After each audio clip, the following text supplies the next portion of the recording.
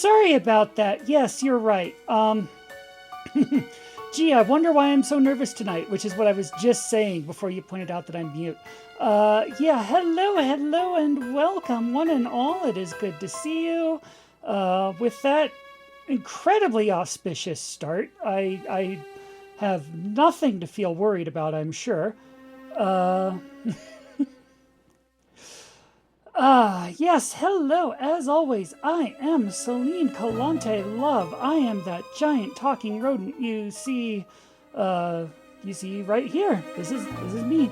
And if you look at the sprites up there, left to right, Celine, that is me, Sarah, Arday, Kurt, Fang, we are the Woodling system. We are a plural system that does games and stuff. This is as you can tell, I'm a little jittery tonight because this should be, if all goes according to plan, this should be the grand finale of our Salt and Shadow challenge run. No sacrifices, as always. Exclamation point PKSS for more info on that. Hold on, let me just do that for you. There you go. This should be our final battles. If we do this tonight, if we pull it off... Was there a patch last night? I didn't see a patch last night. Hold on a second. I need to check the Discord real quick.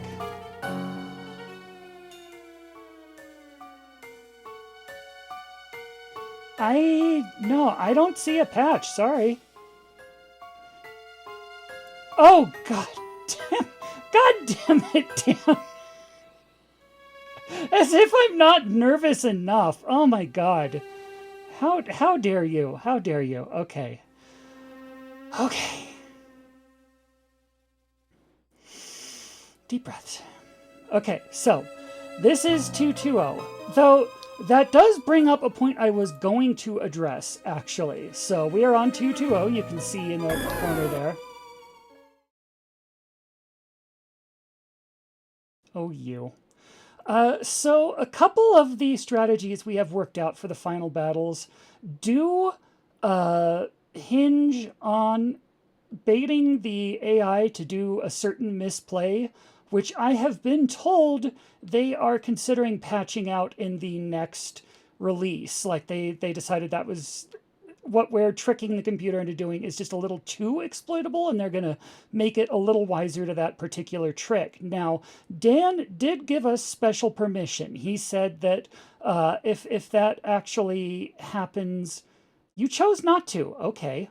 Well, then never mind. I was going to say, he said, even if they chose to do that and the latest version patched that, we had permission to just choose not to update and do it on the exploit anyway, and we'd still be fine. I didn't feel good about that. I said, no, if you update, I'll update and I'll play it on the latest version. But this is still the latest version as of this recording, so I was going to say, I guess we just worked fast enough that we were able to sneak this in before it got patched, but apparently Dan said that, oh, yeah, I am on a roll tonight. I am so sorry. I swear I will get less frazzled as this actually goes forward. Okay, so the plan to fix the AI is still in the works then, but as of this recording, 2.2.0 is the latest version. So it's not that we chose not to update for cheating purposes or anything. It's just that that has not been patched yet.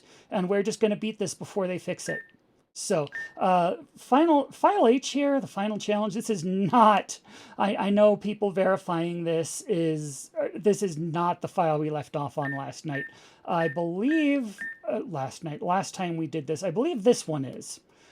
We were doing a lot of testing and labbing and making sure stuff worked offline, and that's what file H was. But I believe this is our actual legitimate save file from where we left off before. So this is where we will continue. We have defeated one of the Elite Four.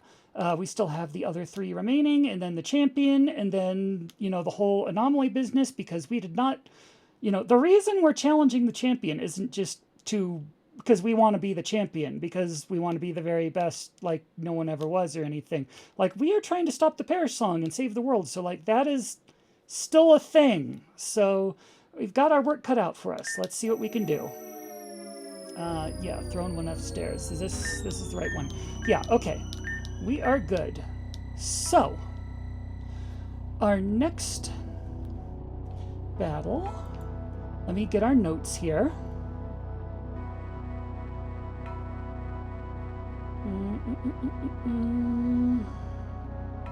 Right, okay. No, we want... Heck, where are we? We want this one, and... Where'd it go? This one. There. Okay. So wait, first off, we should, if anyone has any items that they still have,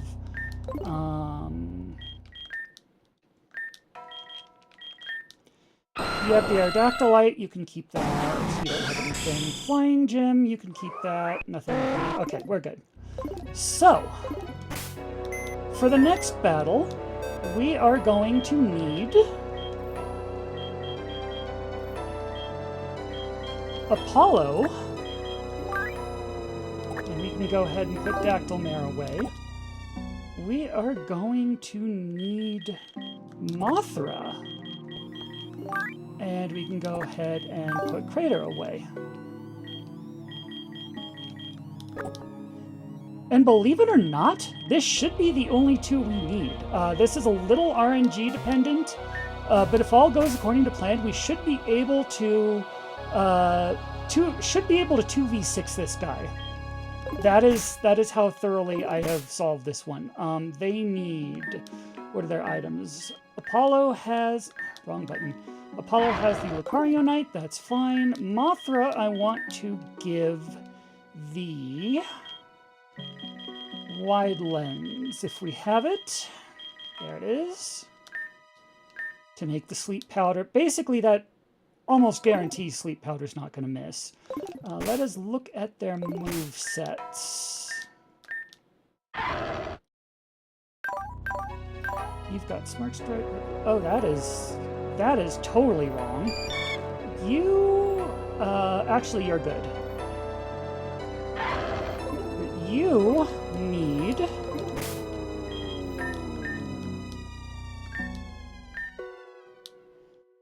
I should... Yes, okay. We need... Power Up Punch.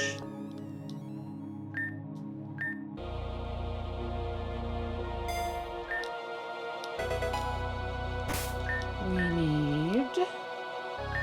Meteor Mash, I believe. Betrayal Pitas. That sounds intense.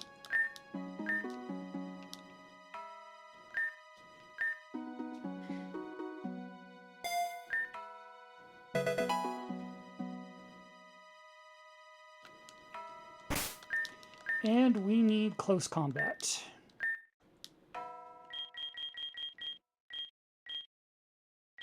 Oh dear. Oh, and Quick Guard. No, hang on. Who needs Quick Guard? Yes, he does need Quick Guard too. I am so glad I did not miss that. We'll put that over Detect. That would have been bad if we'd gotten into the battle and I forgot Quick Guard. That is kind of important for what's coming up. And Close Combat. Ah, amazing.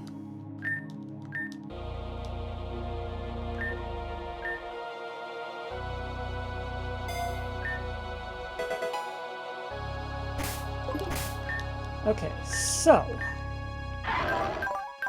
you now have Power Up Punch, Meteor Mash, Close Combat, Quick Guard. You're good. You're good, and that should be all we need. I'm going to go ahead and save to File B, so we don't have to do all that setup again if this goes wrong. There is a little bit of a little bit of luck involved here because we're going to be using sleep tactics, and as people who've played Pokemon games know before, when you put an enemy to sleep, how long they stay asleep is a bit of a dice roll. They can wake up like literally the next turn, they can stay asleep for 5 turns. We're gonna have a couple situations where we need an enemy to stay asleep. If they wake up too early, it's gonna mess us up. So this is, of all the battles we have planned out here, this one is probably the most luck reliant. But if we can get through this, it should be a lot more stable from here. Anyway. Ladies, gentlemen, spectators, to the champion's glory! A challenger approaches. Everything is on the line. The crowd cheers with only a single chant. The champion will reign forever!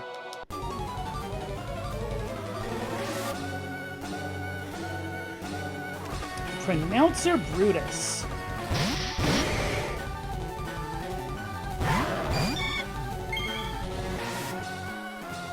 So, the gimmick behind Pronouncer Brutus's team is not that they are just purely fighting type or anything like that. They're actually, the Elite Four in this game is pretty balanced and diverse team-wise.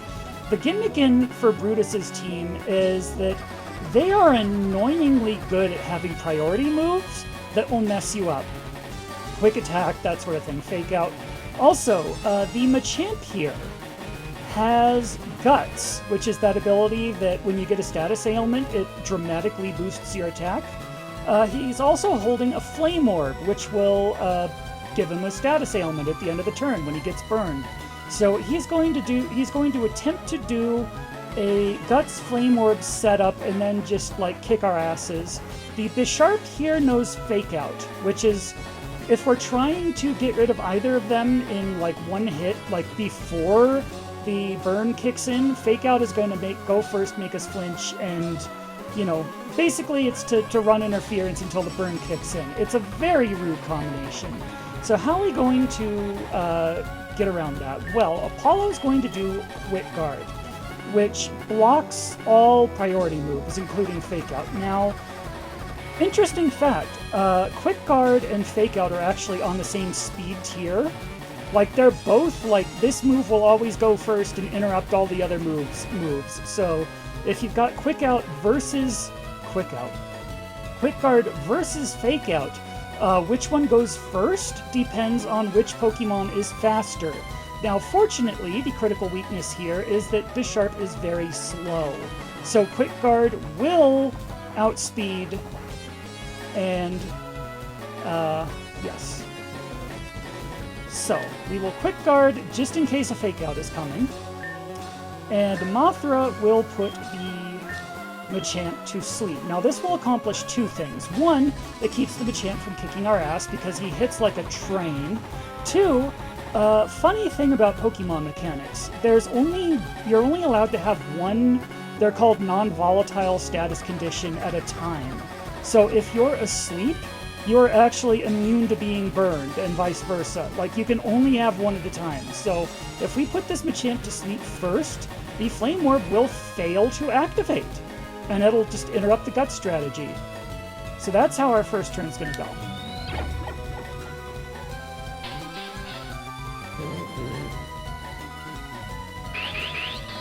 Now, it turns out the Quick Guarding against... This is why I said this one's a little more random than the other battles. It turns out we didn't need to Quick Guard against Fake Out anyway, because sometimes Bisharp just uses Swords Dance instead, or does whatever else. Honestly, that's fine. We don't care, as long as they're not attacking us. This is perfect. We are in perfect position now. Now we get to the fun part of this match. The key Pokemon here that are the key to our success in this strategy, Apollo and Mothra help, but the most important Pokemon that's going to win this battle for us is actually Brutus's Bisharp. If he had led with any other Mon, even if he had the same team, but Bisharp was in the back somewhere and he didn't lead with it, even if, like, Bisharp was just missing and this was a 5v6 battle, I don't think this strategy would have worked. But because Bisharp is right there, there's a very important thing about Bisharp. You see, it has a quad weakness to fighting type moves, which means it is one of the few Pokemon that Power-Up Punch will actually one-hit KO. Power-Up Punch is a move that does a little bit of damage. It's not all that powerful, actually. But you use it, you punch someone, and your attack stage goes up by 1. So we are actually going to one-hit KO Bisharp with this, and that will also make Apollo stronger. And this will begin the process of Apollo just punching and turning into stronger and stronger until he can just sweep. So, I'm glad we have Saria here for this, because I know this Lucario is named Apollo, but this feels like Chio's moment here, because this is the power of Punch. And Mothra, meanwhile, is going to set up a Tailwind. This is because this will double our speed stat until the Tailwind wears off, because we really do not want to be outsped. Any Mon who goes first has the power to do a lot of damage. Mothra is very fragile. So this battle hinges on we go first, we shut them down, they all just drop before they can do anything. It's going to look incredible if it works, but it's on much more of a tightrope than it looks, because if it goes wrong, it'll go very wrong. But if it goes right, oh my god, it's hilarious. So we're going to Tailwind.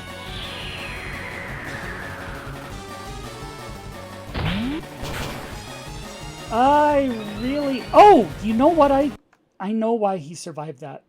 I know why he survived that. Guess what I forgot to do? Guess what I frickin' forgot to do? I forgot to Mega Evolve Apollo. He's holding the Lucario Knight. He's supposed to Mega Evolve, and I just... Yeah, so, hang on one second. So you see where this says Z right here, and if I hit Z, it turns on or off. That activates a superpowered mode that gives Apollo like better stats and everything. I was supposed to do that on turn 2, and I just forgot to. Had I Mega Evolved, that would have actually worked. So let's do that again, and let's don't forget to Mega this time.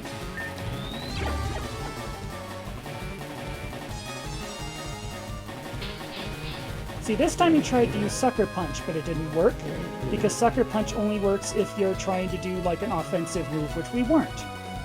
We just did Quick Guard and Sleep Powder, neither of which are attacks. So now we will Mega Evolve. Do not forget to Mega Evolve and Power Up Punch. And you will do the Tailwind. Okay, that's better. See, now Apollo's turning into Super Mode. Now Mega Lucario is going to do the same thing. Now it's going to... Yeah, there we go.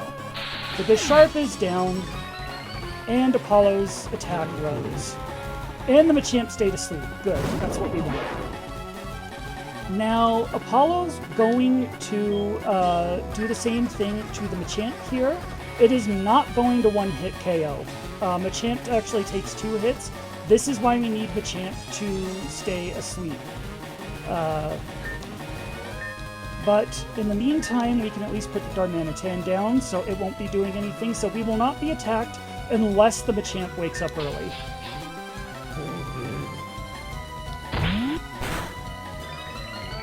And your attack rose again. You're asleep. You woke up early. Okay, you know what? We survived. I'll take it. Now Machamp has the burn, so Machamp's attack is a lot stronger. This is bad, but not really that bad, because Apollo will still outspeed, and the next power-up punch is pretty much guaranteed to drop Machamp before it can do anything, so we don't need to worry about that. As for Mothra... what should Mothra do, actually? Mothra kind of has a spare turn at this point. We just did Tailwind. I guess we'll do it again. I know it's just gonna fail, but, I guess we can do a Hurricane on the Darmanitan just to soften it a bit. Bullet Punch! That was rude. But, again, we survived, so I'll take it. Okay. So we're in a bad place. You woke up early! They both woke up early. Okay, that's bad. That is why I said this one has a bit of luck involved, because they need to not wake up early. They're supposed to stay... We put the Darmanitan down and it woke up like the very next turn. That is horrible luck. Like, asking Machamp to stay down for 3 turns, like that, I know I'm pushing my luck. But they should at least stay down for 1. I mean, come on. Anyway.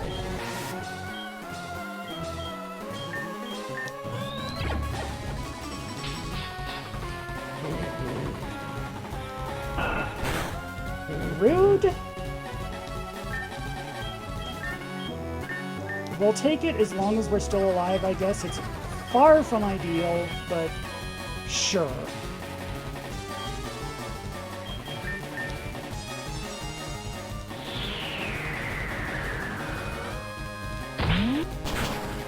I forgot to Mega again. I am on such a roll tonight. Okay, okay. We got this. We got this. Just breathe, okay?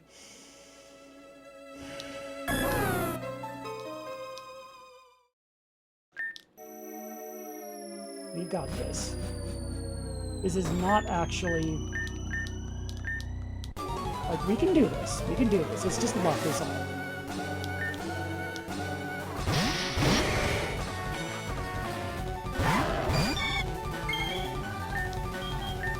Quick guard. Sleep powder. We got this. Thank you. There we go. See? The Bisharp tried to fake out Mothra, which would have prevented the sleep powder, but Quick Guard prevented the fake out. That's why we do that. Even though Bisharp only actually uses fake out like 1/4 of the time, that's the one we really want to prevent. If it uses the other ones, whatever, we can deal with that. Anyway, so you're Megaing, we're doing the power-up punch, you are putting up a Tailwind.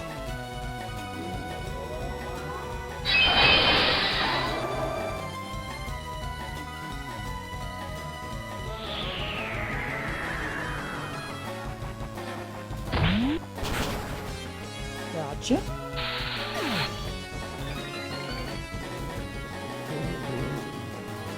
You are asleep. Good.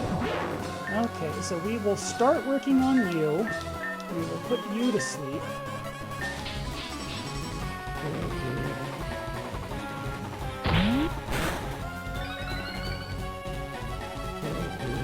You're still asleep. You're still asleep. Good. Okay, that's what we want to happen. Okay, so we can finish you off.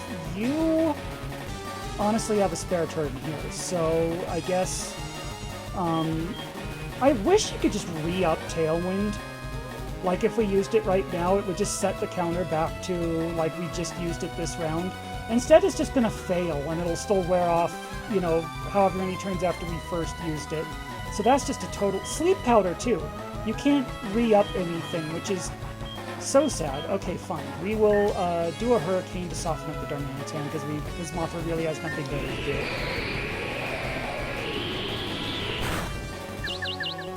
Confusion, sure, why not? We'll take that. There goes my champ. Apollo is getting powerful. Darmanitan still asleep. Excellent. Okay.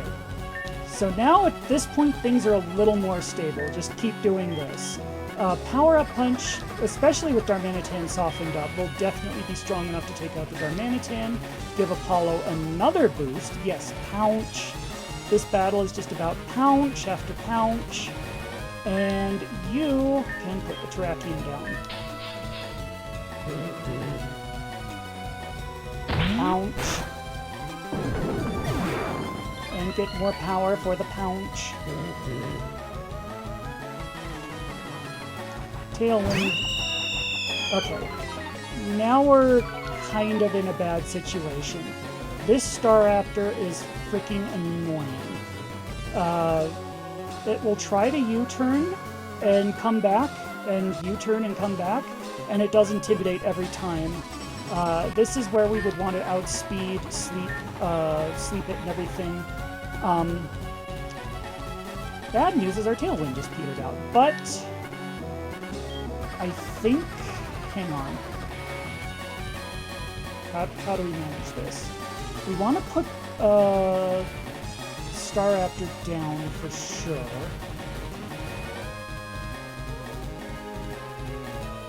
But we don't want to kill yet, I don't think. We're not quite ready. Yeah, so I think what we're going to do, we're going to Power-Up Punch the Terrakion, which is actually not going to kill it because it's wearing a Focus Sash. It'll bring it down to 1 HP, but it'll still live. Ordinarily, I'd double team it just to make sure it goes down, but it's more important to get this Staraptor out of the way first. We really do not want the Staraptor doing anything. It's going to U-turn, it's going to come back, it's going to intimidate, it's going to be a huge problem for us. I believe, fortunately, Mothra should be fast enough to outspeed even without the Tailwind, so we can put it to sleep, and then we actually don't want to bring the next enemies after this out yet, not until our Tailwind's back up, so we just kind of need to stall and buy around. So that's what we're doing here. Okay, Sleep Powder, good. Staraptor's down. You woke up early! Mothra avoided the attack. Okay, that's bad luck, but also good luck. That could have one-hit Mothra if it hadn't just missed. We'll take that, I guess. So, now let's Power Punch you, and let's get another Tailwind going. And let's just hope the Staraptor stays asleep.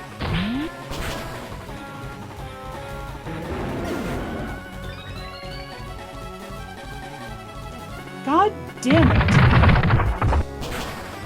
Okay. Sleep luck.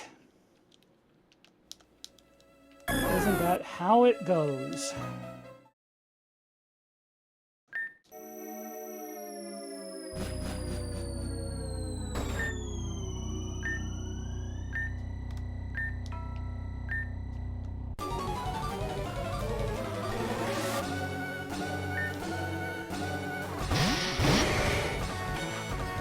This is why I said this is the one we're most nervous about, even though it's solved pretty decisively when it works.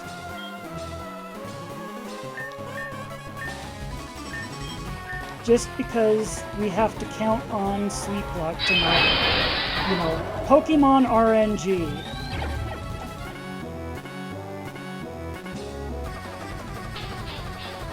I don't like having to rely on Pokemon RNG to behave.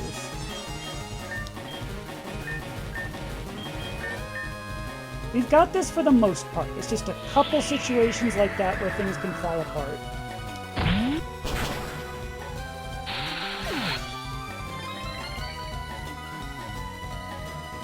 You woke up early. That is way early. What the actual... And now we can't put you back down to sleep. Okay. Change of plans. We're going to do close combat on the Machamp to take it down early. I don't care that we don't get the power-up punch from it. It's just, this is an emergency. Then we're going to Sleep Powder the Darmanitan.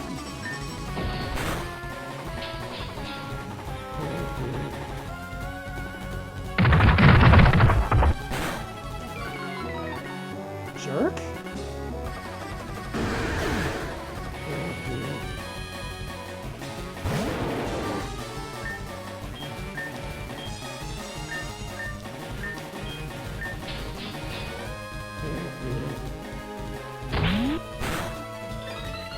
And yeah, that wasn't enough to kill because we don't have enough power-up punches yet. You woke up early too! What is with... Okay, that was... Hello! Good to see you!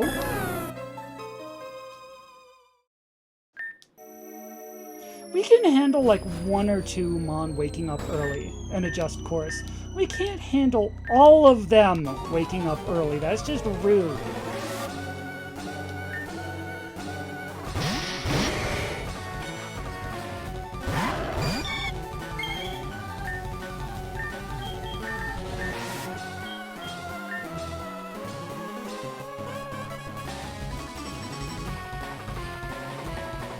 Yeah, like, I can handle one thing going wrong. Our plan is not that fragile. I can't handle 2 or 3. Oh, excellent. I'm glad you're having a good... And also, hello.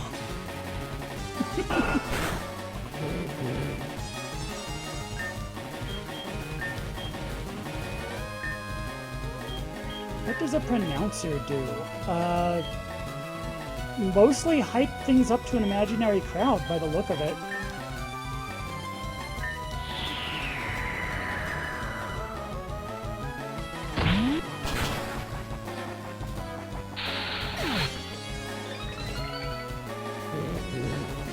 Okay, you stayed asleep. Good.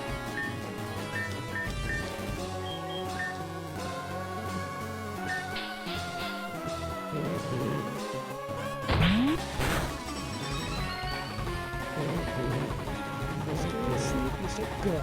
That's more like it. I really wish... I'm just going to do Tailwind. I know it's going to fail, but it's just wishful thinking. I wish you could re-up Tailwind here so bad.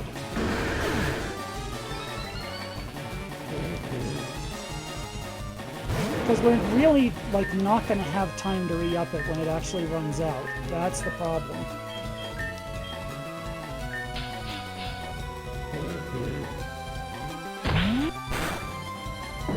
This is running much more smoothly. This is how things are supposed to go. There goes the Tailwind. That's fine. If we just put the Staraptor down...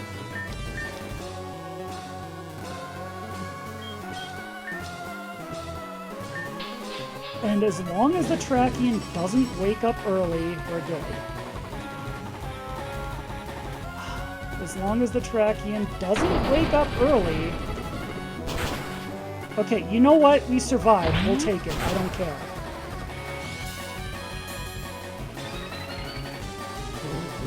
Sure. Fine. Whatever. Now we just need the Staraptor to stay asleep while we re-up the Tailwind.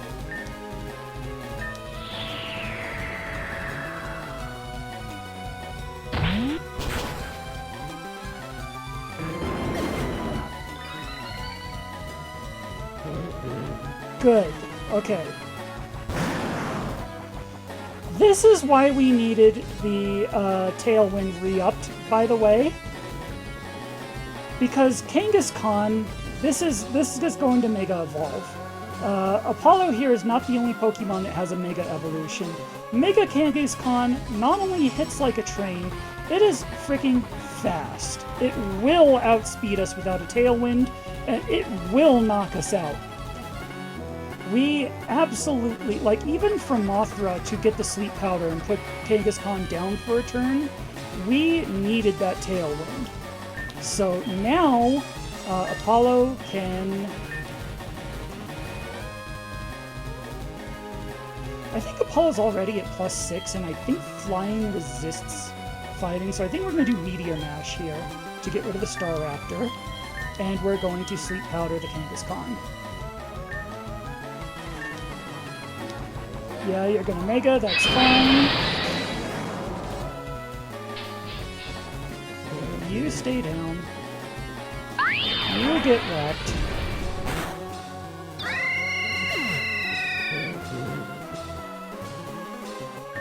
And you... Now we're going to finish off with a close combat. And Mothra's going to, I guess, heal Apollo, because why not?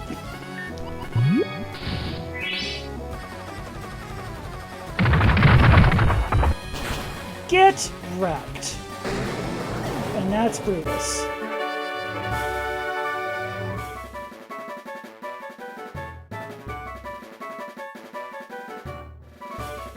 Okay, so let's catch up on the chat because I was a little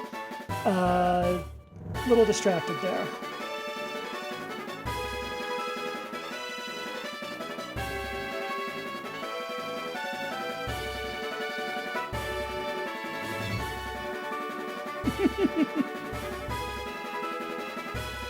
Profit declarations. Wow.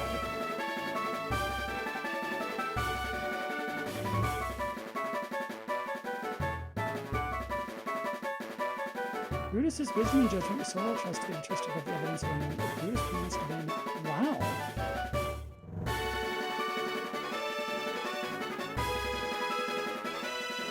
That's intense.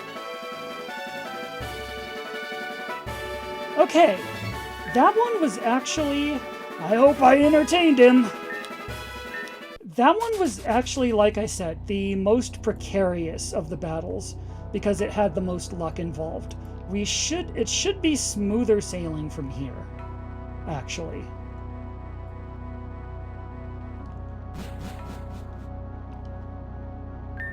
Champion Desire is a challenge. If you admit you are weak, we will heal your unfainted Pokemon. You know what? Actually, I need to look something up real quick because this reminds me of a quote I said in our friend chat once that I would like to read here because it's very relevant about this whole admit you're weak thing. Because last time, when Say was watching the VOD for like the last time this mechanic came up, Say praised us for basically like Say said, yeah, hustle the champion like Archibald hustles you at cards. Pretend like, oh, I'm so weak, I don't know what I'm doing. Yeah, that's a lot of it, and then I came up with this. So this is just, it's a whole thing I came up with that I'm just going to read here because it's my thoughts on this whole matter here. The champion is power tripping so hard, taking away our ability to use medicine items at all, even outside of battle, then acting like it's a sign of his unending generosity and desire to make this fair, that we can have a heal after all, you know, if we beg for it. If his desire for fairness were remotely true, then he could have just not taken that away in the first place. Or even, like, at least let us use our own supplies between battles, even if you want to keep the battles themselves sporting. But that's just so perfectly who and what the champion is.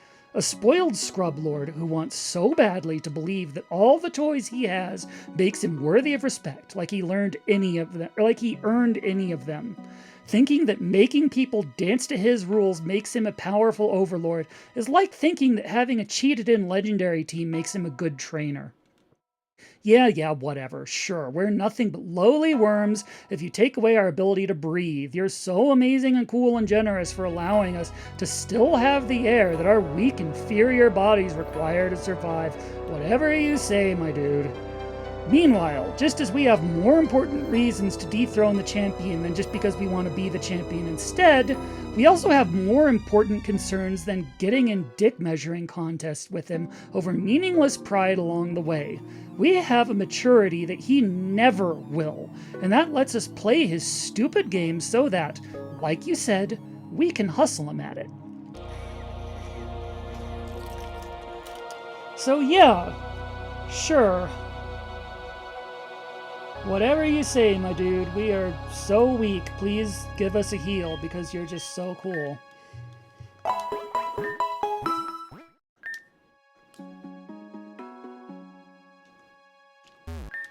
Brutus had such wisdom once. His mind could overmatch the moon. He gifted me the grinning frog. He showed me how to wield it. Now he play-acts battles roaring to an imagined crowd. I regret the need for Circe's hand. She truly earned her name. That is horrifying if you read between the lines there, because as far as her name, yeah, she's Willbreaker Circe, remember? So Brutus had his will broken at one point. He apparently used to be this absolute genius, and now he's just this crazy guy who talks to himself because Willbreaker Circe did a number on him. That is kind of grim. Anyway, we can play with our team here, get ready for the next challenge. Let's save. So for the next challenge, we are going to want... And I'm glad you were here to witness the pounce. That truly was like the pounce. Okay, so we want... where's our team for this? Okay. So let's get our items back. First off, you can keep Lucario Knight, but we need that wide lens back. Then we will swap you out for Ursa Major.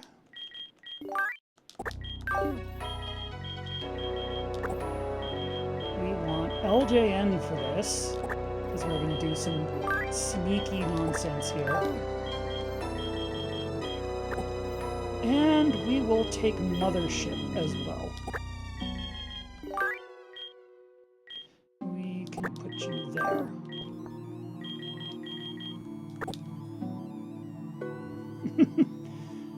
The only thing missing was naming our Lucario Chio instead of Apollo, but yeah. It works either way, because Apollo is also known for the Pounce.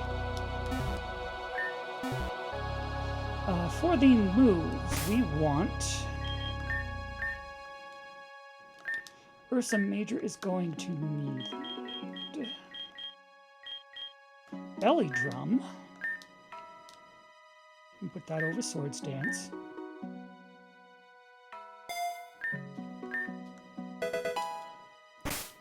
We're gonna want Shadow Claw.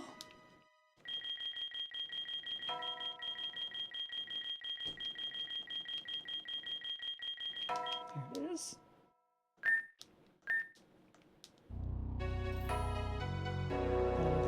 Rough.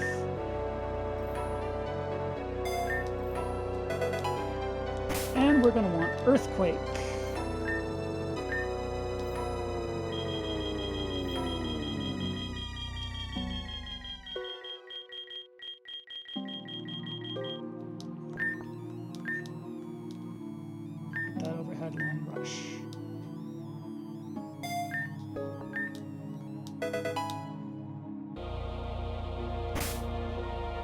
For LJM,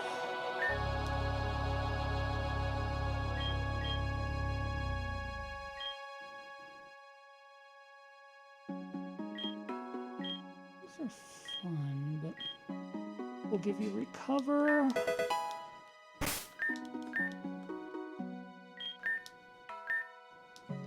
We'll give you...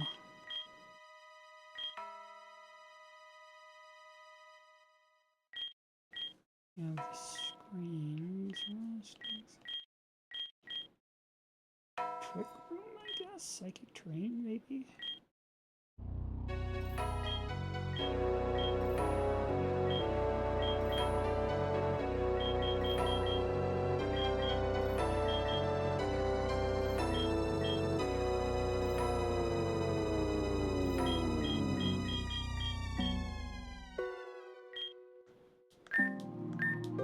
Give you the screens, I guess.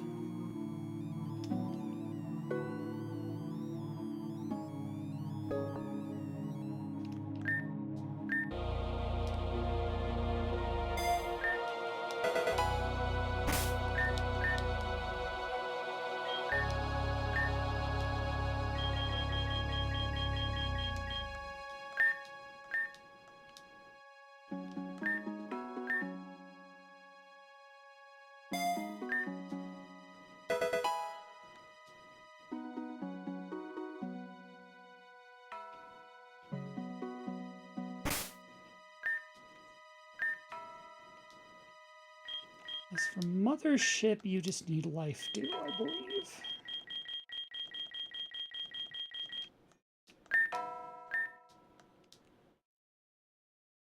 And put that over Tailwind.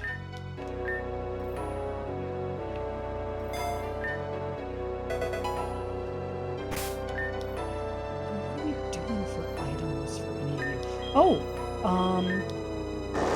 So that whole thing about having Guts, which boosts your attack if there's a status problem, and a Flame Orb to give you a status problem, yeah, that's a good idea. So Ursa Major's going to do it too. So let's give Ursa Major our Flame Orb.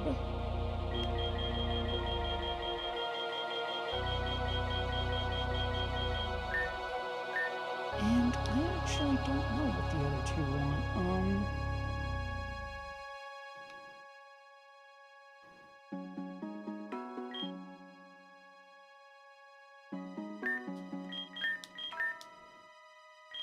I think you can have a berry. Yeah, the Konu berry, just to keep your health up. Or maybe, no, you get the lumberry to keep status off. That's what you get. Where'd it go? No, we have one. There it is. We have two. Wow, okay. And LJN actually doesn't need an item. They're not going to be around long enough for that to matter, I don't think. So, I think we're ready. Let's go ahead and save. Off to the next challenge.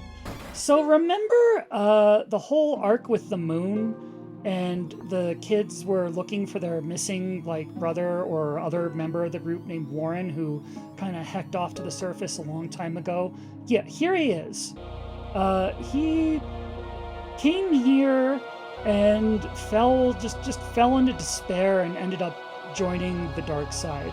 So yeah, this is Warren. We found him. I came to this place to save whoever I could. Instead, I ensured them fates more abhorrent than the grave. Now you stand here, radiant in your defiance. Would that I might burn again with such corrosive vision. But my world-wise friends were right. The champion will... That can't be. A wishing tag? So this is what we got when we completed the Moon Arc. You know, when we did the Lunala Gauntlet and saved Whisper and all that stuff, we got the wishing tag. That's for this scene. Where did you get this? The children miss you. Children like things that are bad for them. I won't ruin their memories. She pleaded with me not to bind the vessels. I ignored her. I'd never failed before. I didn't think I could. Now I know little else but failure. I can't save this world. I can't defeat the champion. His plan may doom our isle, but it will spare the moon. I cannot hold for more. You don't have to. I will. Everyone has said that. Do you know what they call trying the same thing over and over again, expecting different results? Ooh. Oh, that is a line. Wow. Oh, that is good writing right there. Doesn't it, though? Doing the same thing over and over again, expecting different results. You know what they call that? Hope. God damn. Okay. That hurt. They really want me back? No, that doesn't matter. I need them to know that I'm sorry. And I miss them. I wish... So the third member of the Elite Four, you actually don't have to fight. You can talk your way out of that one. Now, to do that, you need the wishing tag. And to get the wishing tag, again, you need to have finished the events of the moon. So people who are looking at this challenge and seeing how we did the hardest battles and thinking this was a cop-out because we just skipped this one, no. The easier thing to do would have been to fight this guy. This is our reward because we already did it the hard way. We had to get through the frickin' moon gauntlet just to get that scene, okay? That was... we earned that. We earned that.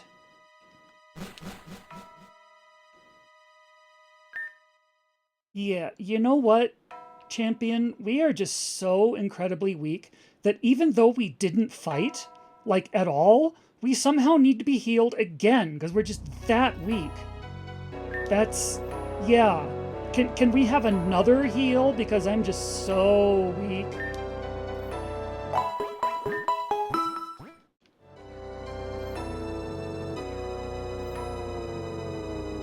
Dan tells me my advice overturned that fight. I tell Dan you have to go through the whole moon. Well, you need the wishing tag, don't you?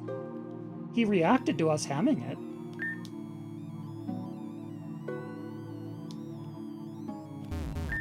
Warren still amuses me. His plot to steal my subjects left naught but broken stone. So the light removed now looks to me and wishes to return. Well, we have moved beyond reunion, haven't we, Saloon? That is such a good line. That is such a good line. You have every right to be proud of that.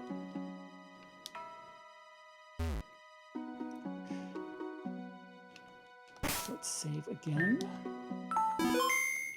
And all those preparations we did, that was kind of a swerve. Those were for this fight, not for the Warren fight, because I knew we were skipping the Warren fight. I just kind of wanted you to think, okay, next battle, and then there wasn't one. So I just did the preparations early, but this is actually for what's coming up next. I did save, right? I'll save again just to make sure. And oh hey! First time in Salt and Shadow we've seen a Pokemon Center.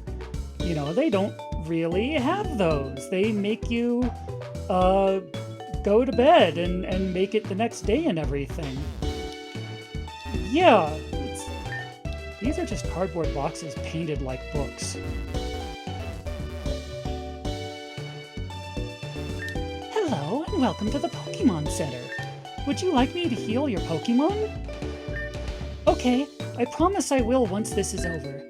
If you manage to reach him, remember, the champion will reign forever.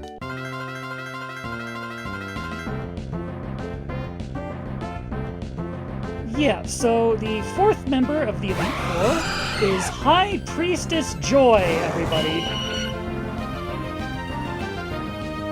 The first time I saw that room, yeah, I pretty much had the same reaction. That was... Yeah, exactly. Like, the reaction that Witties have, that is the reaction we had in our first run, first time we saw this. Like the Hope line, that is just so good. That is just such a good moment right there.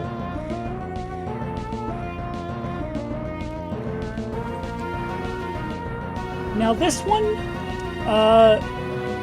there's going to be a bit of a discrepancy between what you see and what actually went into this. What you're about to witness, what you're about to see here, looks like I just absolutely pants this fight. Just absolutely dunk on her. But I want to assure you, this one was really tough to come up with the game plan for. It's just that the game plan works to perfection once we had it, but finding it, good lord. So, for example, our first two Mon here. Oh, dang.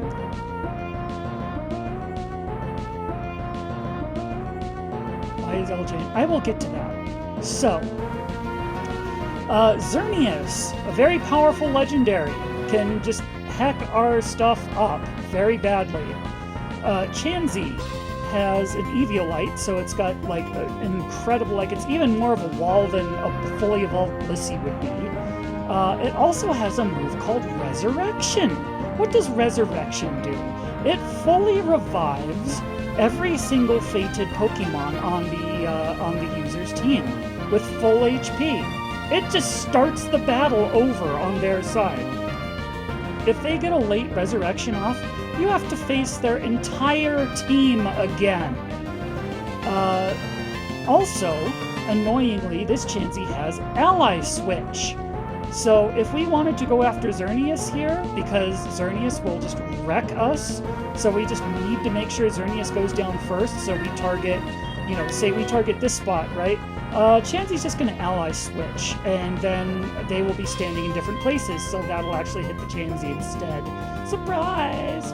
And then, of course, if you don't do that, if you assume that they're going to Ally Switch and we attack over here, Chansey just might choose not to do that. There's actually no way that we've found to reliably bait the Ally Switch. It's just pure coin flip. Just take a wild guess which side the enemy's going to be standing on when you get your attack off. Now, needless to say, I don't like that. I didn't like the level of sleep luck we had to put up with in the Brutus fight. I really don't want to deal with Ally Switch luck. So what we're going to do something a little different. Witness asked why LJN is level 5. That is because it baits them into being a more appealing target. Both of these two Mon on the enemy side are going to see this level 40 Ursa Luna, and this level 5 LJN, and they're going to say, wow, we can kill this thing in one hit. This is an easy KO, so they're going to aim right at LJN. LJN, meanwhile, has Endure, so its job is to draw fire its way and not die. Meanwhile, Ursa Major is going to do a belly drum. And yeah, you endure. Dazzling Gleam is the one thing they could have done that messes us up, because that is an AoE. Xerneas has like several other moves that are single target, and it has a random chance to use those, or Dazzling Gleam. Like, that is the one thing that messes that turn up, is if it Dazzling Gleams. As long as it doesn't Dazzling Gleam, we're fine.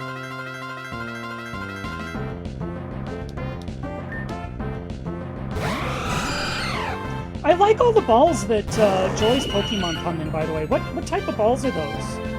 They're very thematically appropriate.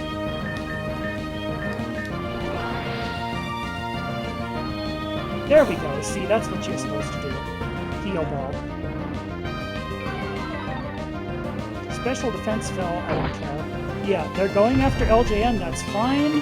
Ursa Major uses Belly Drum. So Belly Drum cuts Ursa Major's HP in half, but then it also maximizes its attack. That's like everything we were doing with Apollo in last fight. Like, that's all the power-up punches in one move. Ursa Major is now at +6. Furthermore, the other reason we have LJN out is because LJN has a special ability that invokes Trick Room at the end of its turn. All it has to do is just stand there if it's in the battle. The Trick Room is now in effect. Now, what Trick Room does, normally whoever's faster goes first. You know, you want to outspeed your opponent. Under Trick Room, the slowest Mon go first, and Ursa Major's whole thing, especially with Guts and a Burn and Belly Drum and everything, their attack is like beyond belief, but they are slow. They are ridiculously slow. But now that there's a Trick Room, that means they're now the fastest Mon in the room, and with an Earthquake with +6 and everything, that is just going to delete everything on the field before they can do anything. Now, unfortunately, that also includes LJN, but we're going to do a switch here. We're going to put Mother Switch. We're going to put Mothership in here. Mothership doesn't care about Earthquake because Mothership can fly.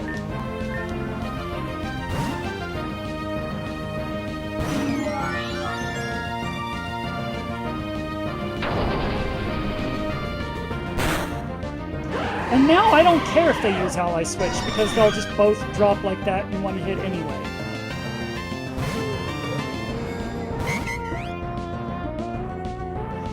Now, here's where it gets interesting, because Audino here is the other Pokemon who knows Resurrection. You thought it was just Chansey? Oh no, Audino can bring Joy's whole team back too. However, we're exploiting a quirk of the AI where the enemy will never use Resurrection on its first turn out. So Audino does not have to get knocked out this round. It has to get knocked out before it gets its turn next round. But it will not resurrect this round. Therefore, we can go after Celesteela first, which is very good because Celesteela is the bigger threat. Unfortunately, we can't just do the Earthquake trick again because Celesteela flies. So Celesteela would be immune to it, and Celesteela is the one we really want to get rid of anyway. So I believe that is Shadow Claw for you. Meanwhile, the reason we brought Mothership out is Life Dew. That is going to heal Ursa Major. Now, when left alone, Audino's going to Mega Evolve and use Hyper Voice. It's going to hit both of us, but with Life Dew, it shouldn't... Like, Audino's not as much of an offensive threat as Celesteela is. Audino's main problem is that it will, resurrect, but it won't do that this turn. So, basically, as long as Hyper Voice doesn't crit, we should survive this round and be fine.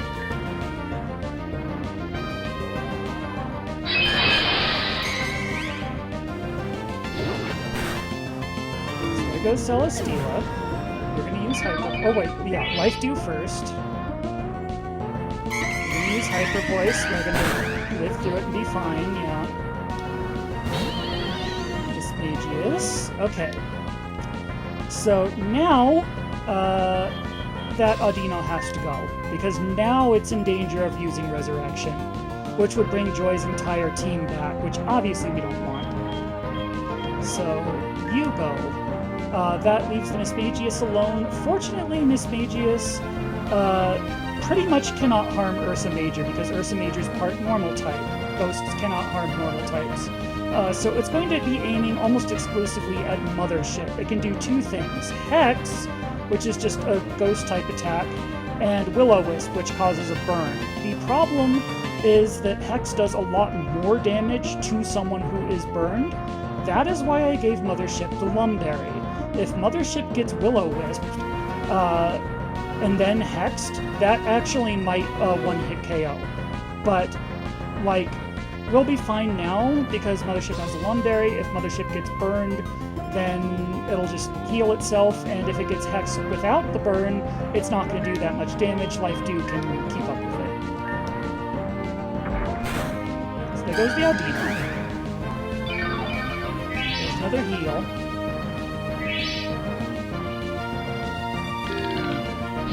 We're going to Will-O-Wisp Mothership, who's going to use her Lumberry. Yeah, see, a Hex after that would have been bad.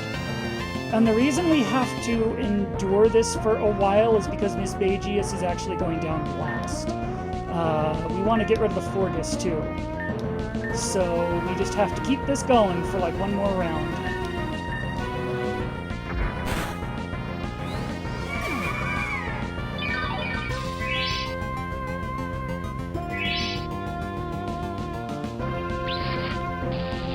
And you paralyzed us. That's a new one. Sure, I guess. I don't think Forgus can resurrect, but I know it's got Light of Ruin and just some really devastating attacks like that that are just... we don't want them to hit us with that. That would be bad. So Mothership's going to try to double team this Mismagius here with an Air Slash. Or no, Flamethrower, because it has a Focus Sash. And so it's going to take 2 hits to go down instead of 1.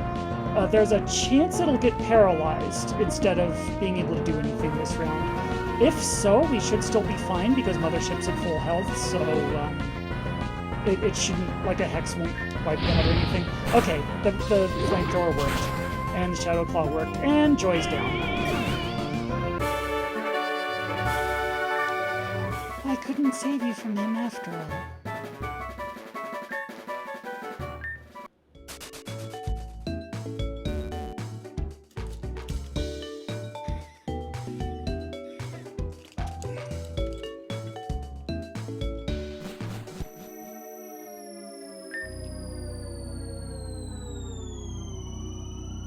I know, right? She promised. But then she died before she could actually, like, do it, I guess.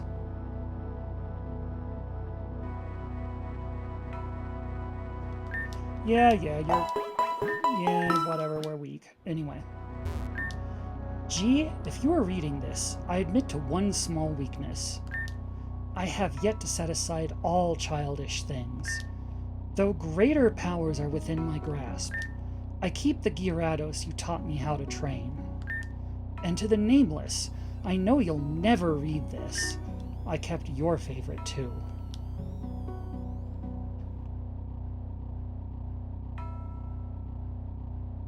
Why do they die? Because in Salt and Shadow, people just have like hardcore Pokemon battles to the death where apparently getting your team wiped out means you die in real life, I guess.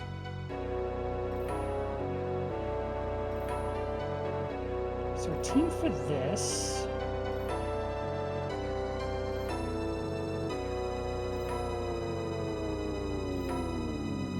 When you win, they die. Yes, that is why they've just kind of been poofing off. We have been killing everyone who stands in our way.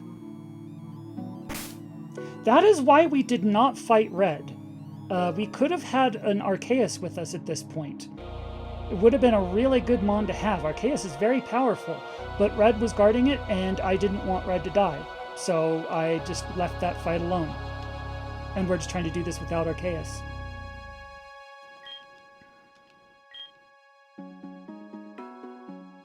Yes, saved Red, the Angler, Warren, and Dragon Master G. Are all people we could have fought, but we didn't. So we're going to keep these same 2 leads, but this time LJN wants the Lunar Circlet, which allows... It's basically an air balloon that doesn't break. It's just they have levitate now, permanently. Blade Wings. What does Blade Wings have?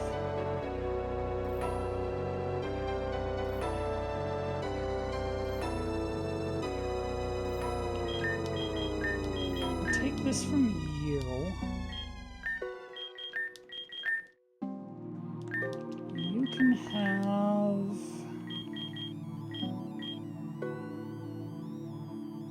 that, I guess. I don't know if Blade Wings really needs an item for this, but we'll get on anyway. And we need...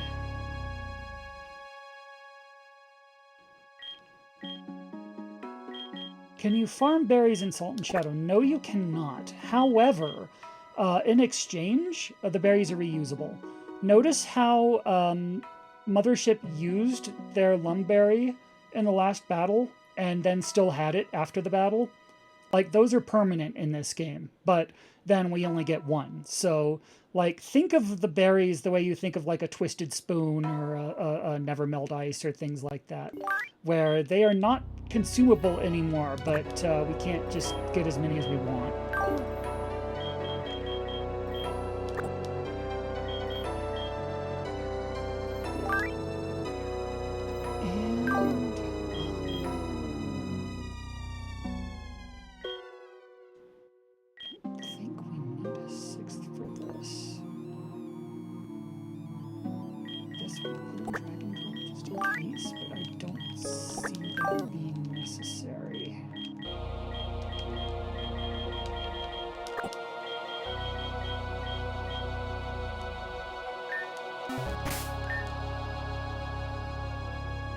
So you've got your Flame Orb, you've got the Lunar Circlet, you've got... Neither of you really need items, but we'll give you some healing ones just for fun. Where's the citrus? Citrus. There we go.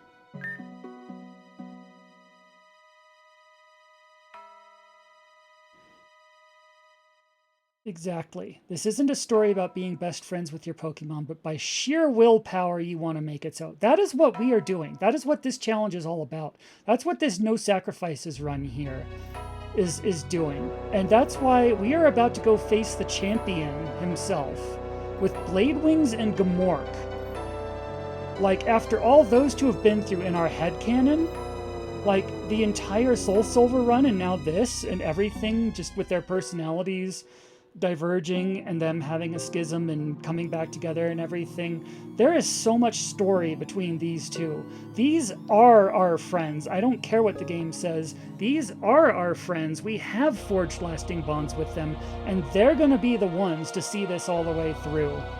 What have they been through in our headcanon? Oh, goodness. Okay, let's see if I can give you the short version. Blade Wings was our HM user in Soul Silver. They were the one that had fly and cut and that sort of thing, and they were just kind of our transportation mon, right? So Skarmory, if you've ever looked in the Pokédex info, they are not just born made of metal. Like, they're not just armor birds like this. That's actually callous. They are born in, like, bramble bushes, and they get harder as they get scratched up. And eventually, like, by the time they're adults, they look like this. But that is not, like, they're not born like that. So Blade Wings, she's got issues. She's got issues. Like, her first memory was having to, like, crawl over a patch of thorns and scratch herself up just to get food as a chick, and it only went downhill from there. So she is now very hard, very tough. She has trained so hard to try and prove herself, only to end up being our HM user in the Soul Silver run. All that work, everything she overcame, and she was just our glorified transportation. She is furious. So she came to this game looking to prove herself, because she is a warrior. God damn it, she has been through too much for anyone to tell her she's not. Gmork is someone who started out very angry and dark and edgy and, Houndoom and everything, and eventually learned to chill. That was their Soul Silver arc. Now Gmork's kind of worried about Blade Wings, because Blade Wings is getting a little cuckoo. Blade Wings is just so obsessive about, just consumed with proving herself, that she's gone off the deep end, and Gmork is basically trying to save her from herself. So they have had some fights, as Gmork has tried to stop Blade Wings from going too far, but now they're apparently they're back on the same page, because now they're about to do the final battle together. To rotate this zone needs a power herb.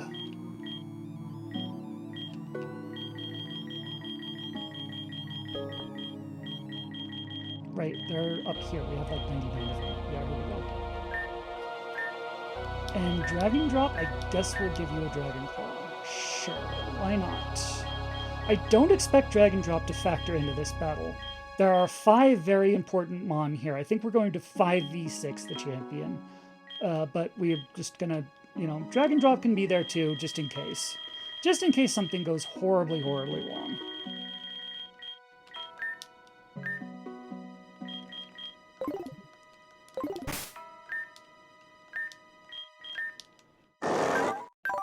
Okay, so you've got the Flame Orb, Lunar Circlet, Convoy, Citrus Berry, Power Herb, Dragon Thing. I think that's good.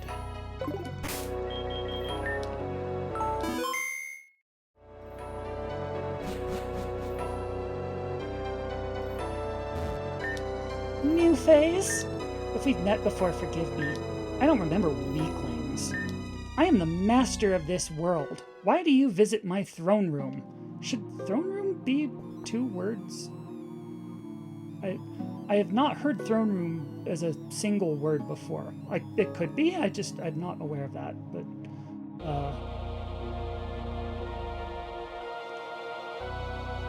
voice acting, he's tired. Confident but tired. Okay. I was just making him snotty, but noted. Thank you for the voice direction. I'm not really here to challenge him. I don't care about being a champion. We're here to save the world, which, you murdered the world, my dude. No, I refuse the lies. Something is wrong with this world. As if error, text missing. There, you see? I can't even speak of error, text missing. Not that it matters. Steel burns in my veins. The world is broken. It cannot be fixed, only reborn. I will not feed my corpse to a ravenous future. Why kill the Dreamer? Because killing the Dreamer is what kicked off the Parish song. So yeah, what's up with that? If you wanted to be the champion forever, then why just doom the world while you were at it? When the PC presented me with Zacian, it brought me power and clarity. 13 children had come before me. 13 champions. Children that rose above the rest, forging their souls into offerings. Hello! Yeah, we kind of clowned on the others. It was great. But if she wants my soul for her chorus, she'll have to drown the world to get it. I shall never sing for her grotesque indulgence. I will die undefeated, the greatest there ever was. Enough talk.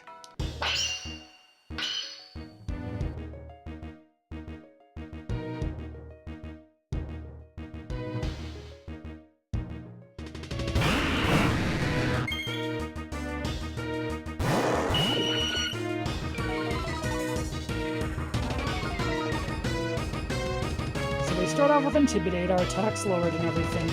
So, as I've mentioned before, this team is hacks. This team is just full of bullshit legendaries. This Gengar and Gyarados can both Mega Evolve, and they're the weak ones. They're 50, they're Megas, and this is where it starts. It gets worse from here. So this is the one where Dan was like, I don't know how you're even going to do this, because this team is just ridiculous. And it is! But we've got a plan. And it's going to start with the same plan we did before, actually. We're going to Belly Drum.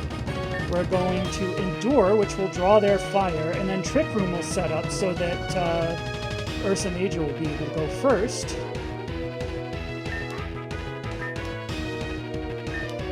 Meanwhile, these two are both going to Mega, that's fine.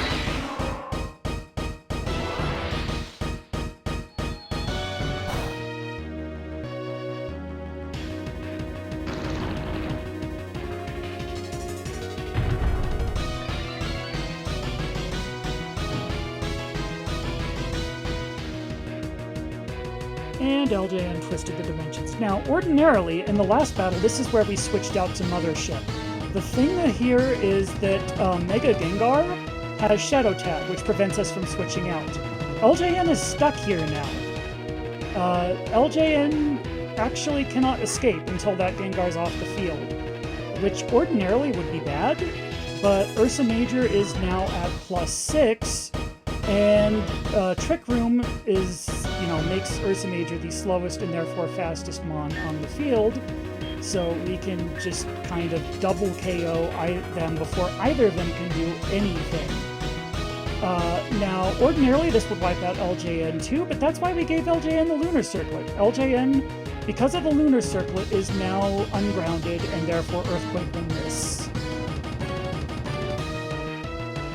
Why did Ursa Major have Flame Orb? Because Ursa Major has an ability called Guts, which says when you have a status problem, it boosts your attack.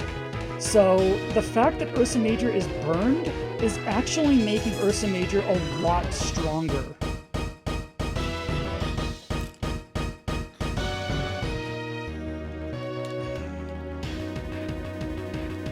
Exactly. Yeah, Facade's gonna hurt like hell as well. And LJN will set up screens, I guess? Because LJN kind of has nothing better to do this turn, because everything's going to just be completely taken care of before LJN can really do anything. So, sure, I have a screen, I guess. The Gyarados is going to make it too. And I just want to point out, after this round,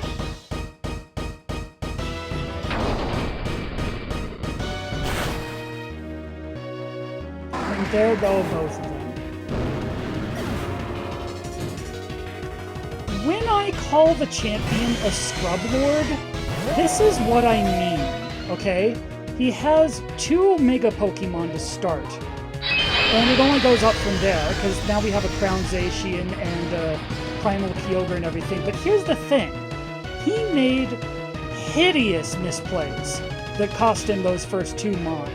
Did you know that non-Mega Evolved Gyarados and Gengar are both ungrounded and would have no-sold Earthquake? Because Gengar has Levitate, and Gyarados is a flying type. But when Gengar Mega Evolved, its ability changed to Shadow Tag, and when Gyarados Mega Evolved, its typing changed from Water Flying to Water Dark. So they both became grounded after they Mega Evolved. So that was the champion, just being cocky because he's got the levels, he's got these all-powerful Mega Evolved Pokemon, he's got these, nothing can stop him. He made 2 hideous mistakes. One, when you see a level 5 Pokemon on the other side, you never just attack into it. You always suspect there's a trap, that this is going to be like a Fear Rattata or something like that. They never, he's level 5 for a reason. There had to be a trick to that, and there was, and he fell for it. And the other one was, you see an Ursaluna there, you can assume Earthquake's coming. You've got 2 Mon that are already immune to it, and what did you do? You made them both not immune to it because you wanted them to have higher attack. You wanted numbers to go up, and you took away, like, it would have messed us up. All he would have had to do, literally all he would have had to have done to throw this whole strategy off is not Mega Evolve both of them. Even just Mega Evolve one or the other, but not both. But he had to Mega Evolve both of them because he's the champion and he's just got a hard-on for numbers. And that's the only strategy he knows, and that is why we are going to win. Because all he knows is how to throw bigger numbers at the problem. But guess what? When the problem in question is a +6 Trick Room Burned Guts Ursaluna, it doesn't matter how big the numbers you throw at it are. It's just kind of going to do the same thing again. And we can put another screen up.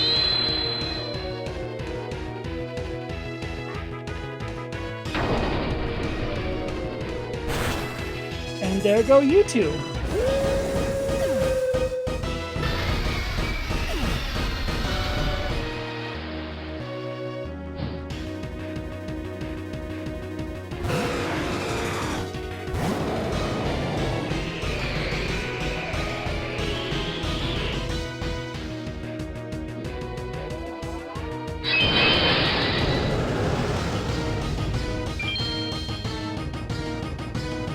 So his ace, which is supposed to scare the socks off of you, he's got a frickin' level 70 Mega Rayquaza, the Pokemon that at one point was banned from Anything Goes, if memory serves. Or was either banned from Anything Goes or was the reason that they made an Anything Goes tier above Ubers, because they were too Uber for Uber. And this thing's got like 30 levels on us, and it's just completely, like, there's nothing anyone could think to do about, yeah, we're gonna facade it. The only reason we're not gonna double KO it is because, again, it's ungrounded, so Earthquake would not hit it. And LJN is, once again, the more appealing target because it's very wounded, and it's level 5, so it's just gonna endure again to draw fire from the Groudon.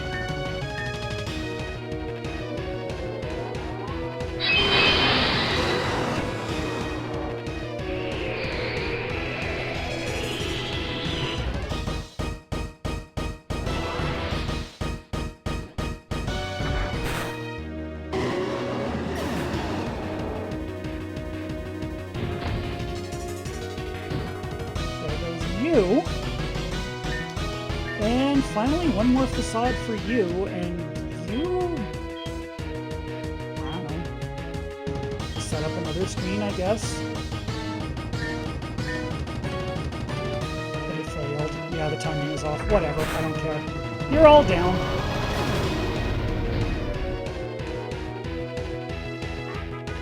Is that hope glittering behind your eyes? Do you think this paltry effort's sufficient? You forget. The champion's reign is eternal. The opposing Eternatus in all its majestic equality nullified all stat changes. That is a... I'm going to let Dan explain that joke, because that's a good joke. I like it, but I don't think I can do it justice. Let's let the one who actually wrote it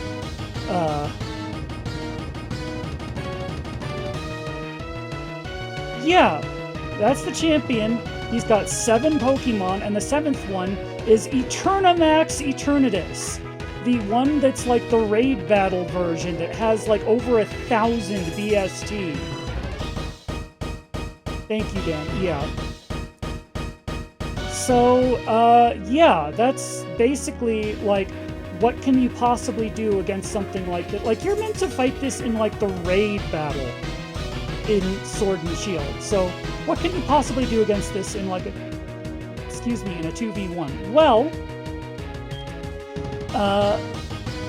the only thing that has stats that can match that is something that has stats that can match that. So this is a job for Giratina.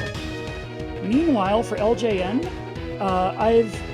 after doing some experimenting, it turns out that it looks like what Eternatus really wants to do turn 1 is use Sludge Bomb. And the best way, like, if we know that's if we know that's coming, then we send in Blade Wings, who's completely immune to it. I don't care how much damage it would have done.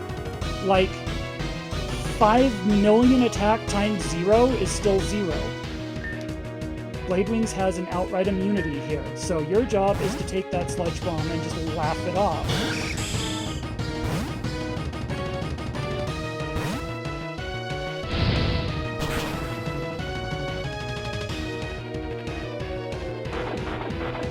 I was not expecting Flamethrower, but okay. Sure. I was also expecting Imposter to work, but you know what? Sure, we're still okay. We're still okay. We can do this. So that's a bit of a that did not go according to plan, but oh, I see. Fine. Okay. Well, you know what? We're still good because we have Sturdy, which prevented that Flamethrower from KOing it. The Kanuberry brought its health back to full, so Blade Wings is good. She's fine. She's been through worse than that. You think... I imagine her just standing there, just all singed, glaring at this cosmic horror, like, you motherfucker. Is that all you've got? Is that all you've fucking got? You really think I'm, like, after everything I've fucking been through, after everything I've fought through to get here, you think I'm gonna drop just to that? Fuck you.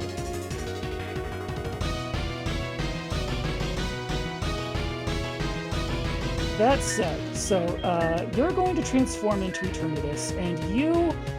So, the thing is, with Blade Wings, we now know Flamethrower is coming, because Flamethrower one-hit KOs Blade Wings because of the weakness. Therefore, we can now do the bait and switch like we were planning to, by putting Gamork in this spot, who has Flash Fire.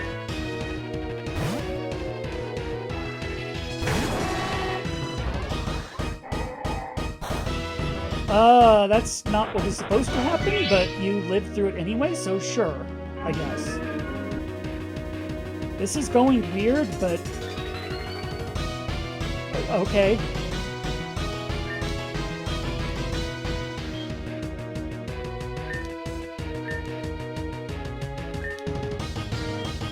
Let's just put Blade Wings back in, I guess.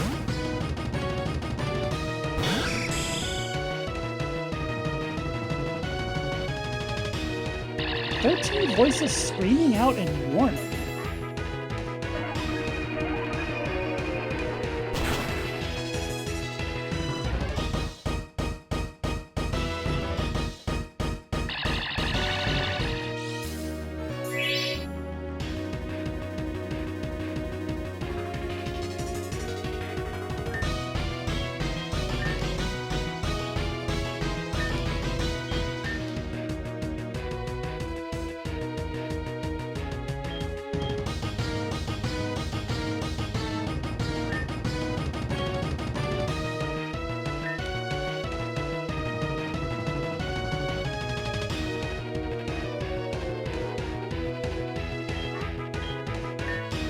Just keep the switch going.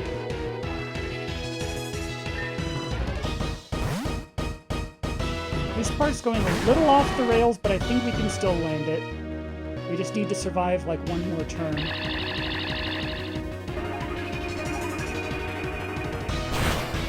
I didn't realize that was AoE.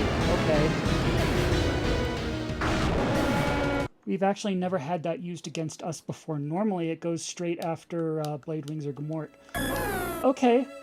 That went, that got a little weird at the end there. We almost landed it anyway, but not quite. But that's fine.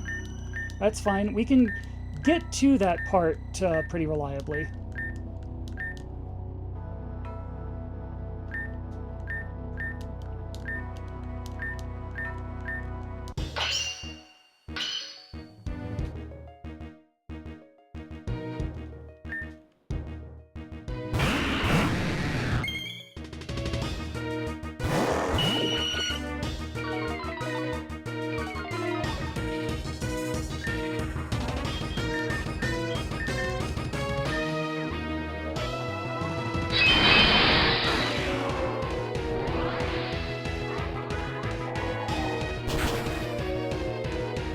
That is correct, Ice Age. That is, again, exclamation point PKSS for more info on the challenge, but that's the gist of it anyway.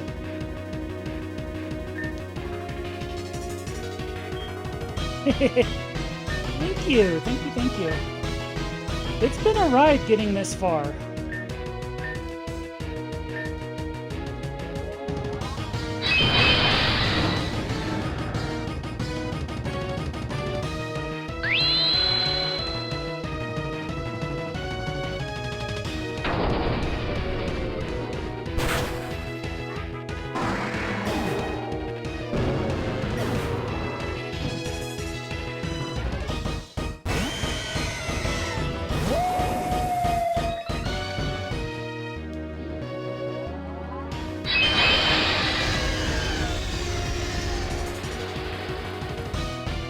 That is a really cool cry. I will give them that.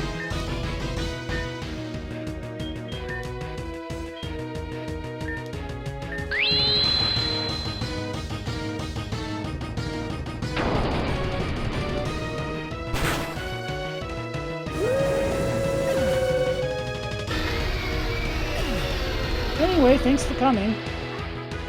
Thanks for contributing to this battle.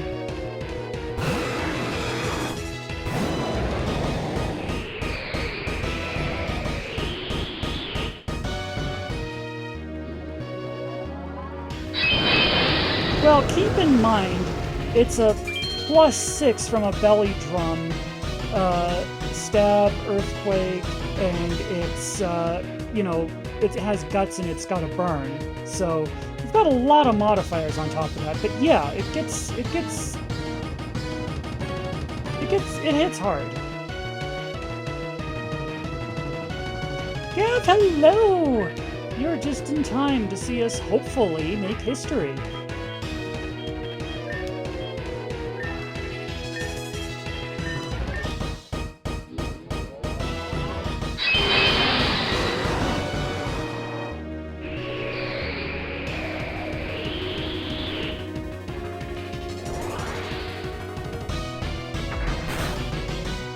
Which is why Facade hits so damn hard, too.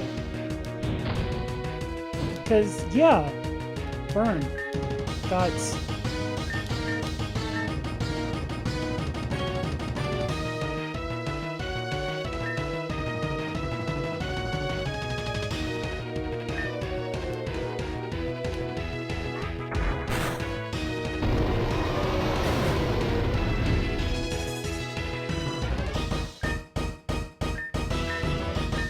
So I guess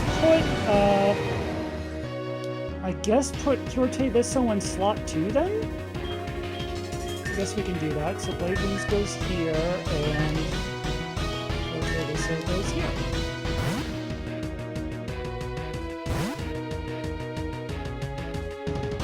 There we go. That's what was supposed to happen.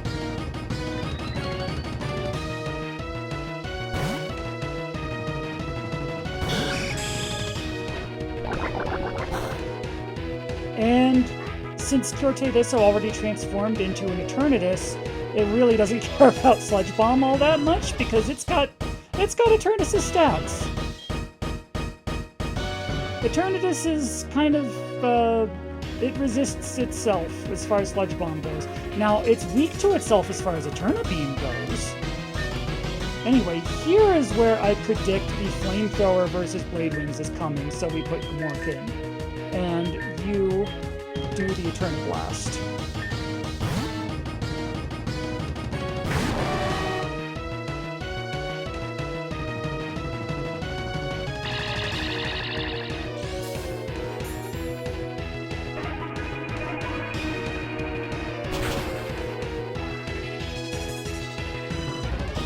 You used Eternal Blast again.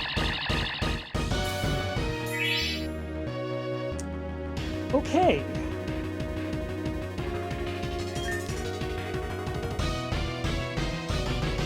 So we need to kill you in one move, is what we're hearing. Because that's going to be a double one-hit KO. If we had fairy types, we could, like, switch into that, but I don't think we do.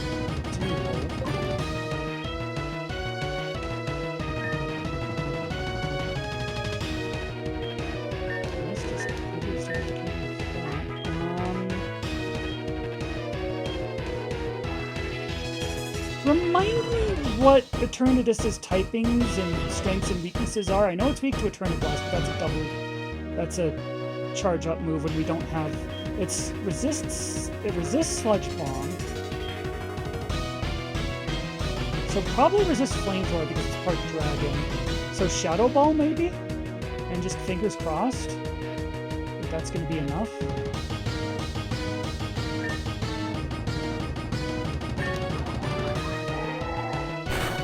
That is no way. Nope. Okay. So we needed to not do Eternablast, which is... In our testing before, it doesn't usually do that. So... Or just in case, what we can do... Get some fairy types to put in here. At least over Dragon Drop. Except that only protects one of them. No, okay. So, here's what we do. Here's what we do. Here's what we do. Here's what we do. So we take this. We swap you out for good old Wrath.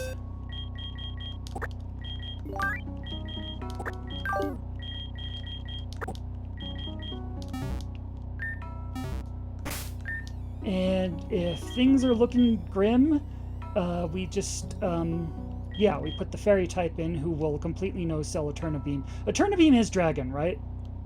So this will work. Like Wrath will just be immune to Eterna Beam. And then, yeah, and that's what I was going to say. And then we teach Gmork Endure. One step ahead of us, but I was thinking that, I just hadn't said it yet. That is our setting. I changed the window setting because I liked it. You've got Endure, right? Most Mon we've seen Endure. Yeah, you do. Okay. We can put it over Nasty Plot, probably.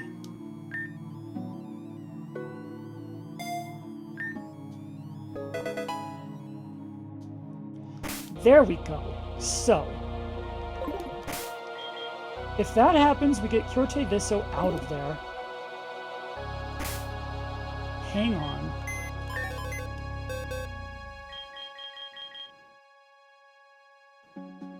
You're a pure fairy type. As much as I love Wrath, I think if we need to do just a ton of damage, this is the way to go. Because you've got Light of Ruin. Yes. Okay. So we give you the Berserker Helm, so you can use that without fear of recoil or anything. Now we're set. Now we're set.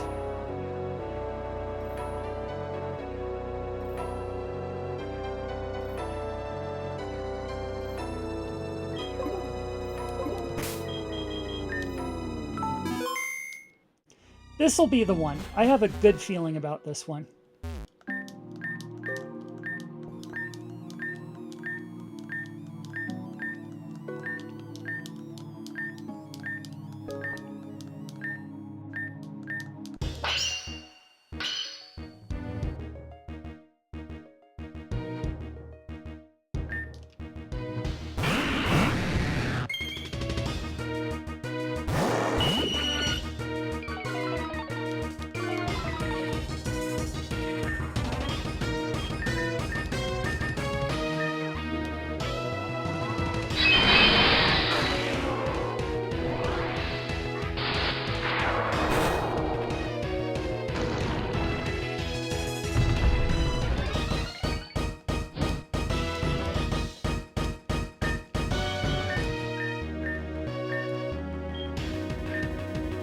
Right, you can't move, so you just hang out, I guess.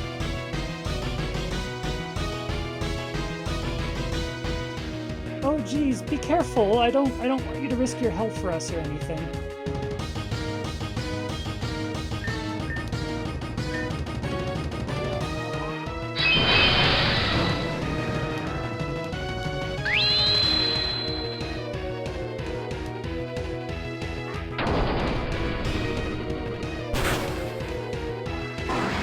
Yeah, what's up with the 13 voices crying out in warning? That concerns me.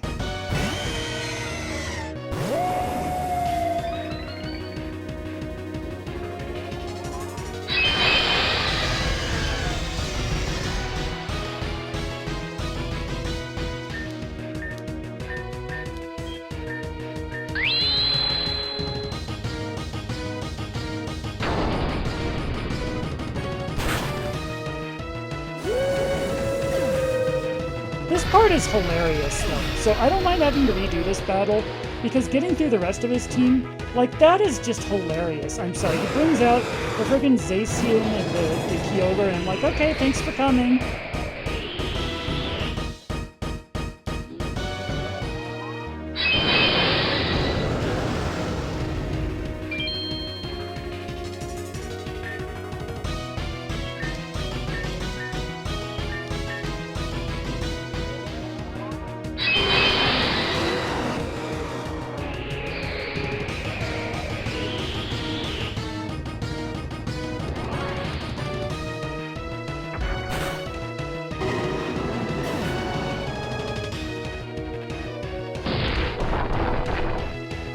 LOL.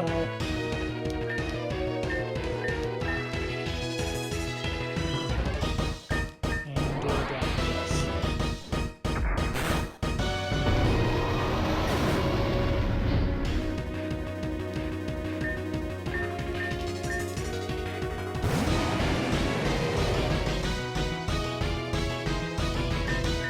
So here's where we bring in Blade Wings and Giratina.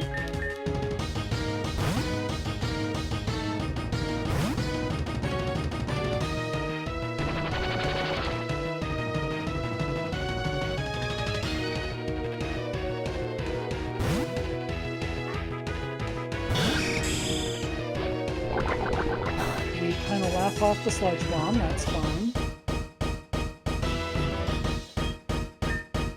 Trick Room wears off, but that's fine because Giratina so naturally outspeeds its own clone anyway, so that's actually the perfect time for it to do that.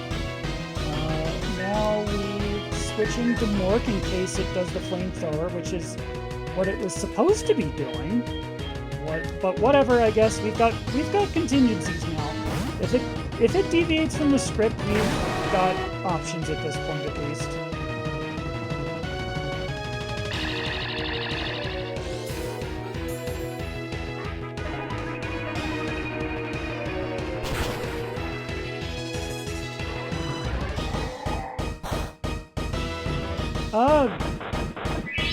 Sure, we'll take that, I guess.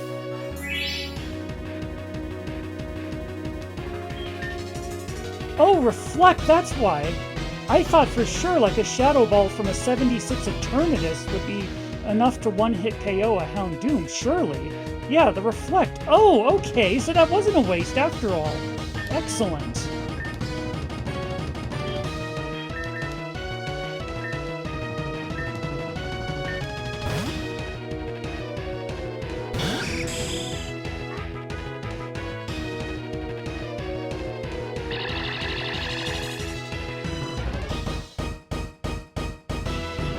Okay, but ours is going to go off first, so we win.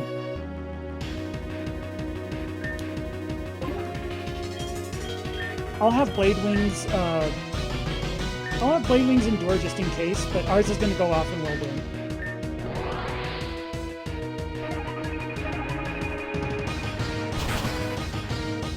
Got him.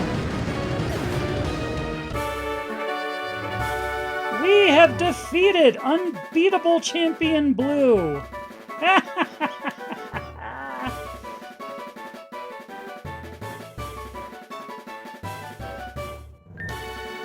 This story was never about you. Thank you so much. No, I was so close. You can't revive her! He's just Champion Blue. No, he's not even that anymore. He's just blue.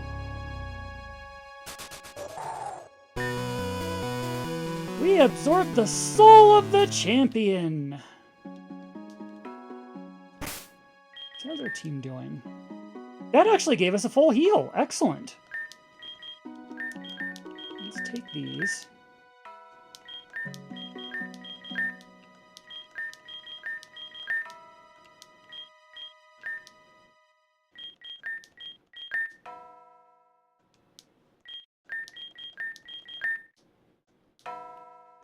So there is one more thing we need to do after this. I mentioned plot-wise, like, yeah, beating the champion's nice and all, but we need to stop the Parish Song and save the world, and we need to do something about the anomaly.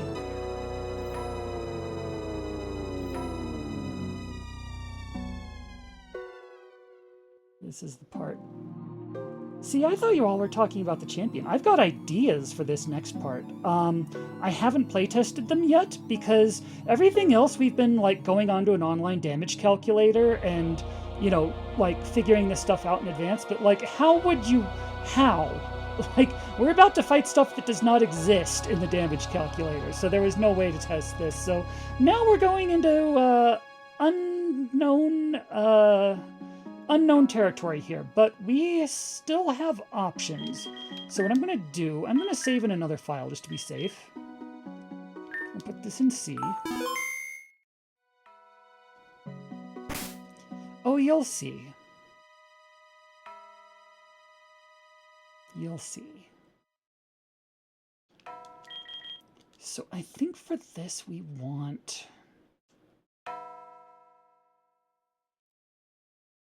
Look at my notes here.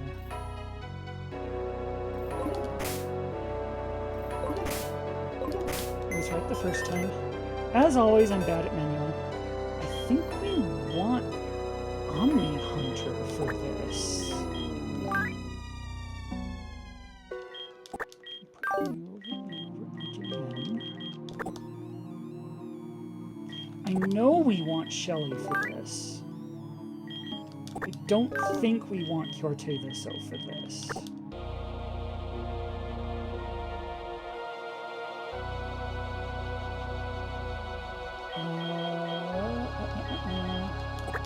You, of all people.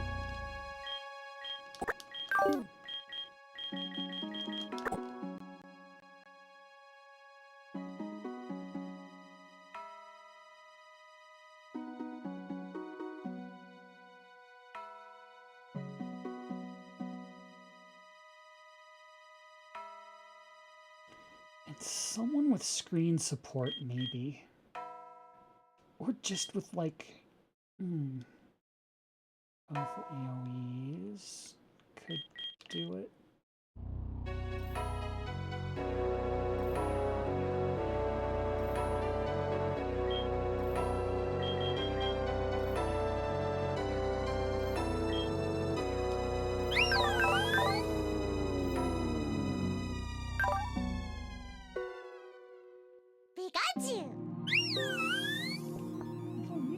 Special defense. Regular defense is not great, but... Pikachu!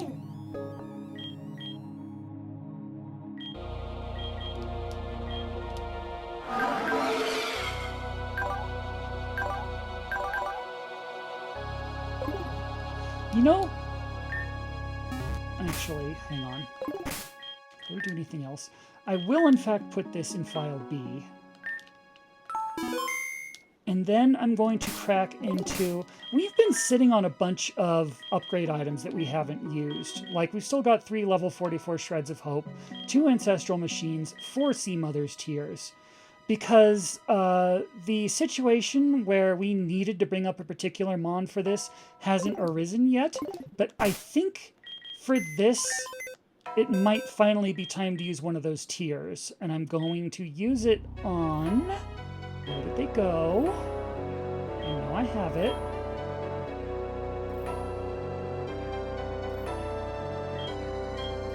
Oh yeah, no. What I'm actually doing is I'm just deciding who's going to be in the Hall of Fame. You know, just to make the final 6 congratulations screen prettier. That's totally all this is.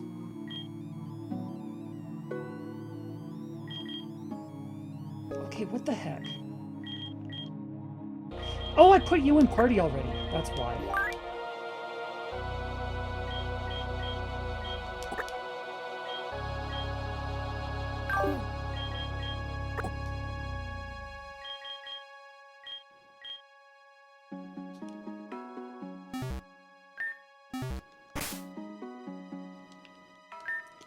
So we want Sea Mother's Tear on the Dragonair to get a Dragonite.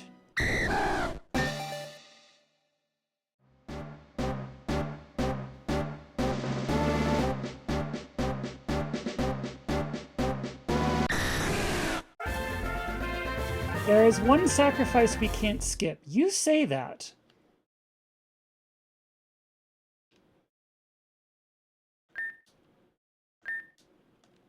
I think we can. I mean, it's untested, but I believe.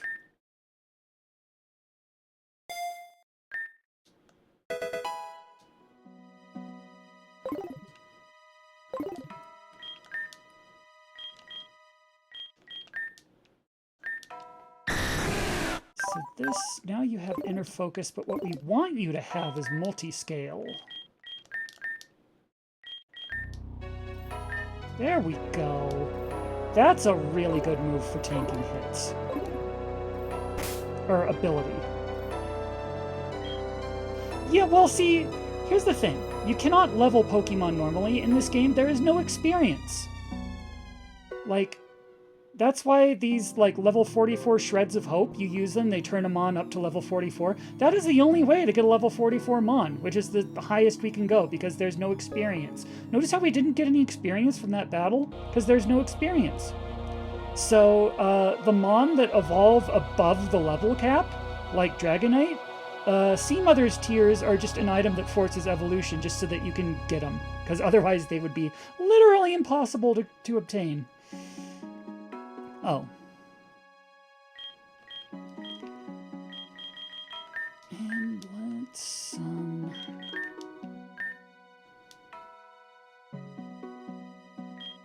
Roost. Definitely want Roost.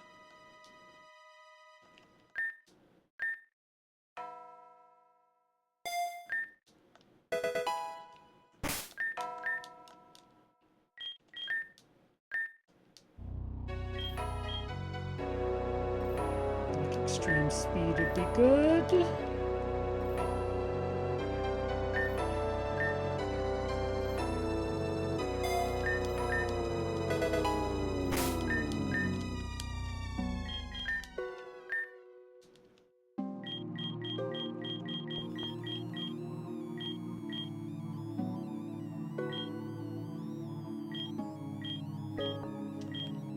Some good stuff here.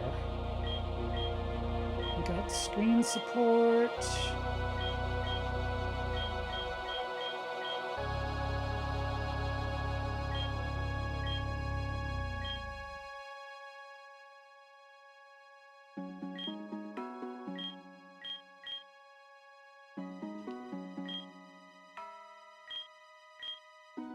Got Endure. Tailwind. Yeah, I can't decide. Coverage and typing don't really matter so much in this next fight. Like, a move that just does damage is probably fine. We can take Earthquake for the AoE, maybe. So I guess just get the best stab we can. So Outrage? Outrage and Hurricane? No, we don't need both. Again, we don't need type coverage.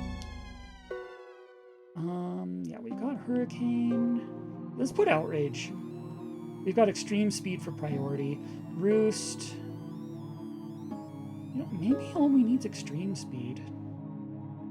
No, we'll give you a stab for the attack boost. Yeah, I'll give you Outrage.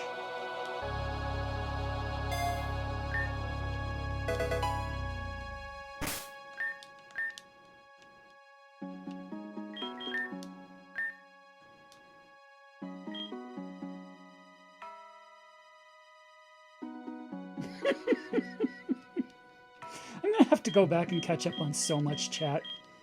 I'm just a little distracted right now, sorry.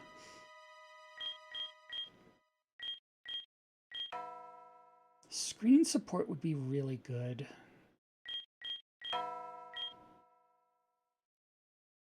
So would Rest with a Lumberry, maybe.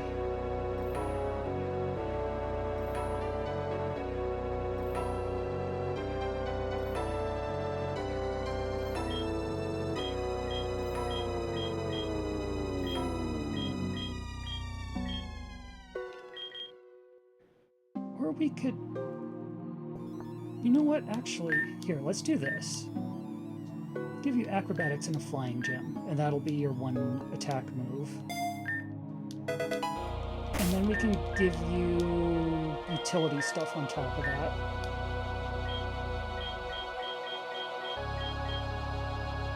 Agility, Dragon Dance. Attack and speed.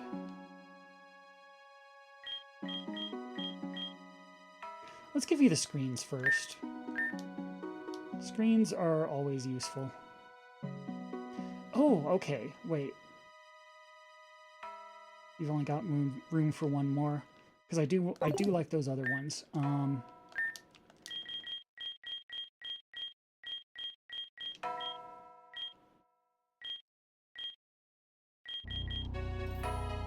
Endure.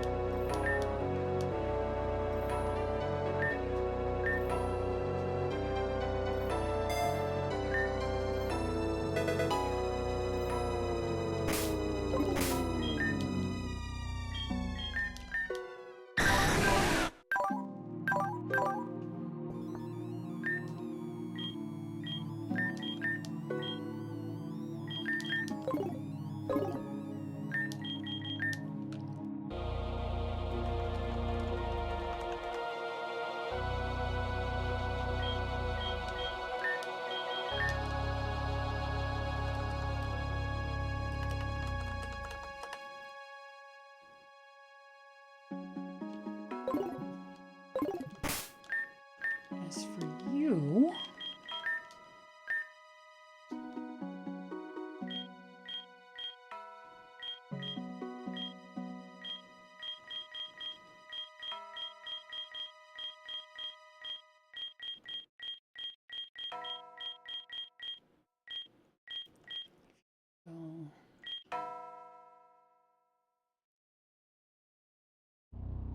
This hero couldn't hurt.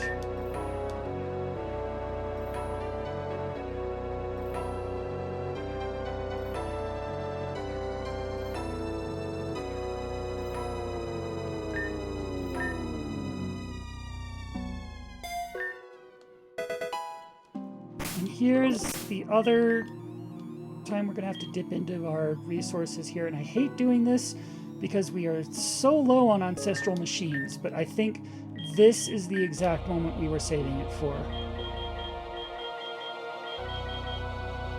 Give you Worry Seed.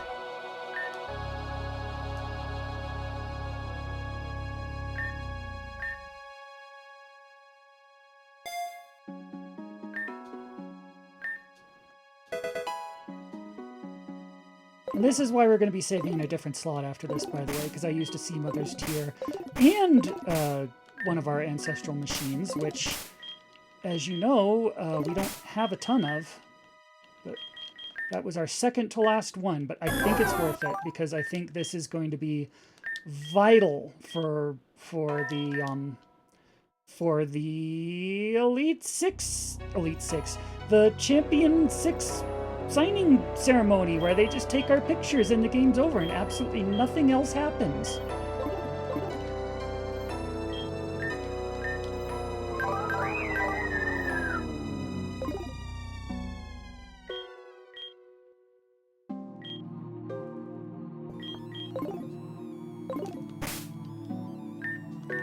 And lastly, this is gonna sound stupid, okay, but hear me out.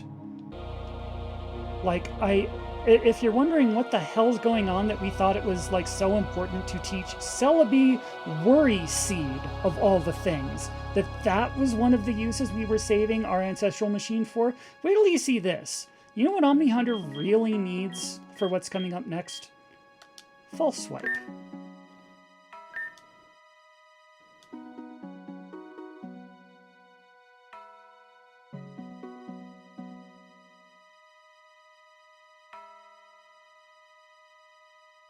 You can put that over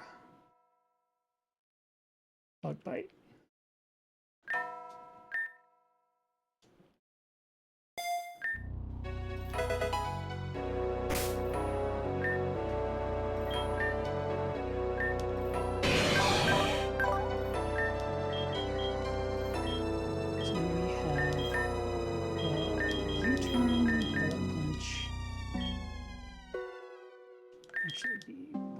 U-turn.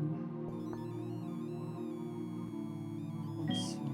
We'll do it like that, for instance. Not really. It's just how I like to keep them organized in my own head. And who else?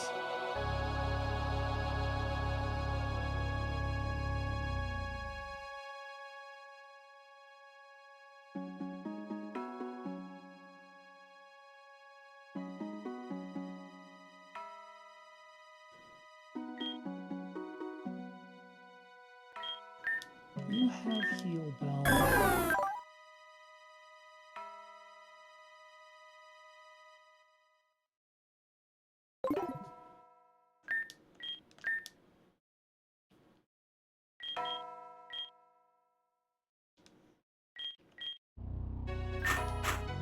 We'll lead with you two.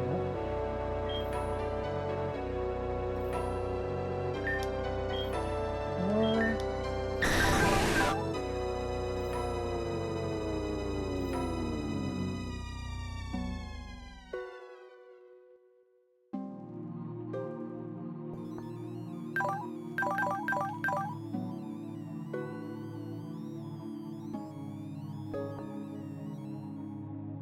definitely need to make you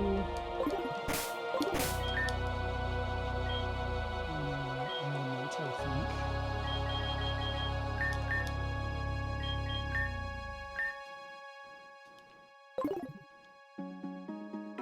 Let's distribute some items. So you can have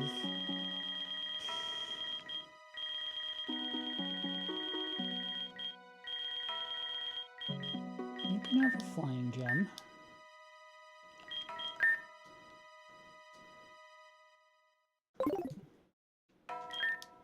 Well, so you can have... Oh, you're who we need to lead with. Okay, and you can have the terrain extender, which I'm sure we have around here somewhere. There it is. Oh, we've got a couple of them. Neat.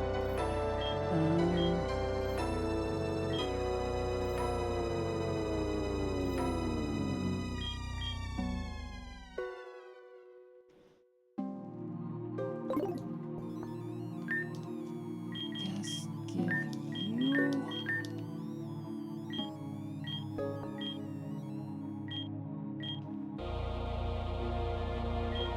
You can have... What's your moveset?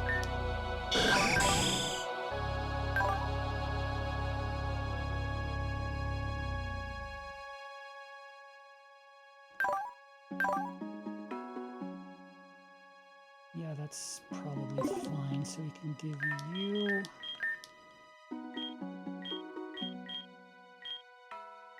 Give you a Misty Seed, why not?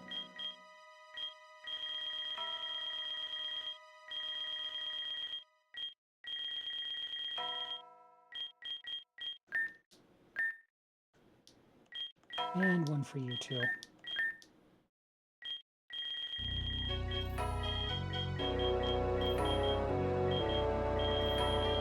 I'm not 100% on having Ursa Major in this battle. Everyone else, I feel, is a solid choice, but you get the that Conberry.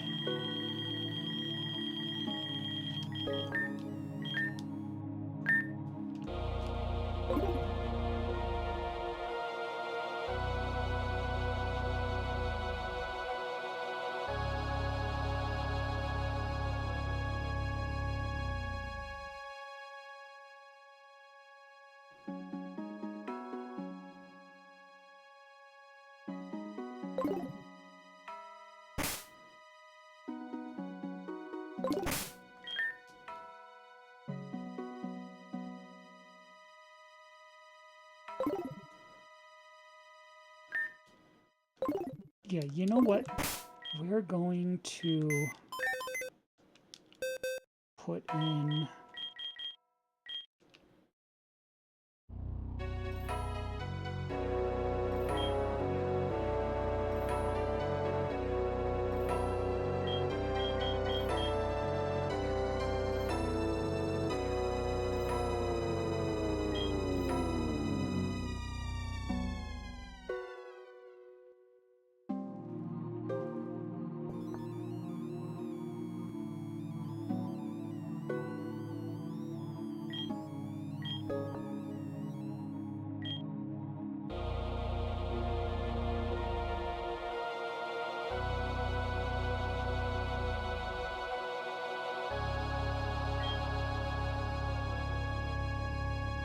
the hell did... There you are.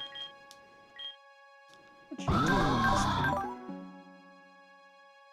You're still a crit bird.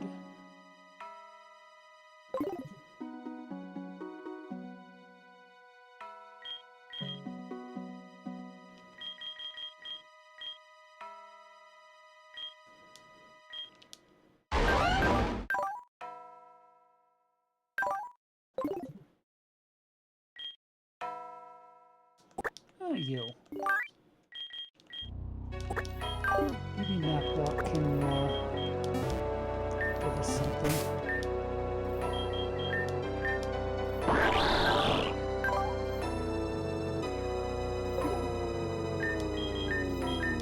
I don't have a whole ton of thought put into this last choice.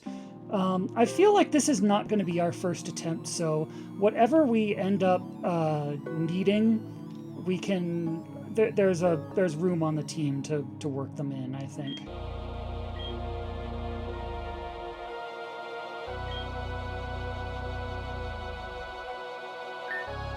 Citrus berry, because why not? I don't know. And put these two in front. That, let's save in slot C. No, I was just doing all that organizing for absolutely no reason. Let's go catch up on chat before we get our ceremony where absolutely nothing happens. Oh, you all were busy. Let's see.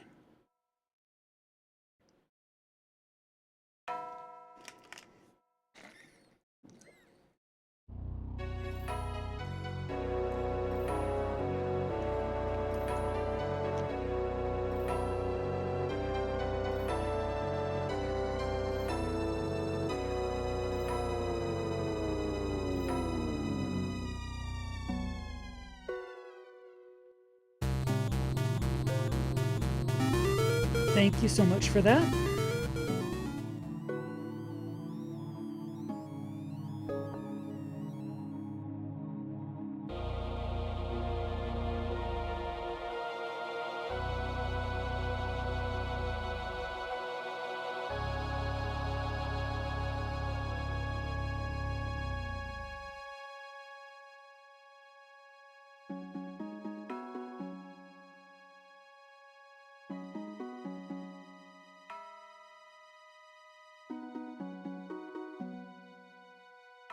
What is what is multi-scale? So that halves the damage you take if you're at full health. Like, if you're at full health, any attack you're about to take, just you take 50% of the damage you are normally going to. It is great for surviving that first hit.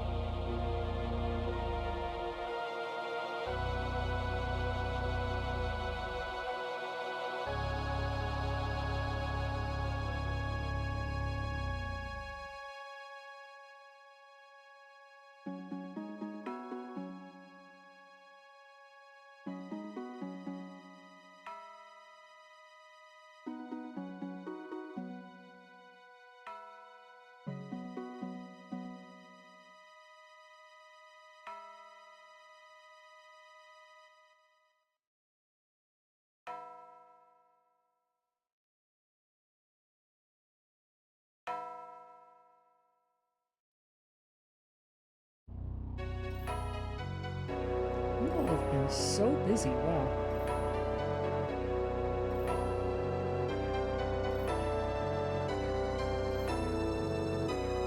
Yeah, the ending sequence is going to be pretty cool. Sorry we're keeping you waiting here. I'm just getting caught up on chat.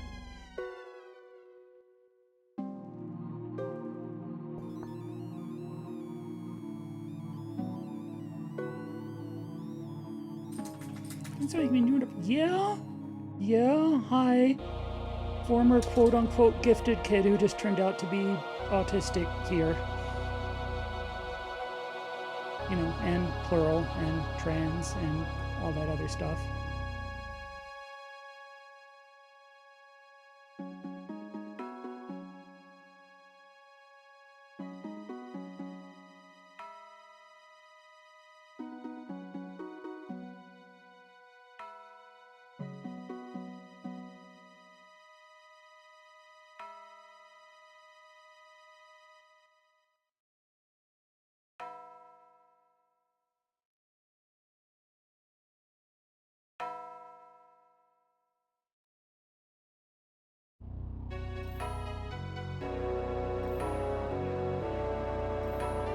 The reason it took so long is you're supposed to keep giving the kid problems till they can't solve them anymore. Couldn't figure out what I got wrong. Turns out they have a fake final problem that has no answer to make you think you failed. I am so shocked that someone who had that experience would go on to create Pokemon Salt and Shadow. There's just absolutely no connection that I can fathom there.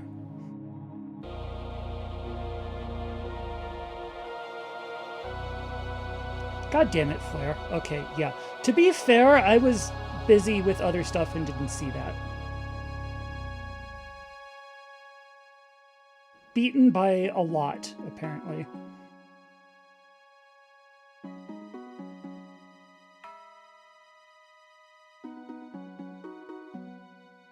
Only neurodivergent people. Yeah, I said before that, like, the amount of spreadsheet diving and strategizing and everything we've been doing here, it's not that the challenge we're trying to do is impossible, because I think I've proven that everything we've done so far is pretty dang possible by virtue of the fact that we did it. It's just that I'm the only one who's autistic enough about this game to have to have done it.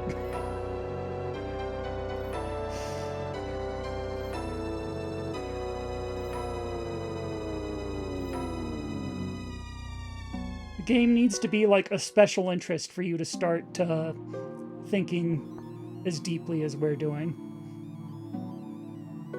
This is not the normal experience. You should not do what we're doing.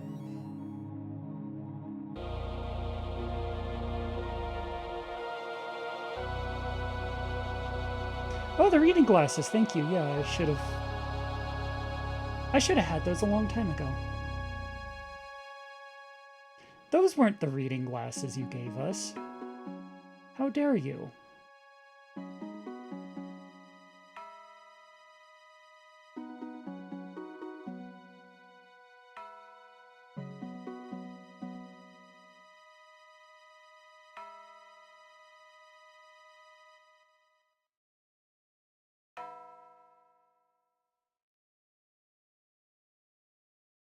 And yeah, I am excited to get through this, because if we do, and I have a good feeling about this, you will see why we have put ourselves through all of this pain and why we recommend you do too. There's an ending speech, like in the epilogue, from a stand-in for the creators about, like, why is this game so hard, that honestly moved me to tears the first time I read it, and I really want to show that to all of you. But we have to beat the game first, so let's go do that as soon as I get caught up on chat.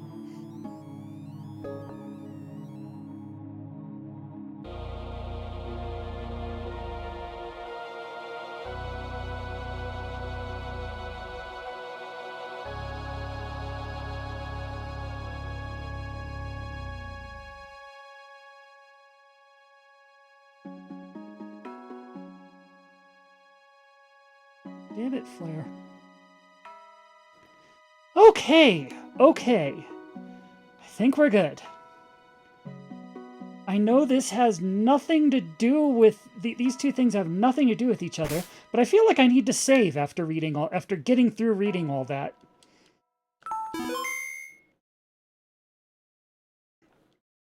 Okay. So, this might not be something we do on the first try, but I do think we're going to do it. And there's going to be some learning here. There's going to be some retooling strategies. But let's just see what we do. Let's just see how it goes. Let's just see.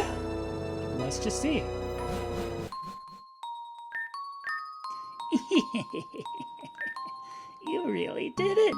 Your predecessor made such a mess of things, that pesky child. With the champion's power, you can restore hope to the world. By returning that which was stolen, you can appease the Sea Mother's wrath. People in Pokemon will be able to grow and change once again.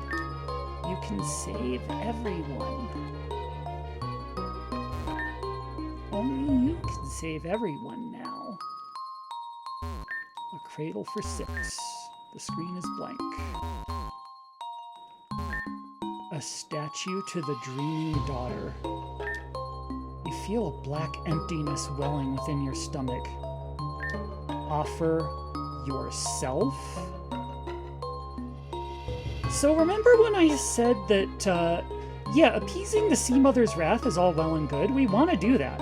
But there's still the anomaly. Like,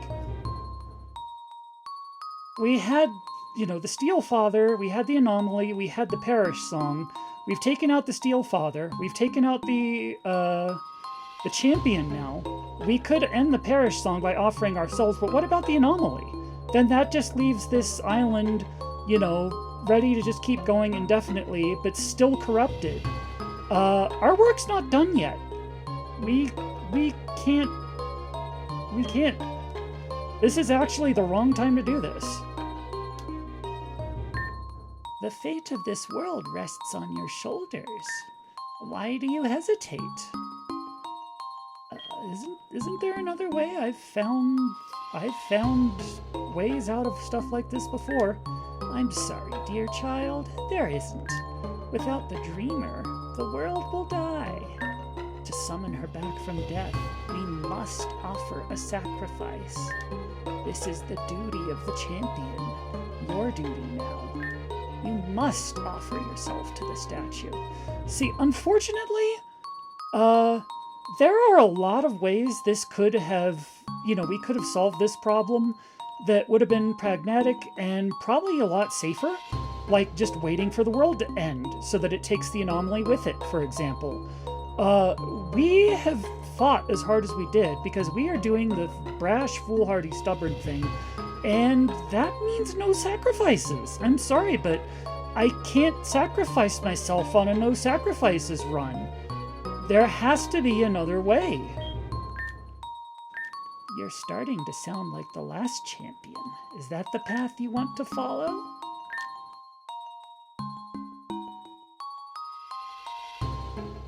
You would sacrifice. See, that's the thing. She makes it sound really convincing. Like, yeah, we need the dreaming daughter. It's, it's for the better good. It saves the world. It saves everyone. The thing is, she's lying. She's lying. This is all manipulation because, again, don't forget about the anomaly. Let's say we sacrificed ourselves right now. And let's say everything she's saying is true. We sacrifice ourselves. The dreaming daughter is restored. The Parish Song ends. The island is saved. Everyone, can keep existing forever and everything. We have not stopped the anomaly. The anomaly now just has free reign to run on this island. Like, the reason that this Parish Song was set to begin, and like the reason people tried to end the world in the first place was specifically to get rid of the anomaly. And until we fix that, we can't, like, this is what the anomaly wants us to do. If he had made the right choice, none of this would have happened. It must be this way. It always has. It is tragic, but there must always be a dreamer. There must always be sacrifices for the greater good. Nope, that's where you lost us. We have done this entire run just to prove that there are not always sacrifices for the greater good. We have made it this far without a single sacrifice. It took so many reloads, it took so many retries, it took doing so many things that Dan said was impossible, or at least he had no idea how we were going to do it. But we have not made any sacrifices yet, and we are not about to start. You are wrong. Then you'll doom us all. This world's future can be an age of prosperity and adventure. Either you die in noble sacrifice, or selfishly drag me with you. Me and all others, of course. No, those are not the only two options. I want a happy ending. What a waste of breath. You really are a stubborn one, aren't you? I see in your eyes that there's only one way this can end. Well, let's get it over with. The old woman snaps her fingers. You leave me no choice. Thank you, I was actually just about to turn that one on. Yes, perfect. I cannot allow my own deletion. If you will not sacrifice yourself, I will help you.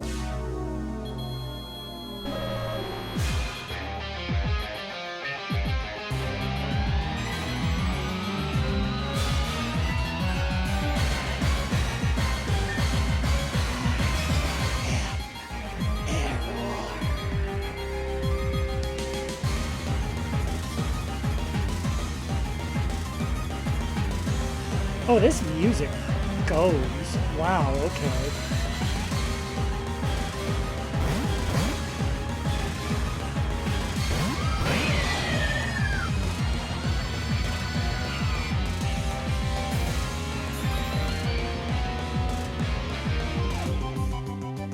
So, unlike the champion, this is not just trying to throw stats at the problem. This battle is all about surprise gimmicks that can really mess us up if we don't know exactly what they're doing, and having the exact counter strategy for them. So let me remind myself, I got the notes here, what each of these two do.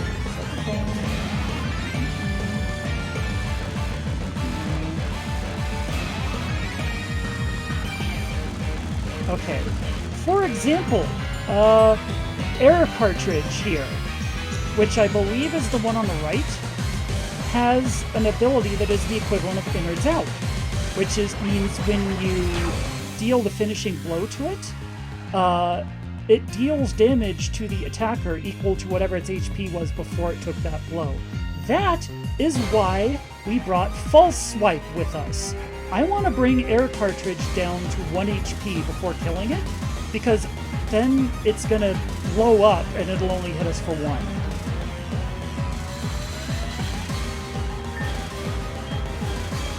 Meanwhile, exactly. Yeah, we want to be careful with this. Now, on the other hand, Decayed, that thing just needs to die quickly. It doesn't have anything special about it, but it's got some very annoying attacks. How much does False Swipe actually do, anyway? That does not do a lot, but that does not do a lot of anything.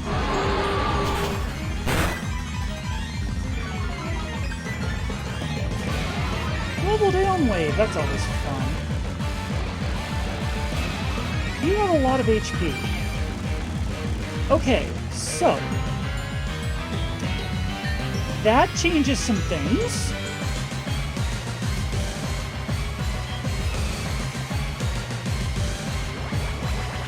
Reconsidering the strategy here.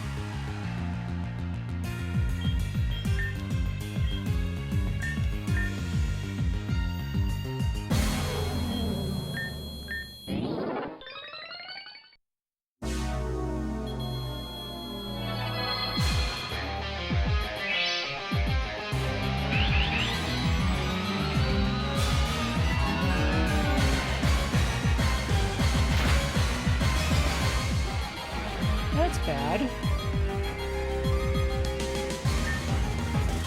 Yeah, these are just its first two. I'm not having a good time with this one. This is not going to be a...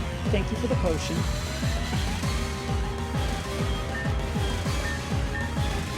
Not having a good time with this one so far, but we'll get there. We'll figure this out. Wow, you don't take any damage from anything. Okay.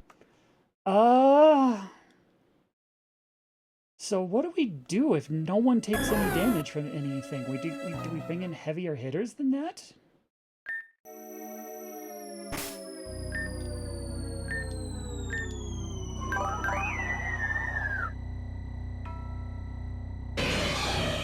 Because your attack's about as good as it gets.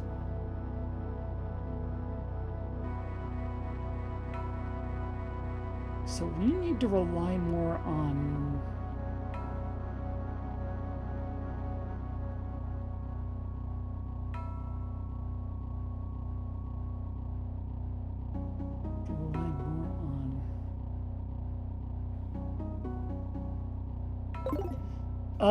if the next battle goes poorly, we will.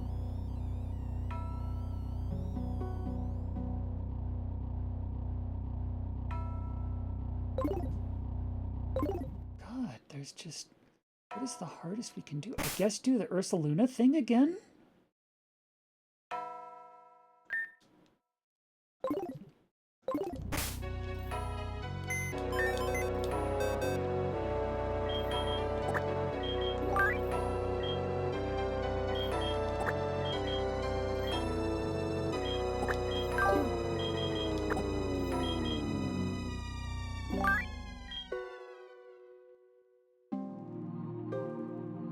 Set trick room because we really need to have that terrain down first. So I guess just belly drum and just be okay with being slower.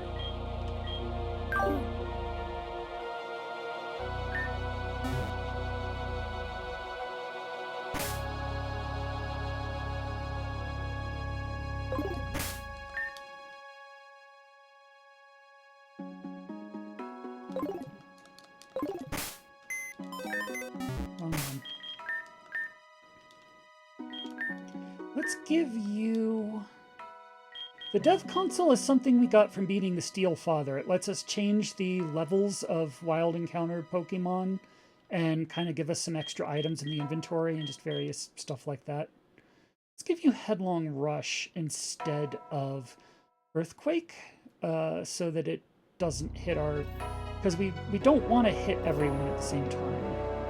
Like, actually.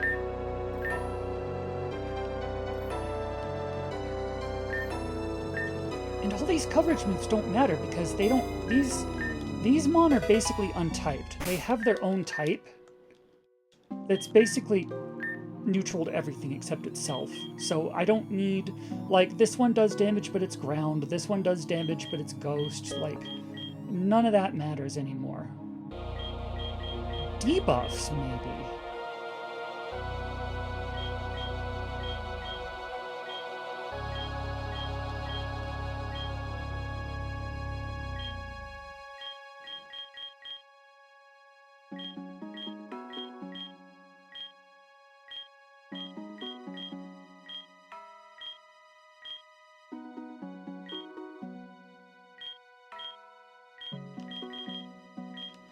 And baton pass. If you can baton pass a belly drum, that could be fun.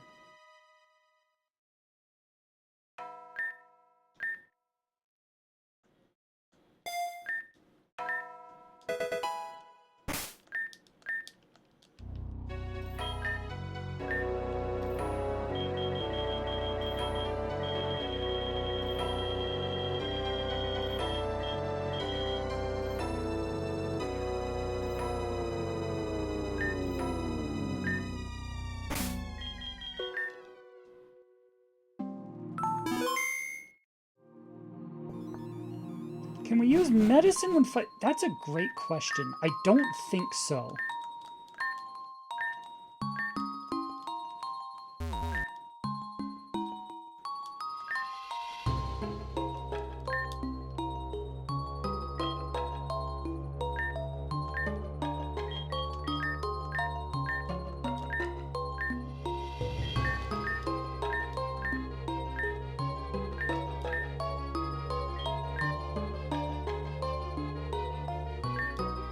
That's a good point.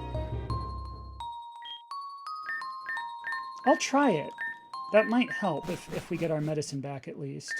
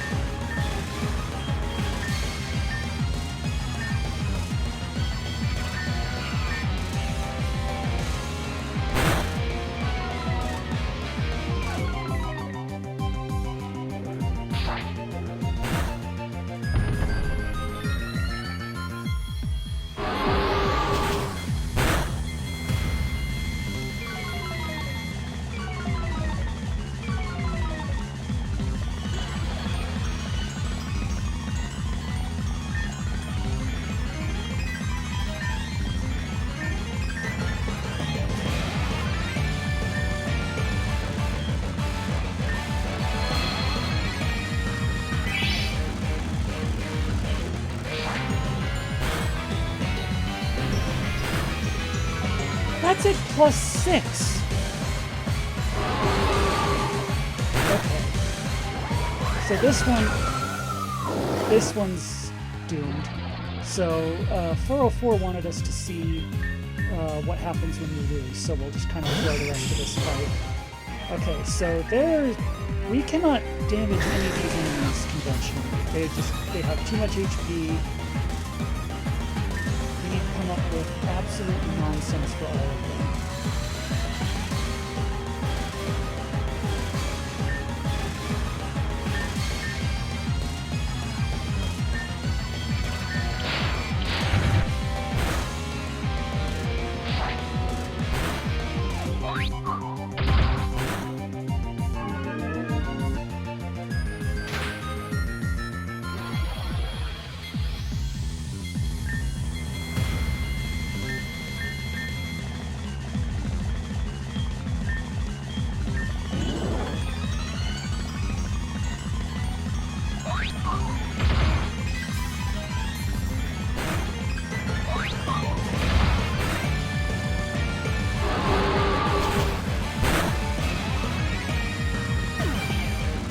It only took like half our team, but we got one of them.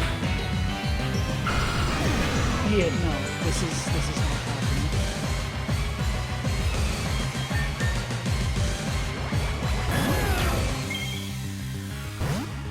So we need something else.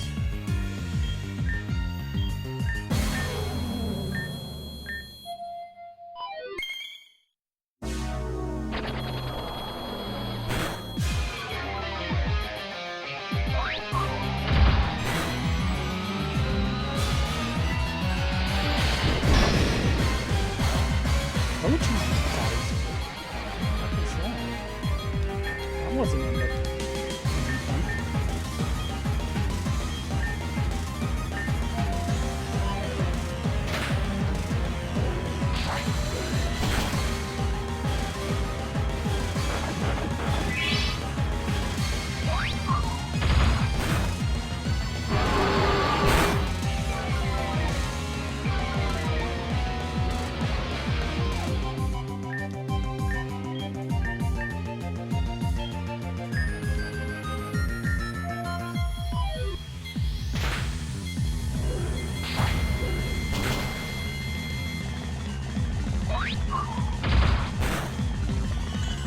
Even the super effective moves are barely doing anything.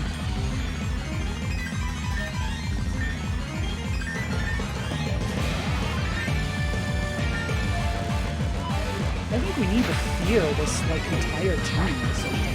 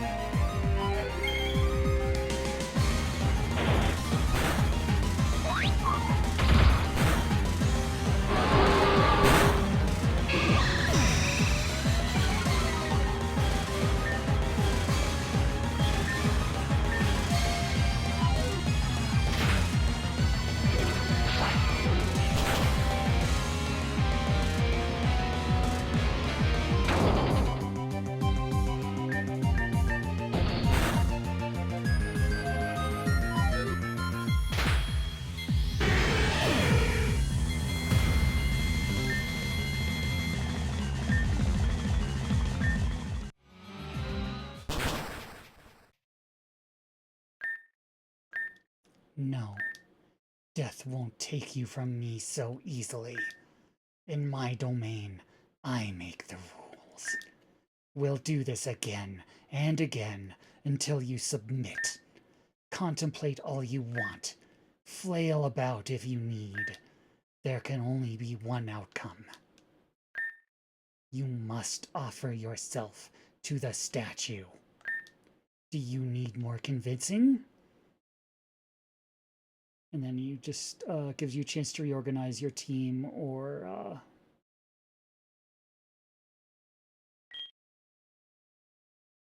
Yes, so what are we doing here? What's the play here? Because we are just not doing damage. We are just not doing it. And we can't do super effective moves because glitch types really don't have any weaknesses except themselves. Shh! I forgot to test. I'm so sorry.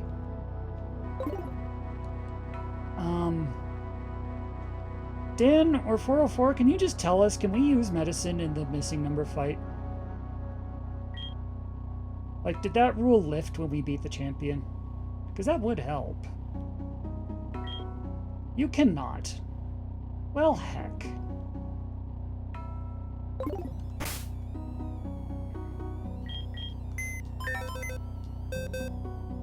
So we need Mon with other ways to take them out.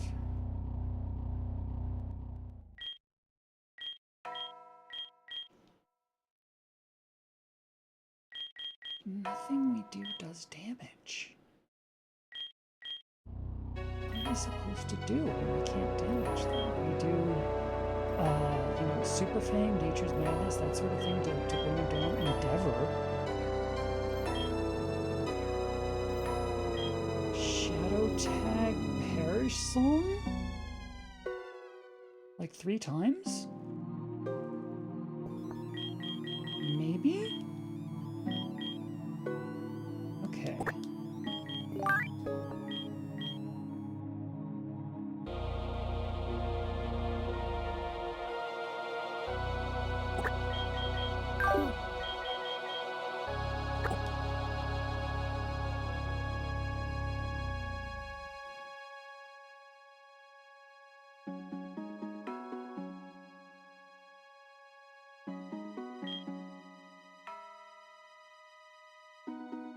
Direct damage, that's a good point too.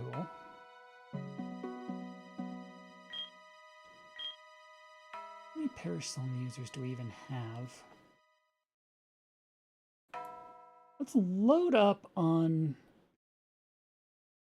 Perish Song users and also Shadow Tag users.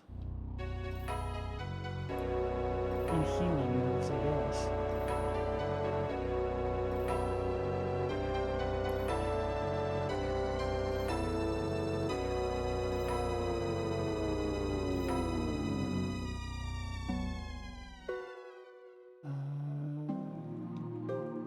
Celebi and the Absol can all do it.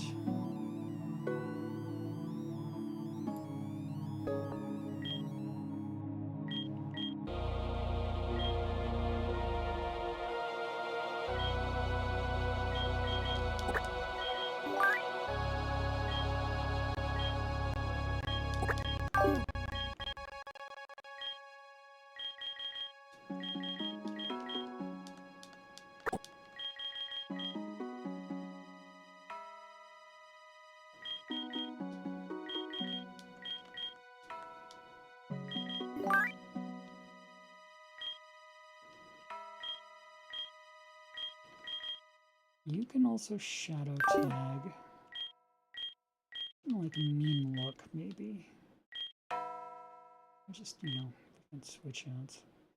And then just a bunch of healers.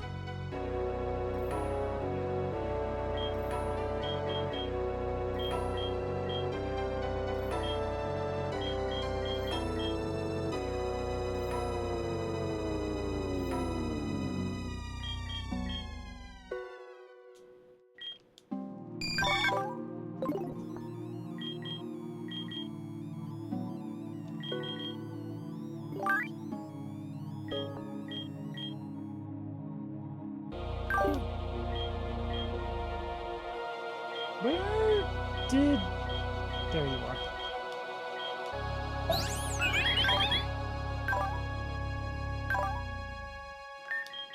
Home puff and aromatherapy. Okay.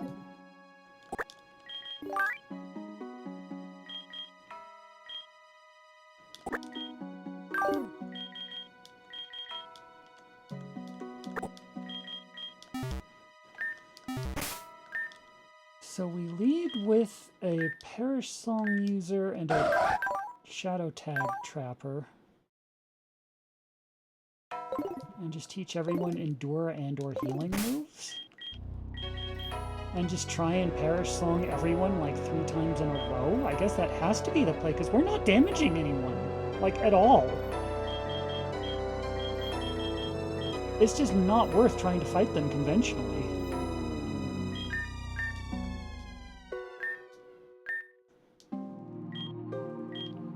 Pain Split. Hello. That could be good.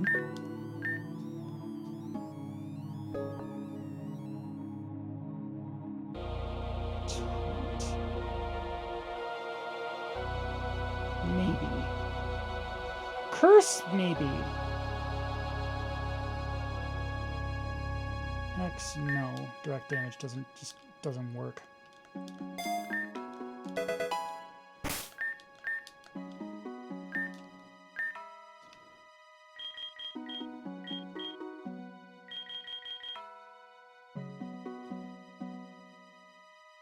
Curse, well, Perish Song takes 3 turns to kill. Curse takes 4. And it also takes half of your health at the same time. That is probably a good assumption. We can also try sleeping them.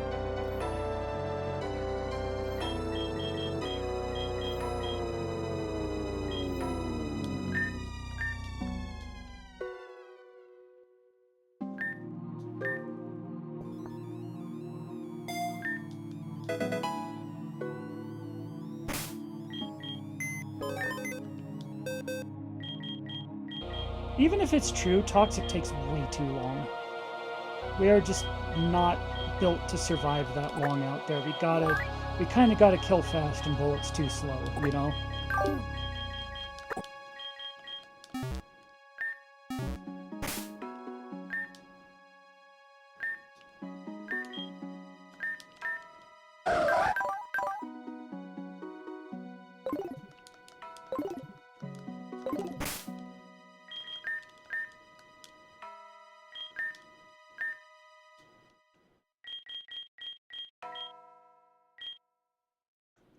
Detect, any kind of protection move is always good. And I'm just overriding all the attacks because the attacks don't matter. We cannot win by just doing damage. Unless it's with like a fear tactic or something. Which we should have at least one fear mon in here, maybe.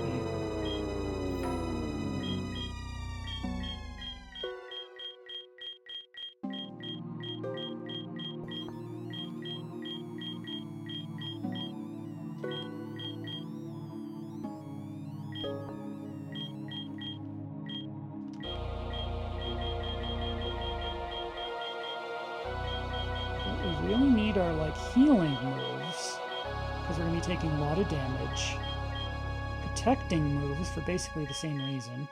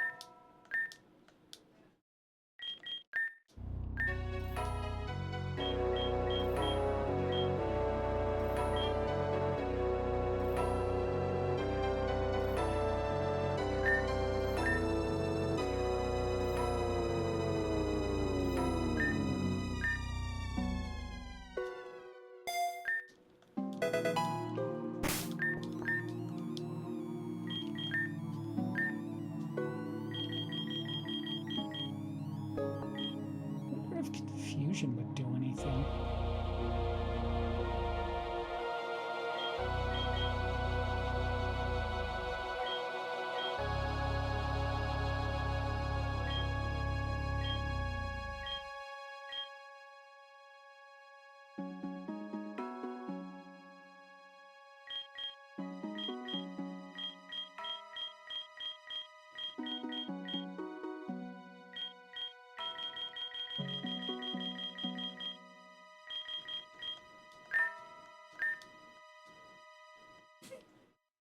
Bless you.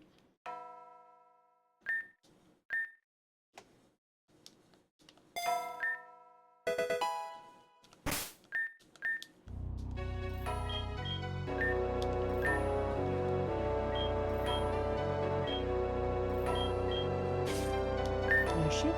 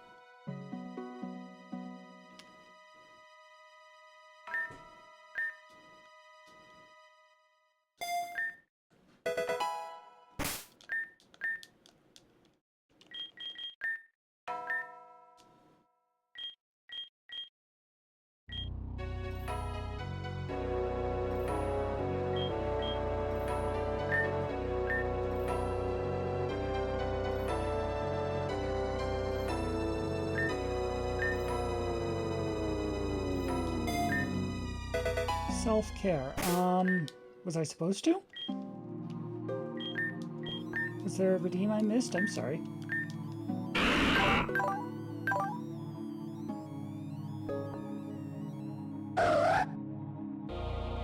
Oh shoot, okay. Well, let me save, and then I'll get a quick stretch and stuff like that in. One moment, please. Sorry.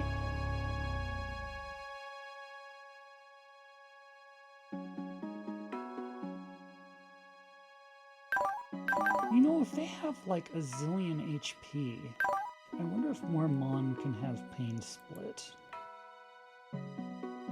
Just Trouble and our Reuniclus. This might be a good time to put the Reuniclus in then. I'll do that after the self-care. One moment.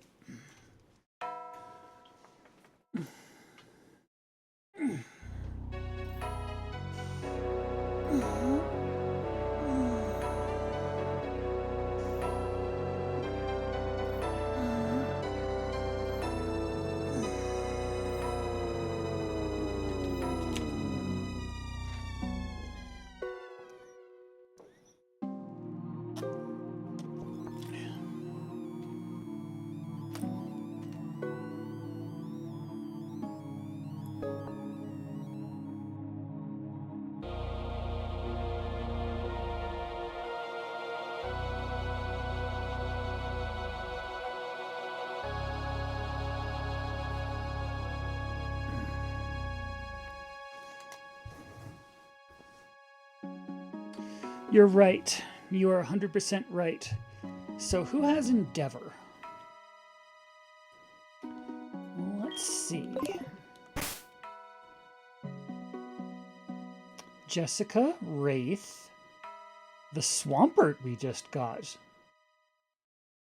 Starbeaks, the Reuniclus, Rillaboom. Okay, we could have an Endeavor team maybe.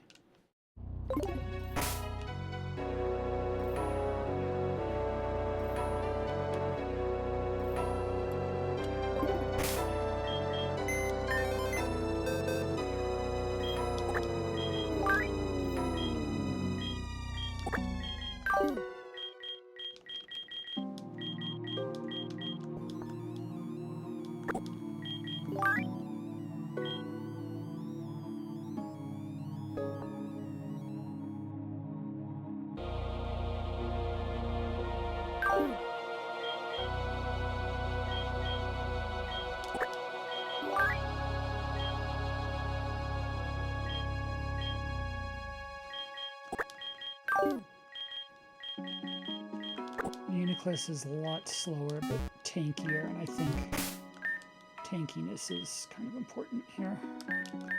So let's ally switch psychic, light screen, flat. The screens are good.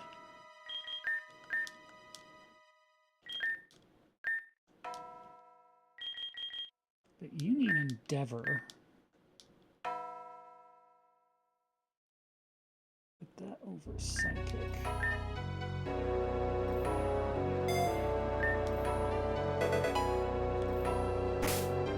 Fear, you mean?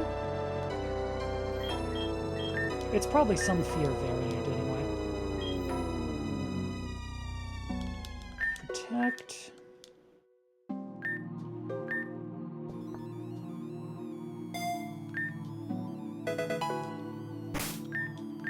Oh, then probably sturdy with pain split.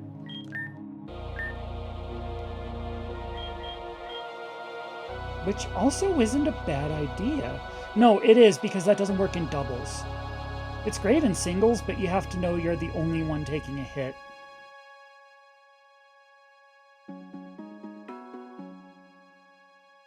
That is not in this game, unfortunately.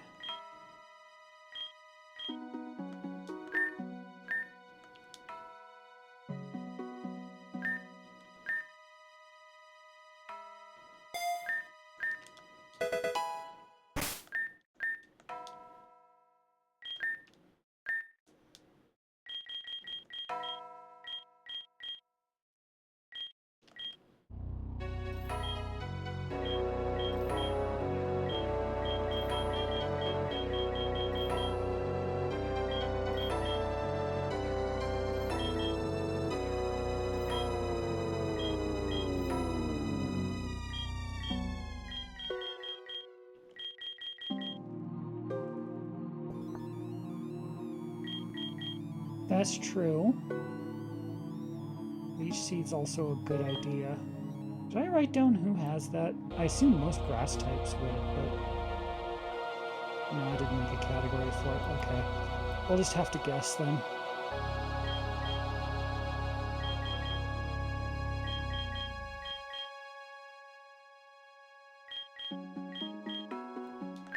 Let's give you recover in the meantime. Yeah, if you've got pain split, that probably works for recover. Charm couldn't hurt, maybe.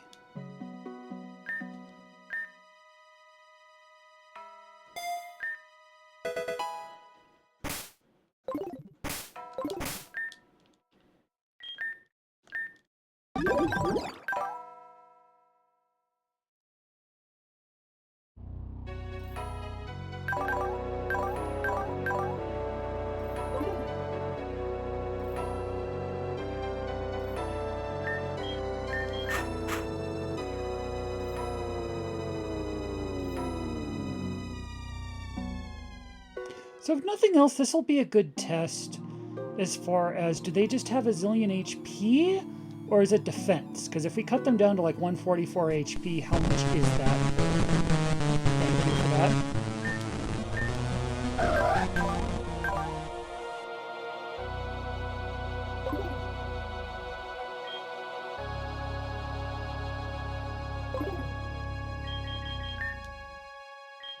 I'll put this in file D because we're getting a little bonkers at this point.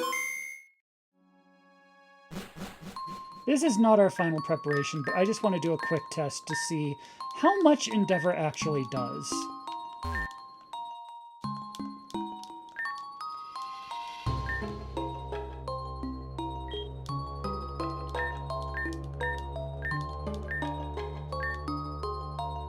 No. No.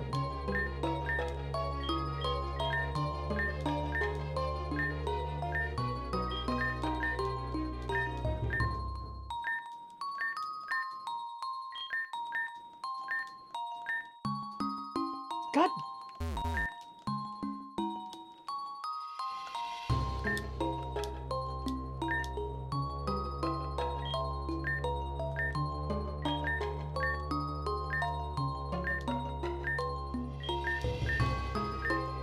Hard to skip through this text.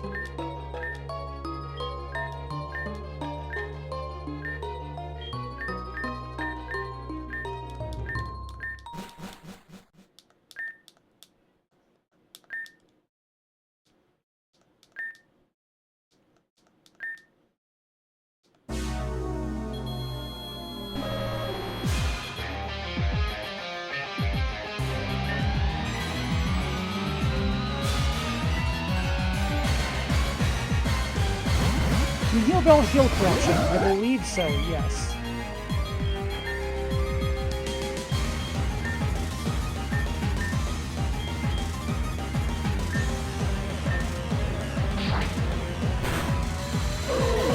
Well!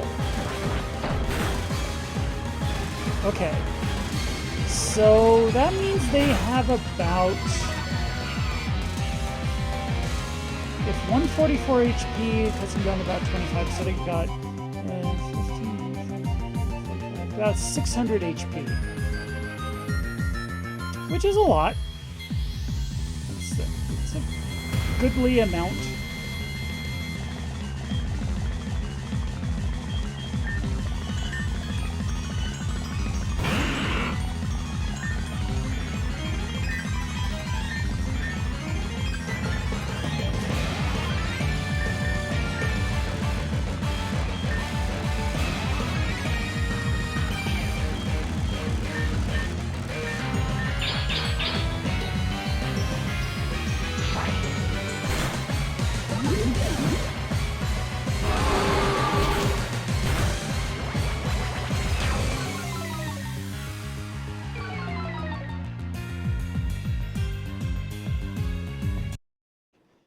So what can we do with that? If they have about 600 HP...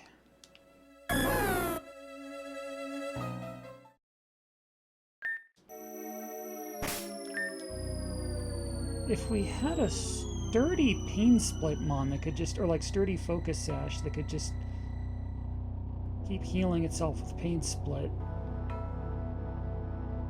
it'd be a long way to whittle him down, but it's possibly doable.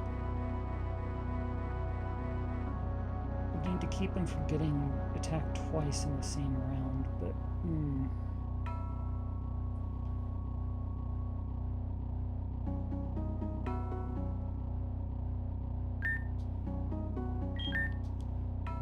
so we give you the Focus Sash. No. We give you the Focus Sash.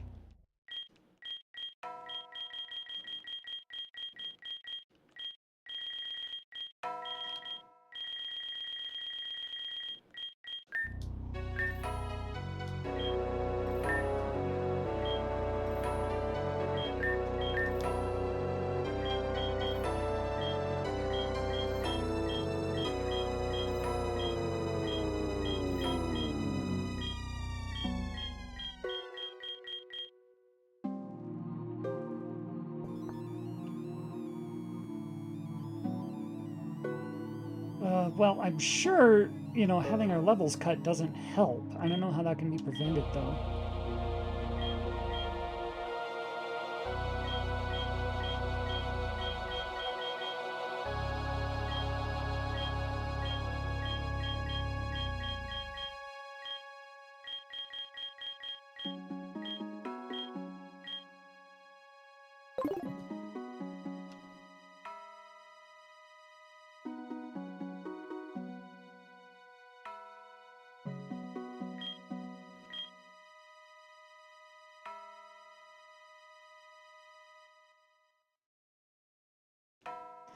Well, unfortunately, it's an earthquake AoE, but us being ungrounded will not protect us. Otherwise, that would be hilarious. Just bring, like, Blade Wings in and have her just fly above the whole thing.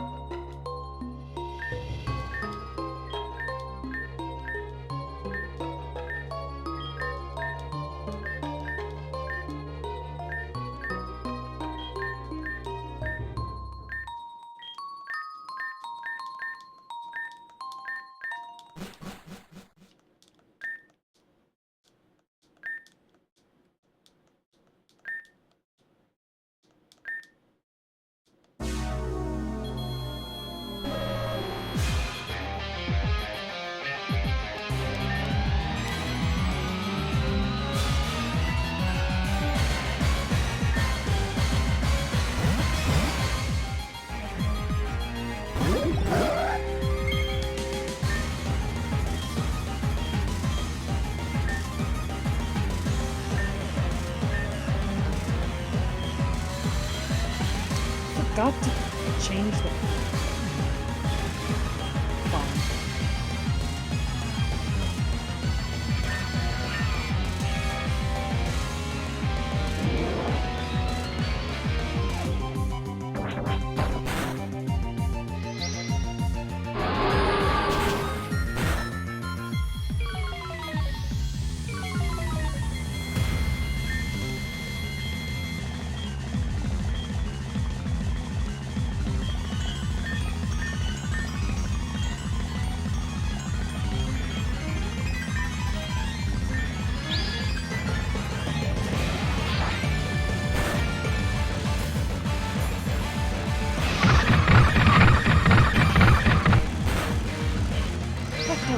Nothing, so its defenses are off the charts too. That's good to know.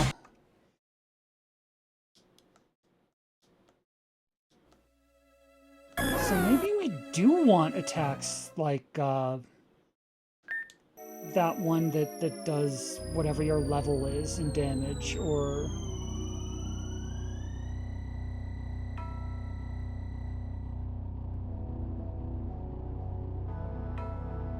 We will find it. It'll be a trick, but we're already working on it.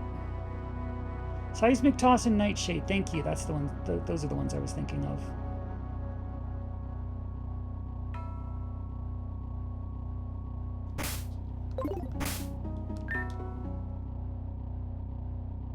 So...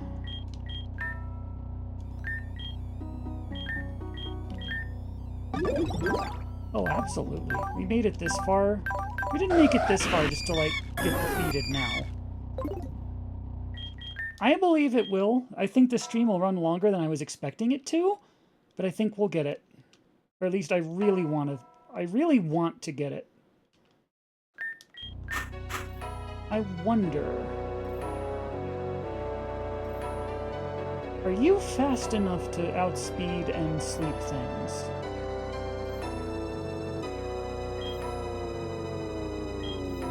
Possibly with a tailwind, if that helps. If not, let's just see where we stand. You...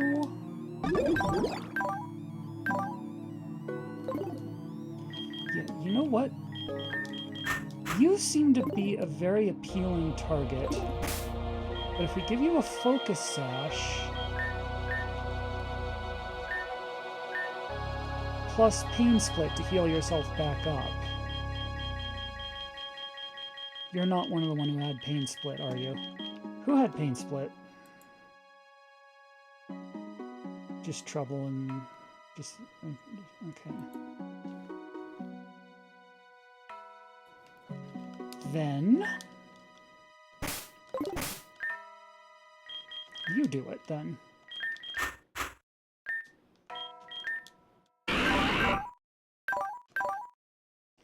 Tends to disable attacks used. I wonder if that actually works on them.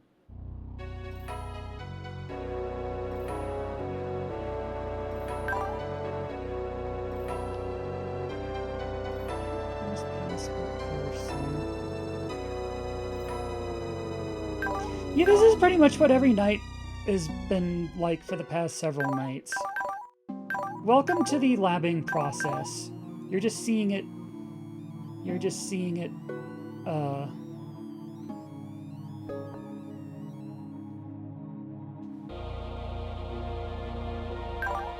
You're just seeing it now.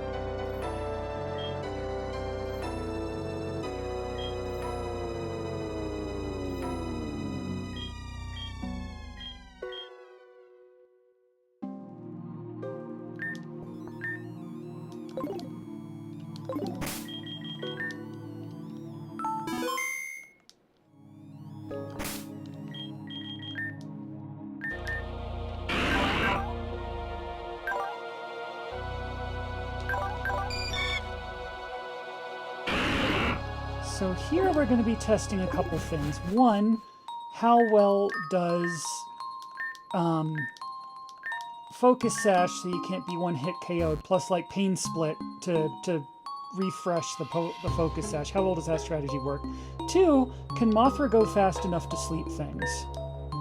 And will that help at all?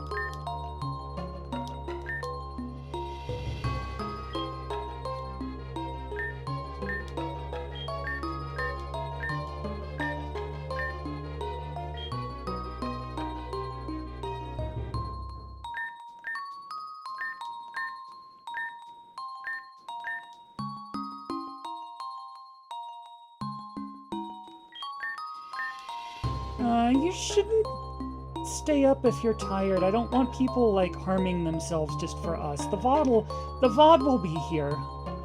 You know, you should do a test, self-care. And no, stop. People need to take care of themselves, and that's fine.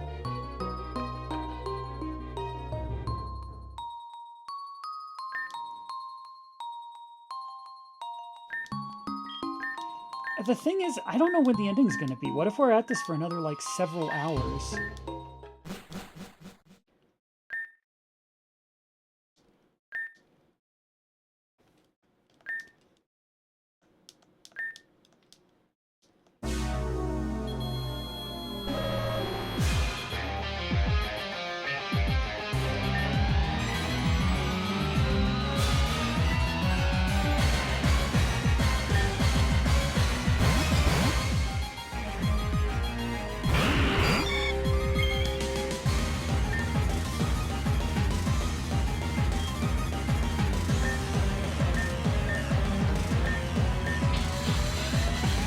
Hey, that worked! Okay, that's good. They actually both outspeed. Interesting. This is promising.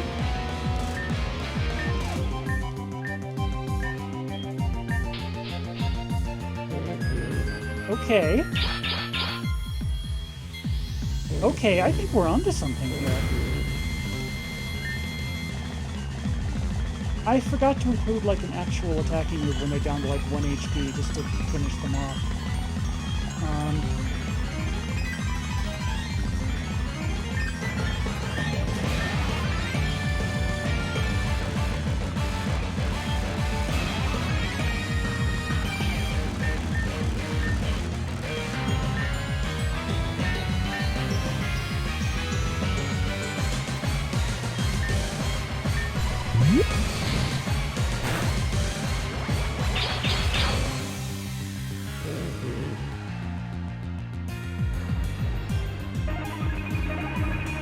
Excuse me?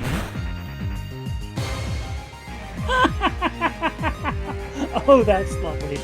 Okay.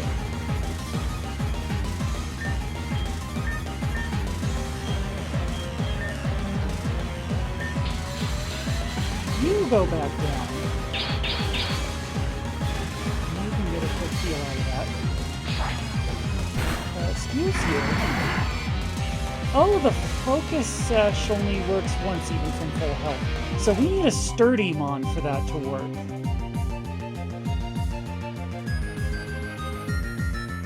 So all we need is a Mon who's sturdy and knows pain split. I think that combination has to exist. But I think we're onto something here. I really believe we're onto something here.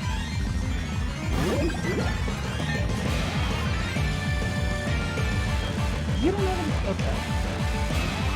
So we can get him down with pain split and sleep strats. Maybe get a tailwind in there too. And then just have like some sort of attack in there to finish him off. But we need someone who's sturdy. Or Endeavor. Endeavor works too, I guess. No, once you're that far down, that's okay. Okay. So Okay, this is good information. This is going to help. And I need to take a quick AFK break, but I will think about this while I'm out. But let me see.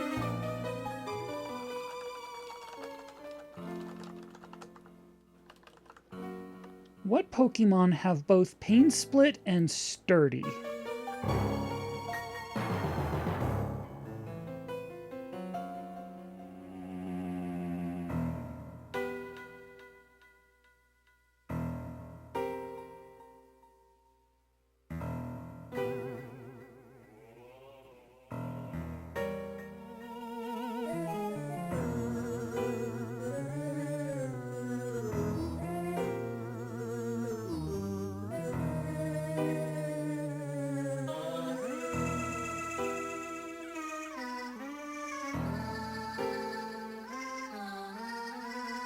Nosepass. Unfortunately, Nosepass is not in this game, which is very unfortunate. Trevenant.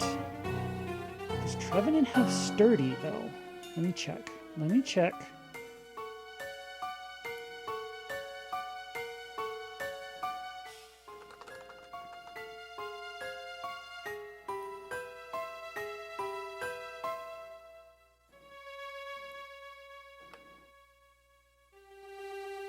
Natural Cure, Frisk, or Harvest? No.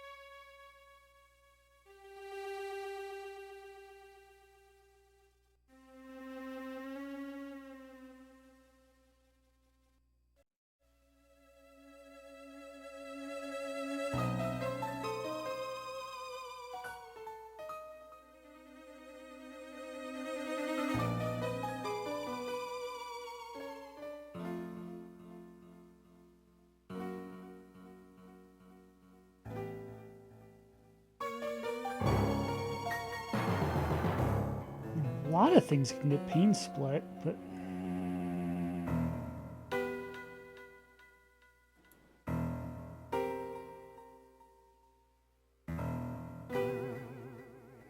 Yeah, so far it looks like Nosepass is the only crossover.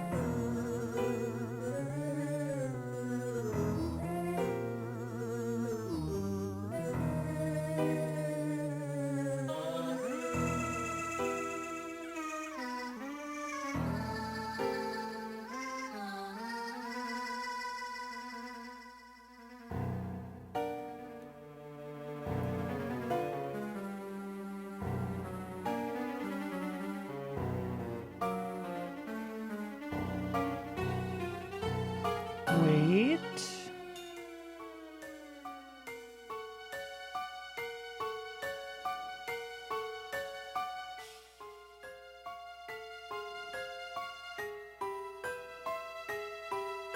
Pressure Frisk. No. Okay. No, unfortunately.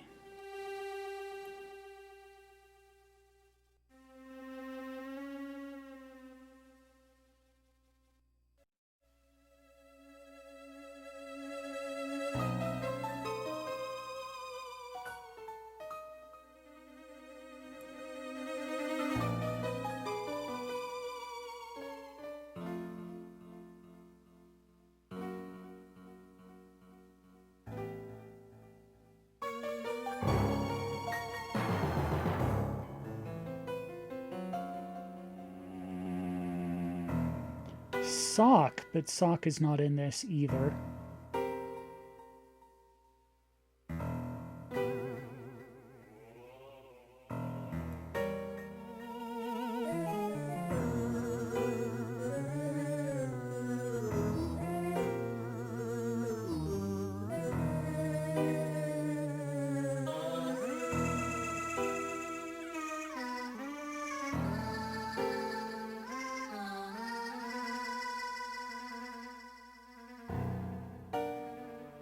Okay, so that idea is not going to work, unfortunately. The focus sash only works once, even if you fully heal yourself. Let me check on that.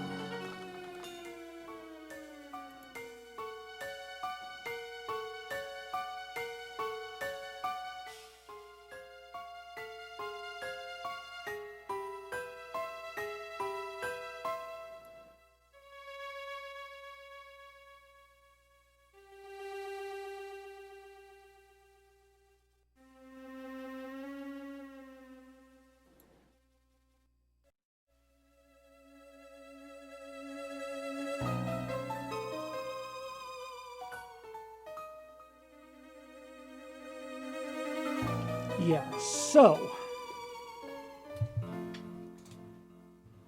the only way to get repeatable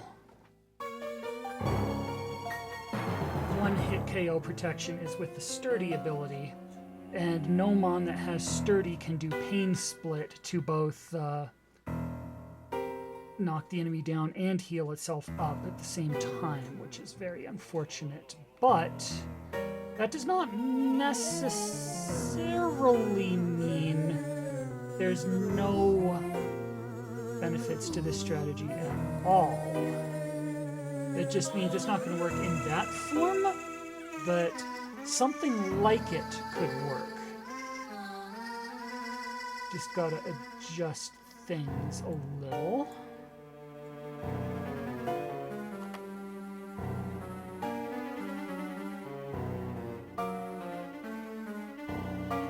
And I will think on that while I'm AFK.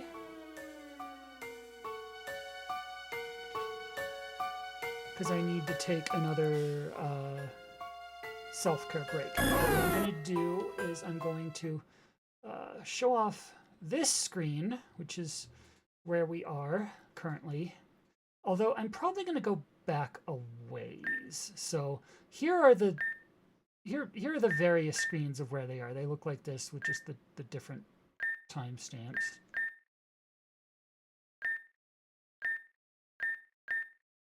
And with those, I will contemplate our next move while taking an AFK break, and we'll see you in a bit.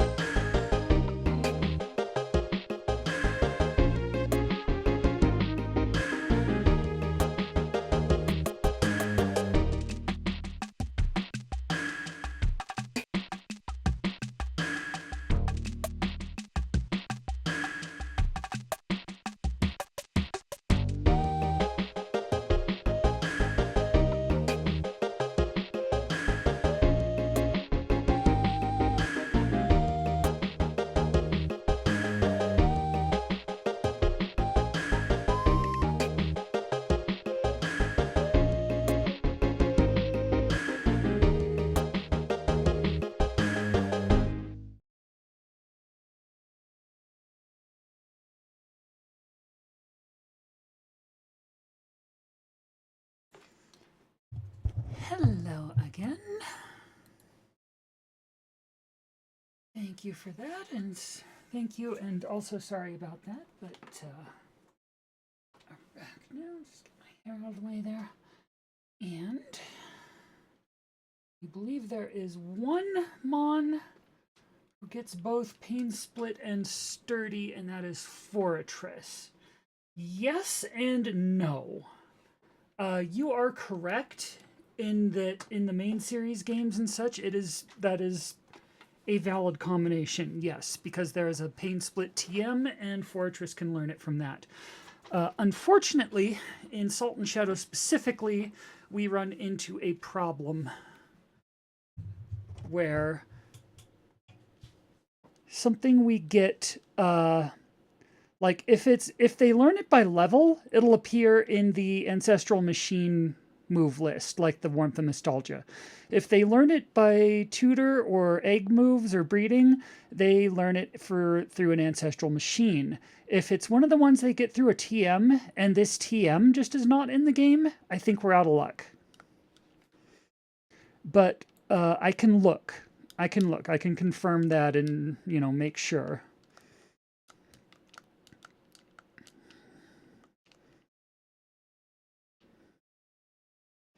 Just need to find where we put them. There you are.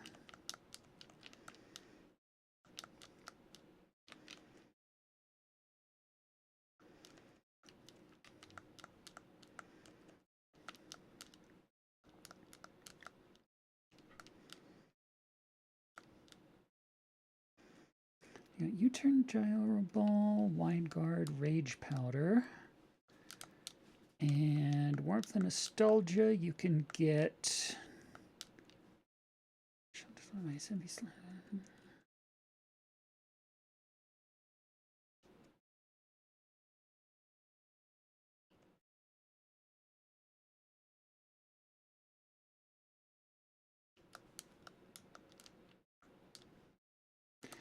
And via Ancestral Machine, we can get.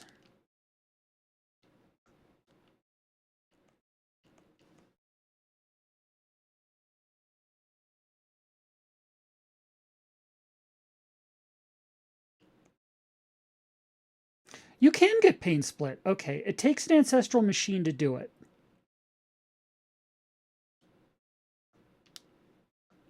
But that just might be a valid use of the Ancestral Machines. That's why we've been saving them, right? This is what we were saving them for. I guess we can put it over U-turn.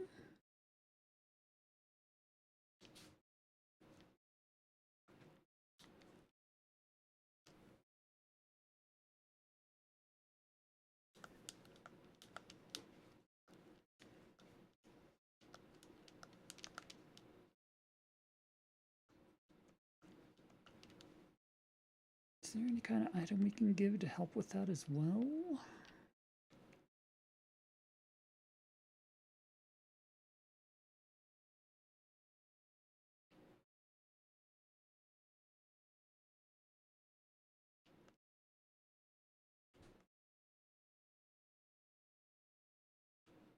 We don't really have a lot of items that would help with this particular loadout, do we?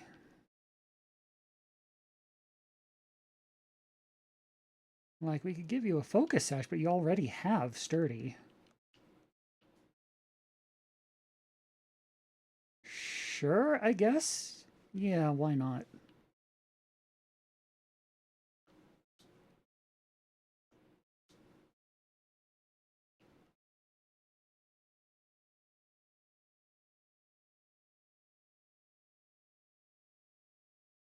Percentages, yeah.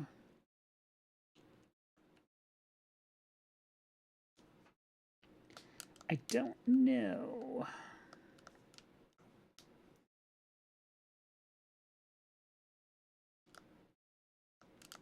And who else do we send in there?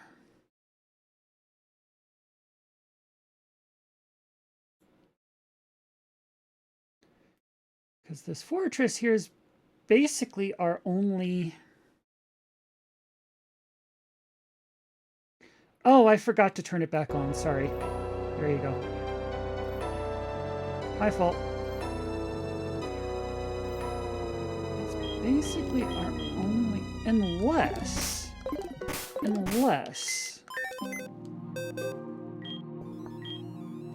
This would be ridiculous.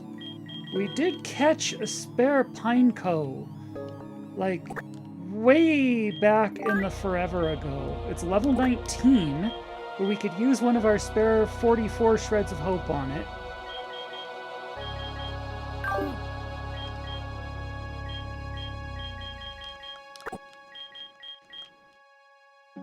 That would be 2 machines. This is more of a test. That's why I'm saving this in a separate file. Yo, hello! Good to see you, and thank you so much. We are 1 fight away from doing this. We've got 1 challenge left. Unfortunately, it's kind of a doozy. We've been stuck on it for a while, but all you gotta do is just figure out this last one, and it's gonna... We have to gimmick it somehow, because conventional methods just do not work.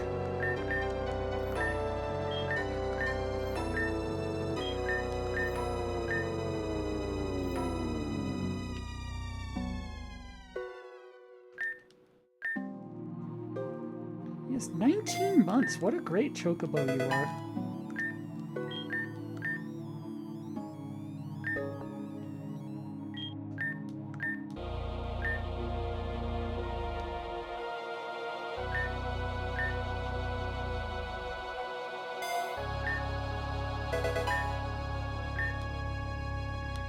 It could, but they nerfed Kyorte this so specifically for this fight.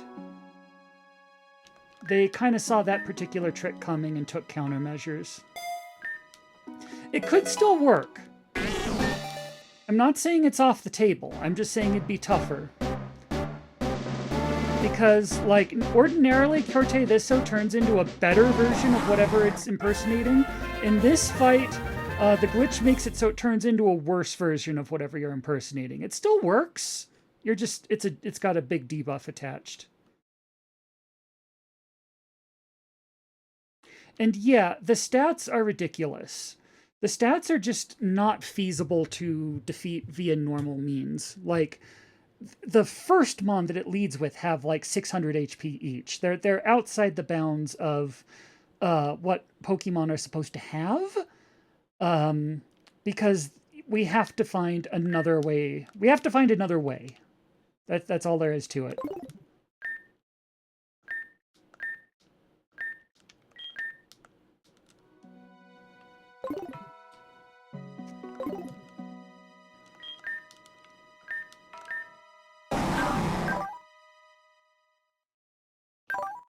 We got Pain Split, Gyro Ball, Wide Guard, Rage Pounder. We've got Spikes, Bug Bite, Iron Defense, Gyro Ball. And we'll give you our last Ancestral Machine.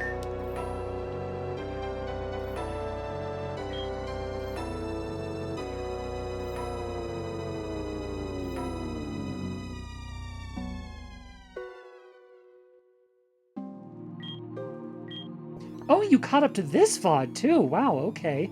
I wasn't aware you could even watch this one as a VOD yet.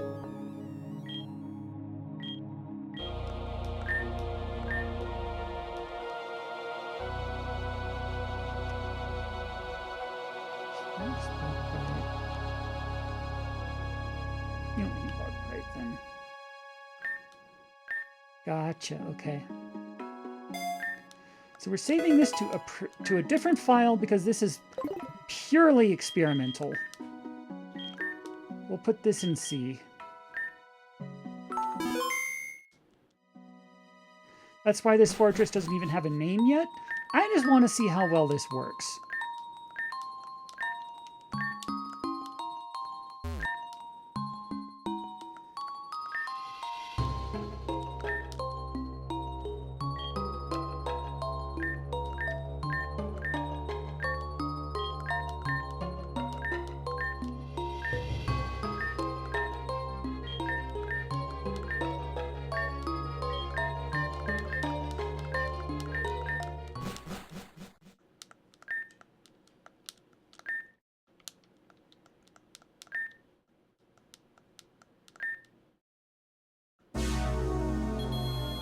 Yeah, that's the thing.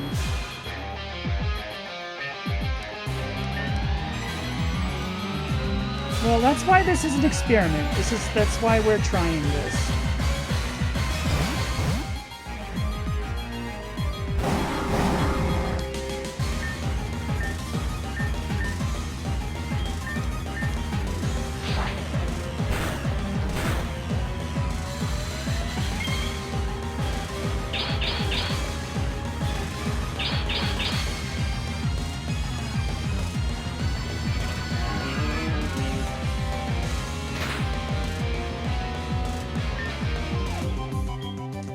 That's the problem, though, is that sometimes our move gets taken away by the corruption.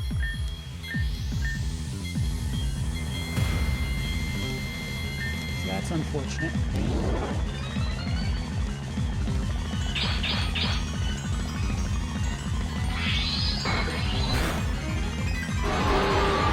You're right, once it gets down to about that point, then we're not really doing a lot of damage anymore.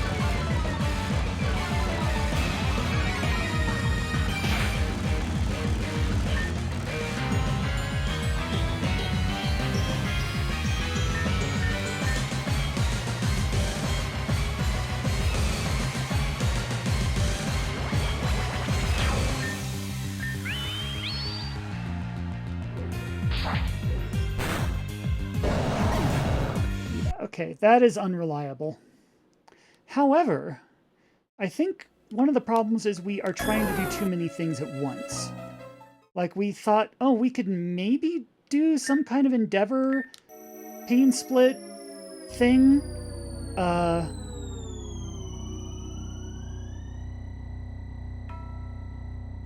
But I kind of want to go back to plan A, which is let's just get a bunch of Perish Song users, a bunch of Mon who can trap and prevent the enemy from leaving, and just survive for 9 rounds, like 3 per song. Who all has Shadow Tag? I know Mega Gengar does. Because fighting these things is not working. Gengar, Wobbuffet, why not? That's about it.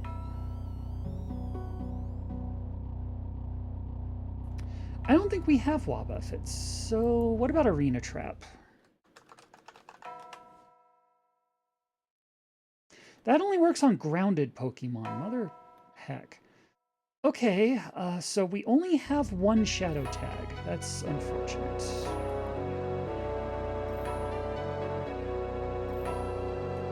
They might not be, but I'm not ready. I am not even close to ready to admit that yet. You should have seen how hard we were struggling on some of these other bosses before we finally found the strategies that we did that actually made them look easy once we put them into practice. Like, we just clowned on the Elite Four here, but I was just as stumped on the offline testing for all of them before we finally found the answers. So I'm not afraid. I am not afraid.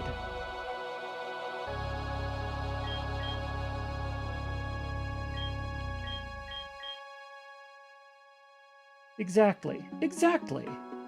This is nothing. Are we stuck right now? Yeah. Do I know the answer currently? No. I'm gonna find it, though. This is not the hardest I've had to look for an answer. Like, come back to me later when it might be, but, like, the amount of time this would have to go on before it even ranks for bosses we've been stuck on is longer than this, let's just say.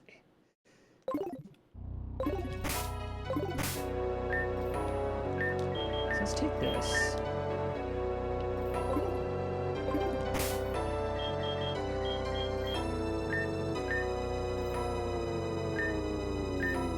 Wrong one.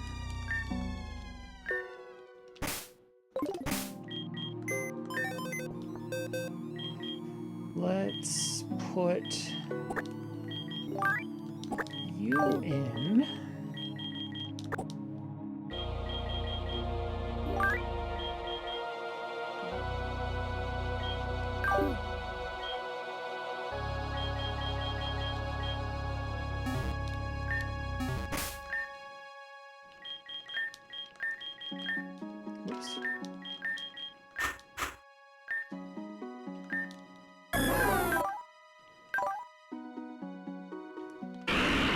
So you can both perish song.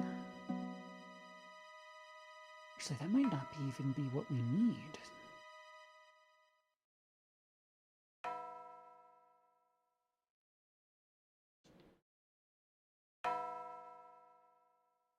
Exactly. And it took 2 entire streams to get the Nitramine foreman down. And that was with the entire CSC helping. Like, you were in the call live. That was all of us working on that one.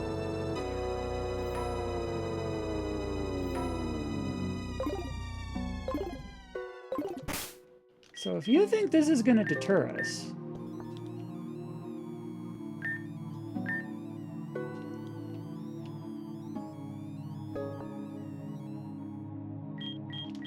I mean, Pain Split is pretty good for at least the first...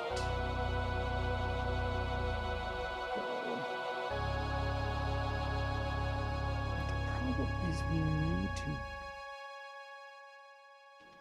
to find ways to protect, so...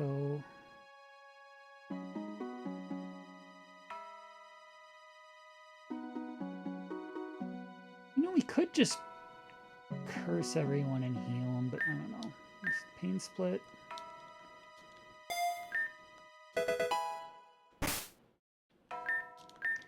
What we need are heals.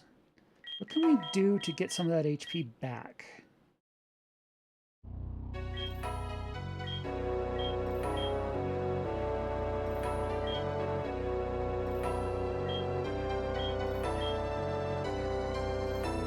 Dream Eater.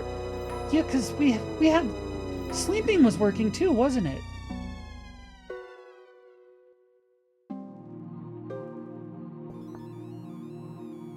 Absorbs half the damage. It's not going to do, like, any damage, though.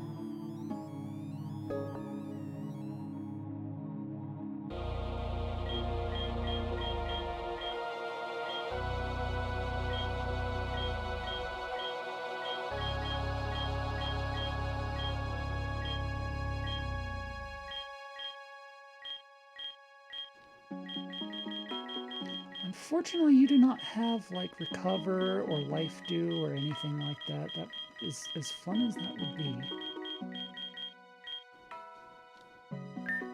What if...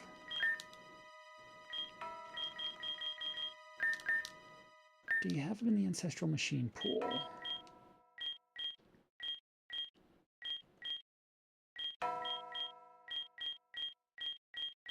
You do not. So there's like nothing you can do to heal yourself. So we need a partner with Life Dew. We do not have hidden power, unfortunately. Good thinking, though. We just need someone to perish some.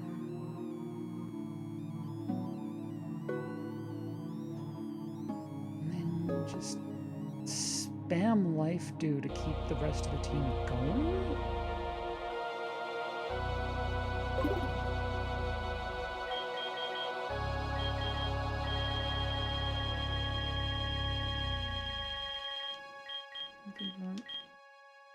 HP draining and heal over time moves. Leech Seed! You said Leech Seed. That's a good idea. Especially with a big root.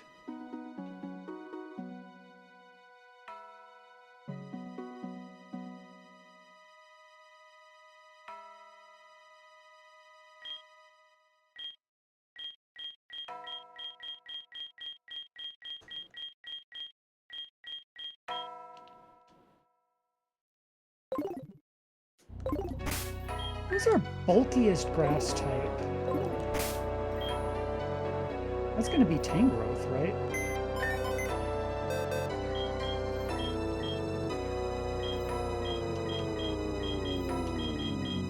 Where are you? There you are.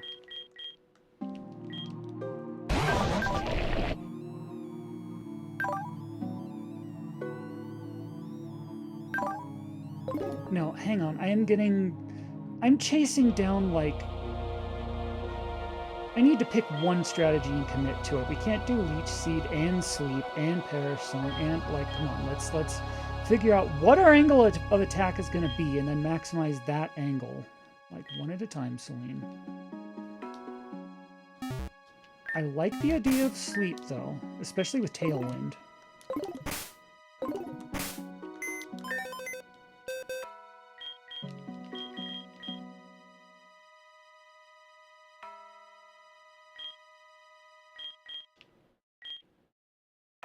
Sleep is a survival tool. Every round that they spend sleeping is a round they spend not doing something devastating to us.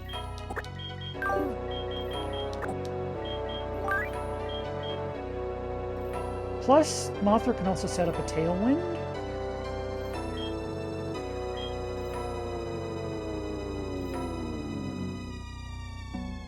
And maybe even, like, do some heals?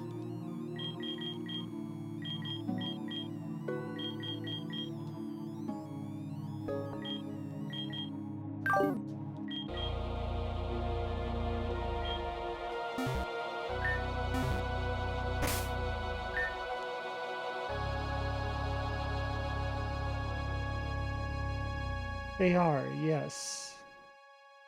Now, Pain Split has diminishing returns. Leech Seed does not. Might be worth... Can Celebi get Leech Seed?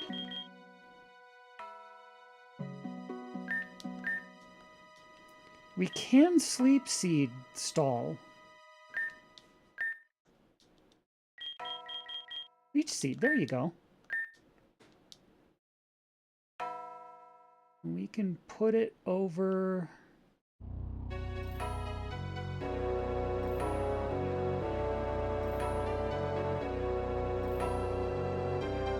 Put it over Confusion and also give you a big root. Wait, actually, let me look that up first. Does the big root help with Leech Seed?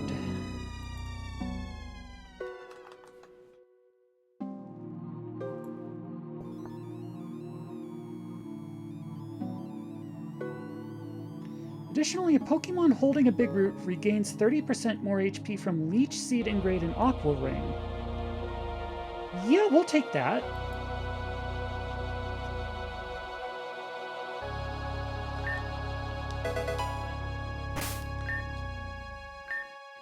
So we've got you can Mega Evolve and Shadow Tag to keep him from leaving. Do a Perish Song, maybe.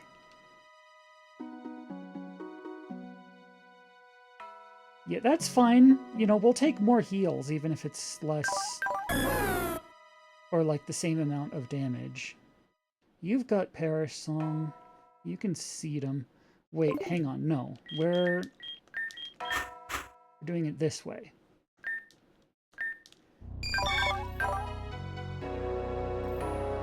You can Pollen Puff to heal Celebi, and I believe you had to move somewhere to heal yourself as well. Moonlight, yeah. You don't have an AoE heal, which is very unfortunate, but you can at least heal yourself or Celebi.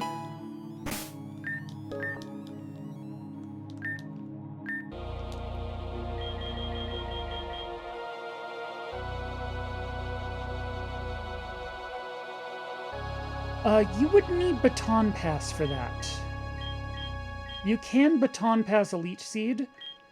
Does Celebi get Baton Pass? I think so, I'd have to check. But, like, who would we pass that to?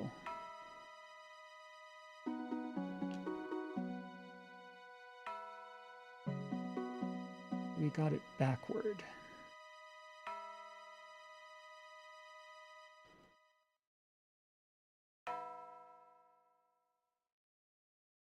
Baton Pass is on the seeded status, not the...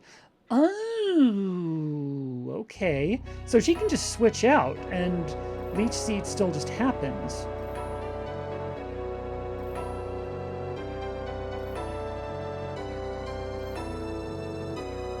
Interesting.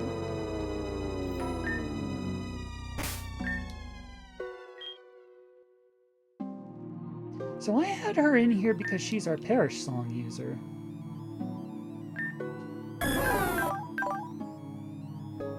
And our leech seeder, I guess. Meanwhile, you just put things to sleep and also give us a good tailwind. But we also need, you for the shadow tagging.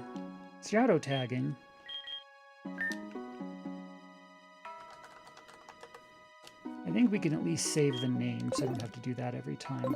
I'm only saving a different file when I use like limited resources, like one of our ancestral machines or whatnot.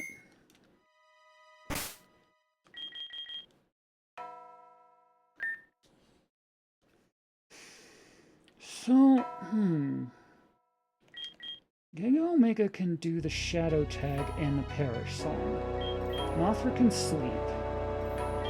Bahamut can leech seed. So which strategy do we want to go for here?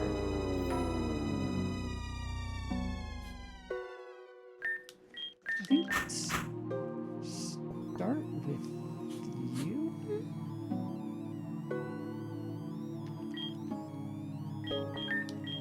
Anyway, you can have...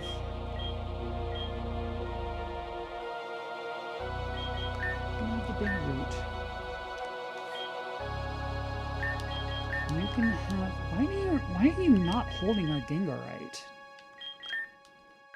You need that. And you can have...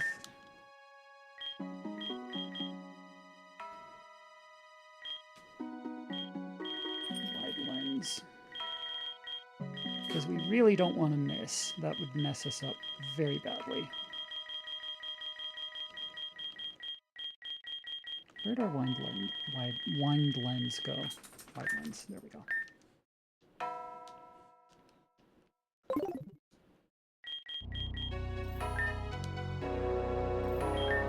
Let's put this and see. Give it a try.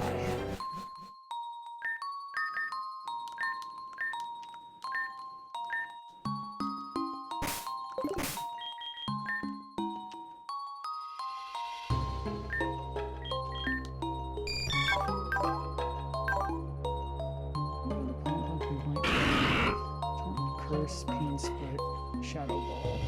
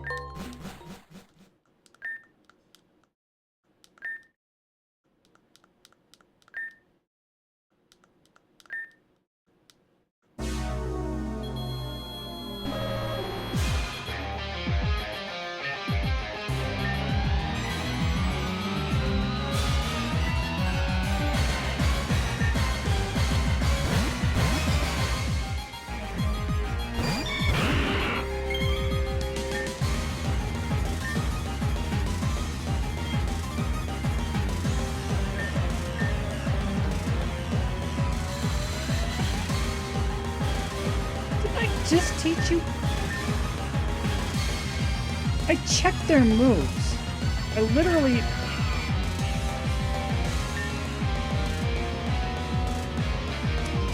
Okay.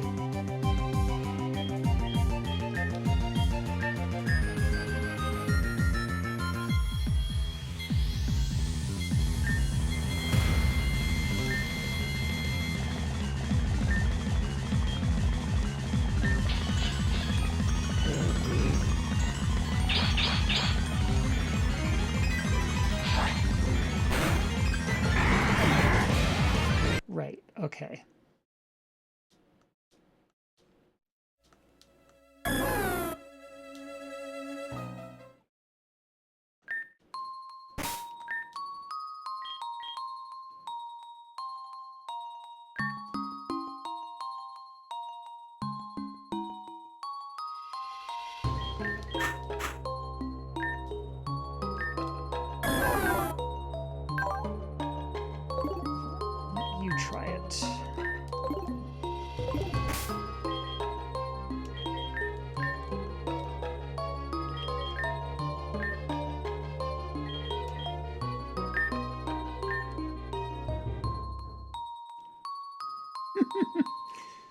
Thank you very much. We'll let you know how it goes. You can also curse, which is something.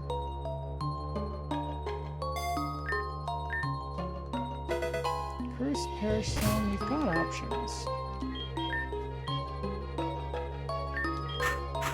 So maybe we will lead with you after all.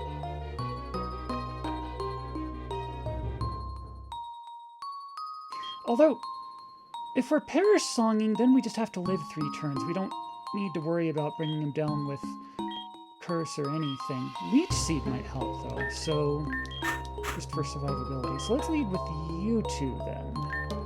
So just to confirm, once again, so we've got Sleep Powder, Pollen Puff, Moonlight Tail. We've got Leech Seed, Ancient Power, Storm, Perish Song. Yes, that should work. For the purposes of this, anyway. Alright, let's do it.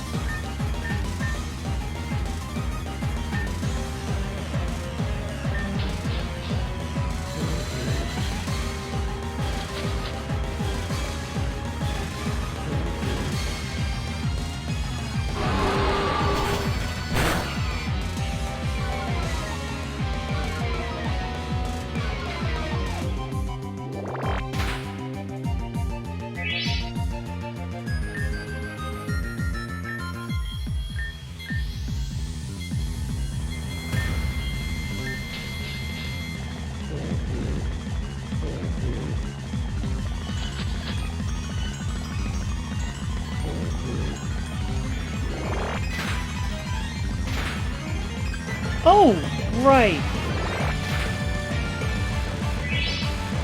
It's okay, we get it back.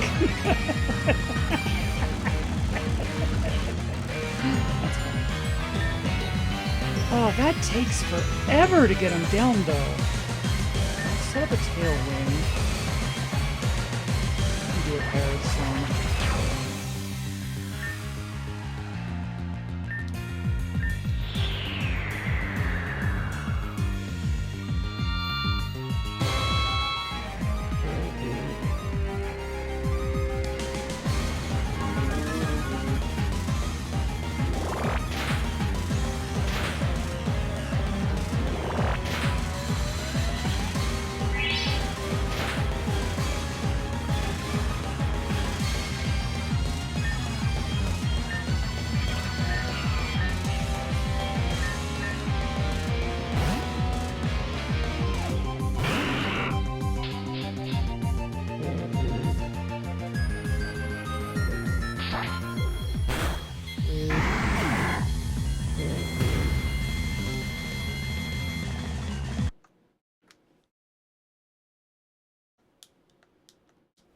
So Leech Seed is great for heals, but it takes way too long to kill.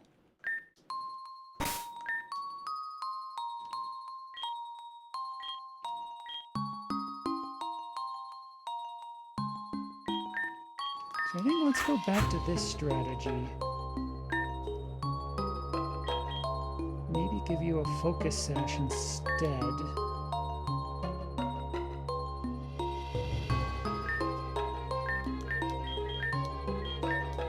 Because you don't need to mega for... Yes, you do. Shadow Tag. The problem is... endure. Because perish is just really bad news when they wake up.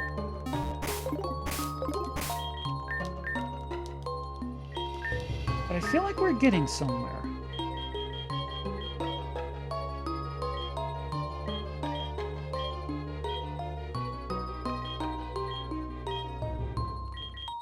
Dream Eater, that can heal you. And do some damage.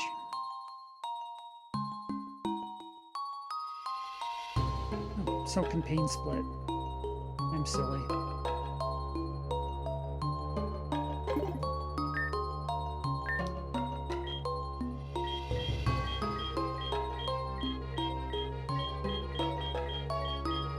You do have Endure. Good. That we can put over...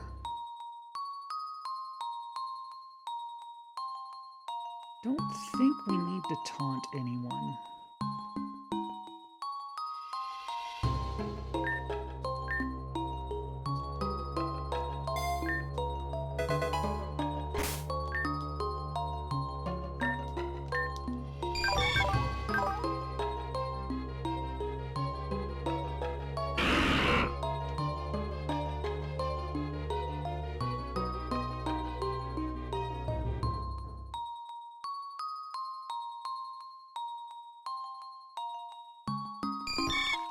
Should do.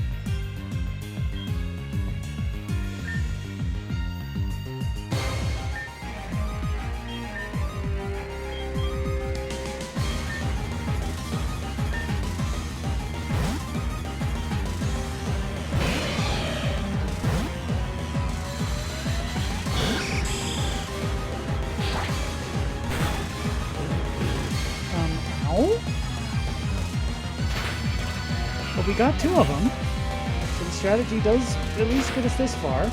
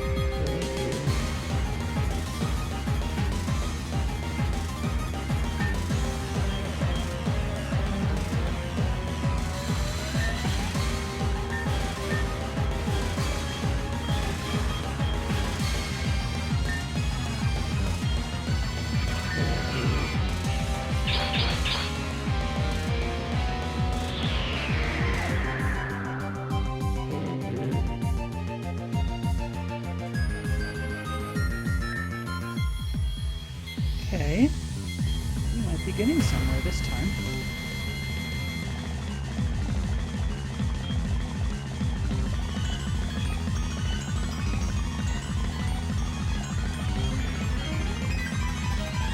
Go to sleep.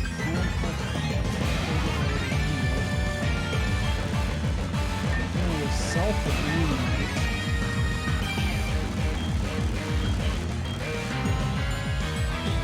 This is about the only thing that won't result in recoil damage, so just do another parachute, I guess.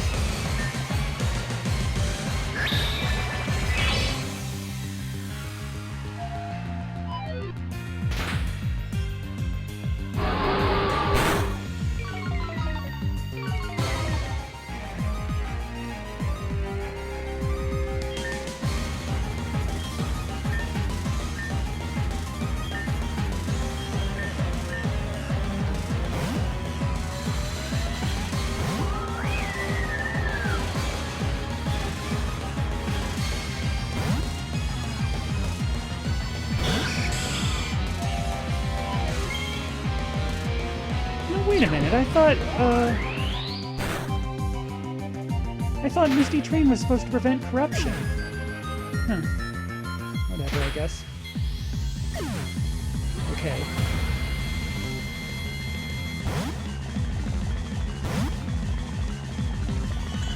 We're getting close. Just the last two. We just gotta survive 3 more rounds of this nonsense.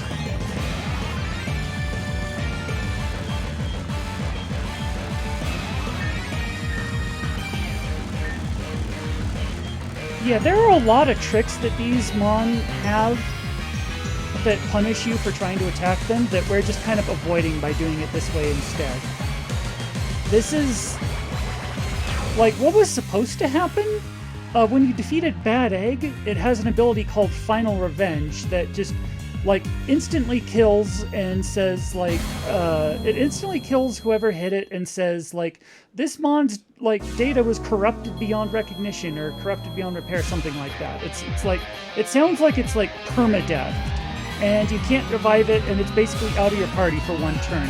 Then it comes back as a glitched out. It looks like a Porygon Z, but like with JPEG artifacts. It's got way better stats. It's got a different move pool. It learns glitch moves. This is actually one of the only intended ways to defeat this last Mon here, who's level 160 here, who has approximately 3 billion zillion million kajillion HP. They do not go down by normal means at all. What you're supposed to do is use the Porygon Z you just got from... this is a cinematic battle, right? Like, it's supposed to happen where a Mon gets dropped, they come back, and it's this 11th hour thing where they've got a cool new power, and then they can inflict corruption on 4H here. And then 4H will struggle itself to death. But we are trying to get around this. So we've got 2 issues here. One, we had to get past Bad Egg without Final Revenge. We did that with Parish Song.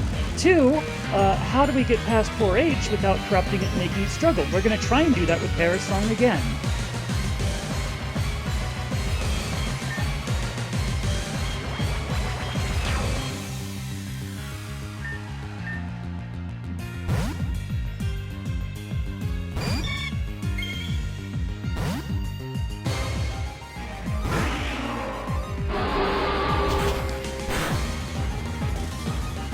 That is a potent level down wave. Wow, okay.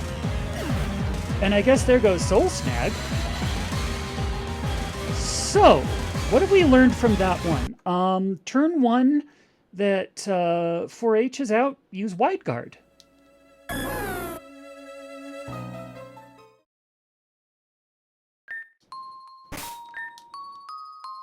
But we made it pretty far here, so I think we learned a lot from that one. And, like, honestly, I was only really working on these 2 to see if I could get past the first 3. I hadn't really done a lot with the back team here. Like, notice how they don't even have items. We just need to put in someone who can survive better. Possibly another Parish Trapper. No attacking moves besides no attacking moves besides level down wave. No attacking. It has no attacking moves. Oh my god, that's it. That is it. That's it. Okay, okay, I've got it. I've got it. Okay, here's what we're gonna do.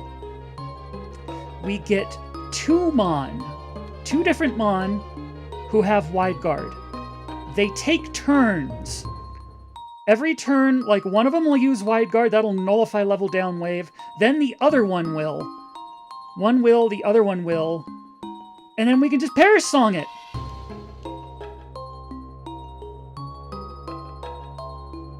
But if you Wide Guard, it'll lose to Perish Song before you lose a Mon to Curse. Wait. Before you lose a Mon to Curse, you say. So we don't do Perish Song because that kills us too. That's when we do Curse. Yes! Holy shit, we've got it. Okay, okay, okay, okay. Okay, so. The first two Mon we do pretty much like we just did them. Mothra and Giga Omega take them out. They switch out to... I really want to have someone else who can handle Wave 2. Like another Perish Song user and someone with Mean Look, maybe? So that we're not just, like, switching and then switching back, because that wastes a turn. But then, on the third wave... No, hang on. You two can't do Wide Guard, can you? Okay, who gets Wide Guard? Who gets Wide Guard? Who gets Wide Guard? This is important. Flynn and Crater. So our Glade and our Fortress. Neither of them can Perish Song, can they? Can anyone get Wide Guard and Perish Song?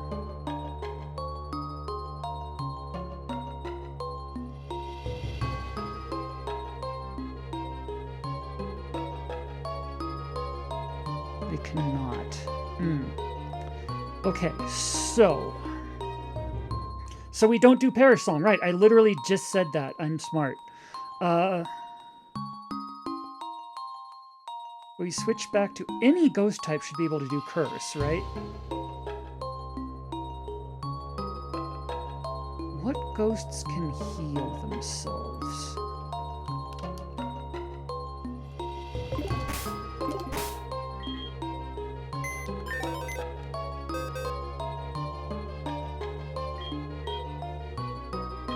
Penguin, hello! You might have come just in time for us to make a major breakthrough.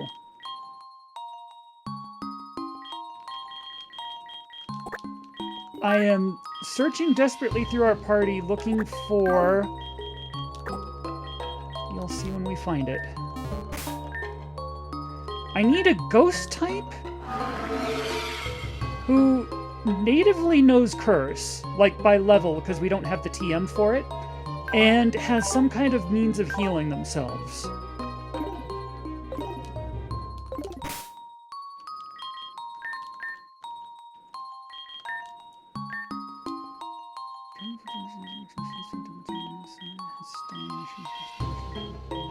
So you get Curse. There's that. Fan of Force, Takedown, Dragon Rush. Last Resort, Hyper Beam, Solar Beam. Let's go for Rest. Rest! Rest with a Lumberry, maybe. It's a workaround, but look, you've got Curse. It'll do. Steel Wing, Beat Up Facade, Swift, Helping Hand, Brine. Endure. And you can endure, too.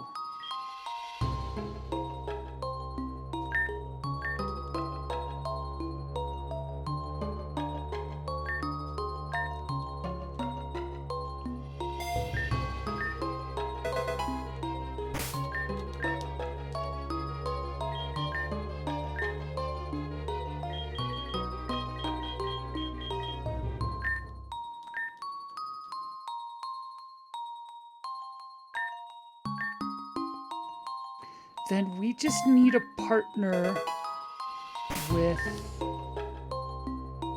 Oh, we just bring Mothra back.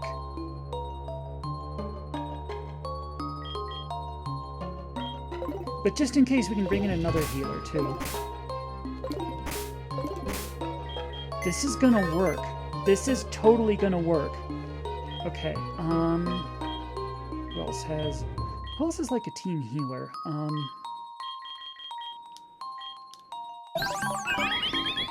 Pollen Puff and aromatherapy. Yeah, okay.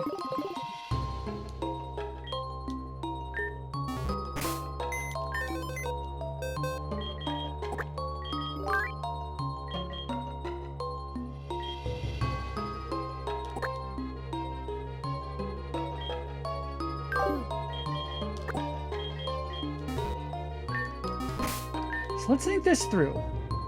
Our first two here, just sleep, Mega Evolve to Shadow Tag, Perish Song. Shadow Tag keeps them in place. They wait out the sleep, Pain Split, heal themselves, switch out at the last second. 2.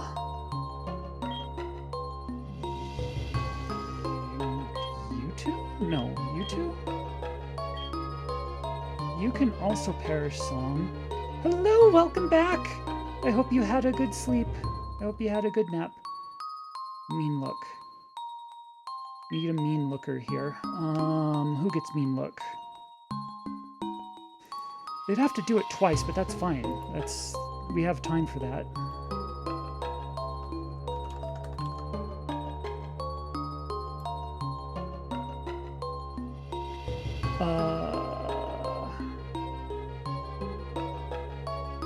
What do you say? You know, that would be so thematically appropriate. The girl who started us all, the girl who started this entire adventure, if she's the one to close the deal, just by glaring at people.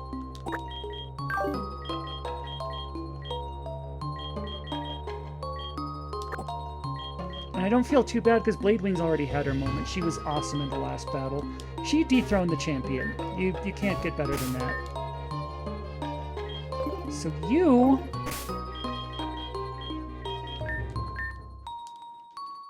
What can we do for you?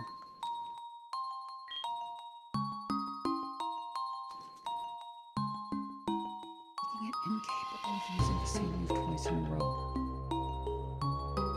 If it only has one move and it's tormented, that means it struggles every other turn. That could be the end play there. We torment it. Then it only does a level... Then we only need one person with Wide Guard because they only have to do it every other round.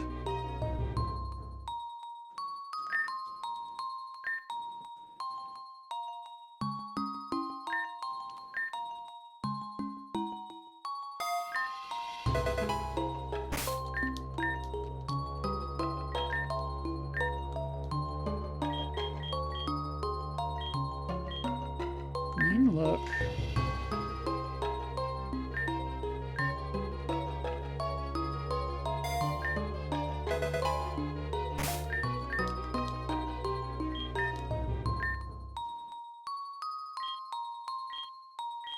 Hey, she was a tremendous early game carry. She was amazing until, like, she kind of dropped off in the mid-game here, and now she's coming back. She's the bookend of this series. She was our starter and our closer.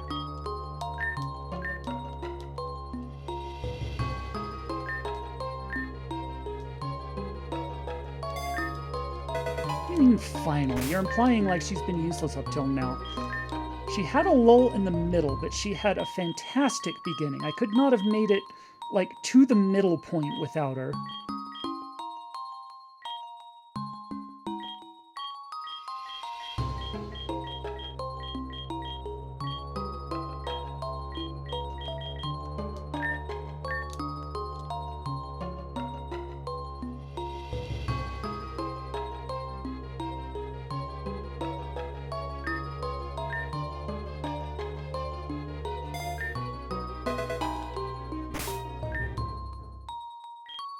So we just need...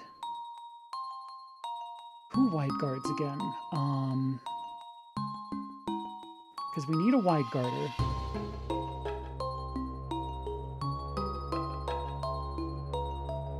Our choices there are the Gallade or the Fortress. I think one's a bit sturdier than the other, so I think we're bringing Crater back for this.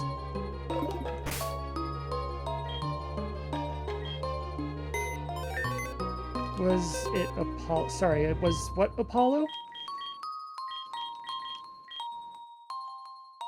No, Apollo had quick guard. Crater's the one who has wide guard.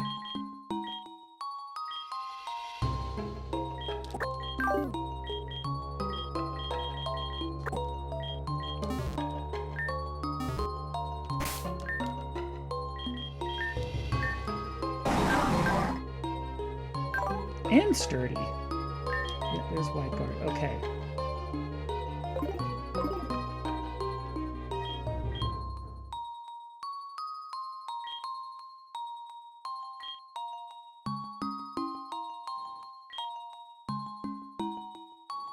So I feel like...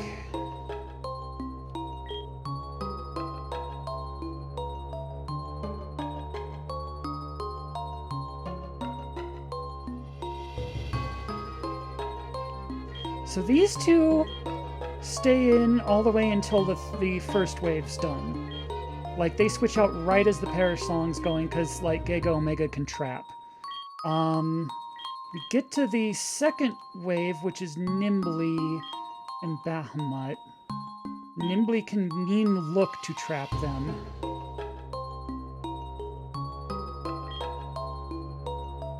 No, because we need Nimbly for the third wave.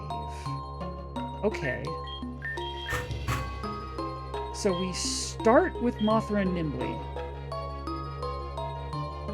No, because Nimbly's our parish song user.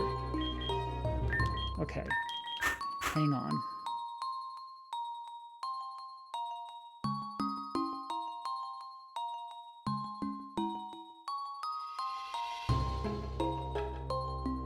Nimbly can learn parish song, it just takes an ancestral machine.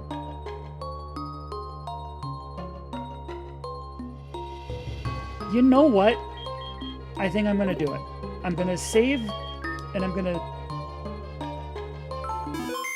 Then I'm going to use the ancestral machine, and I'm gonna save in a different file, just in case.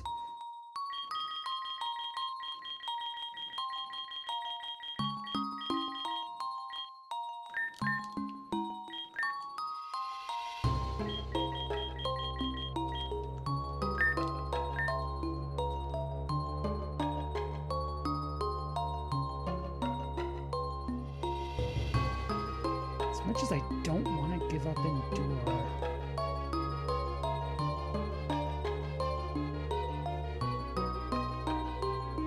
Okay.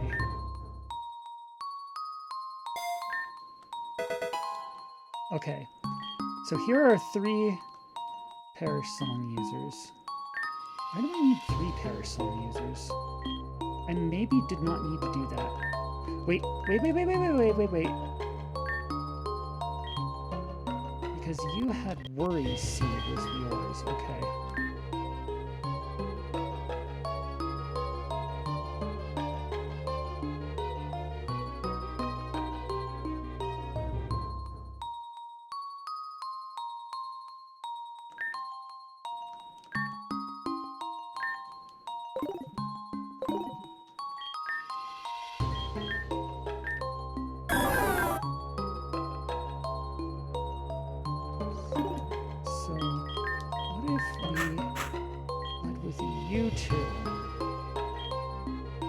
Song, sleep.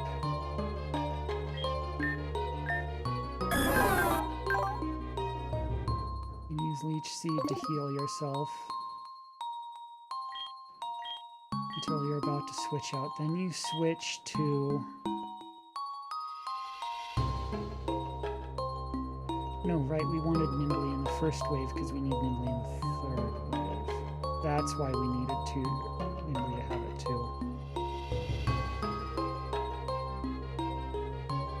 Unless Okay, Giga Omega is our second wave.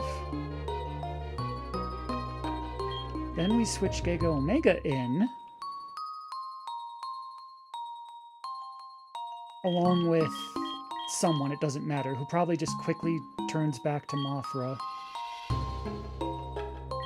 Because I think we need sleep support for all 3 waves. No, just the first 2. So one of you, and then we switch to you, and then you can U-turn back to Mothra. Because you're that sturdy. Okay, this is all coming together. So, here's our first wave. Here's our second wave, except Crater U-turns to bring Mothra back, so here's our real second wave. Then, our third one is Nimbly and Crater. Crater wide guards, Nimbly... There's no trapping going on in this wave.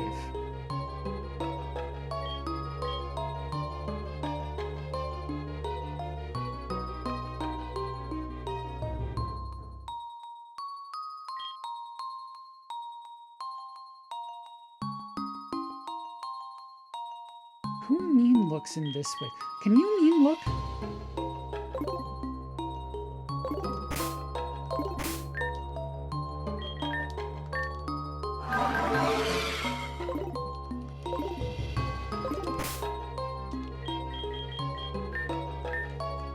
I promise you this is all coming together. And we're going to do something awesome once this is all figured out. Because I'm getting ideas. I'm just trying to fit them together here. You do not get mean look. Okay, who gets mean look?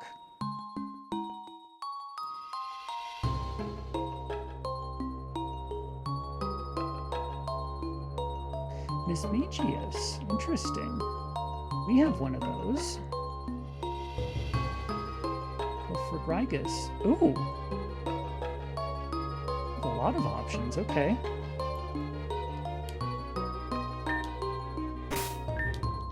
Gigas is nice and bulky, too.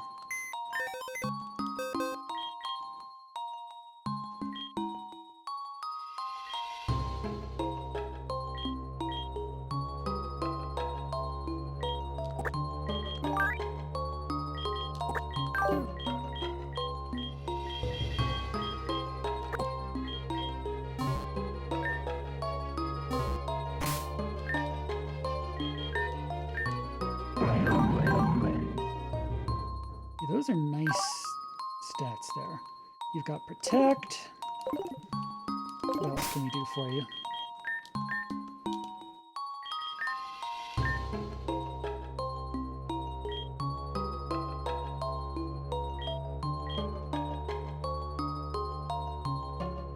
Disable could be fun. Takes itself some status moves. Unfortunately, level down wave is not a status move. There's mean look.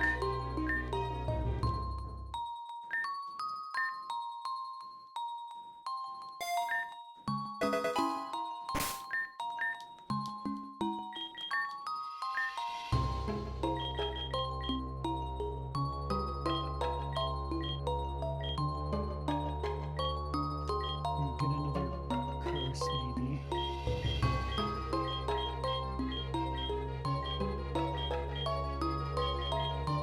Door could be fun.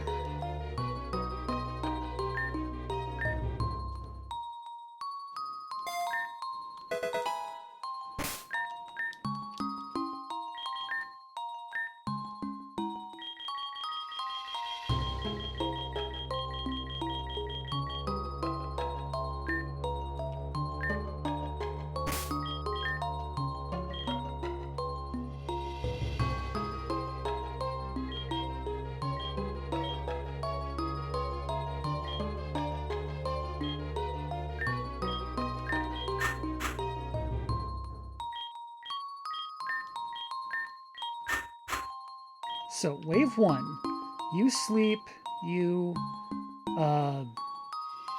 trap and perish song.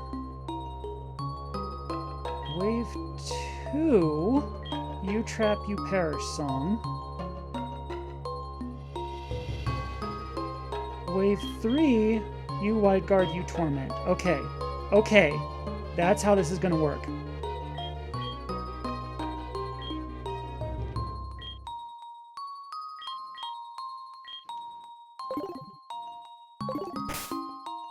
Now, are there any held items that would, like, help for these last ones? I mean, some HP restoring orbs and stuff, maybe. A Lumberry for the corruption.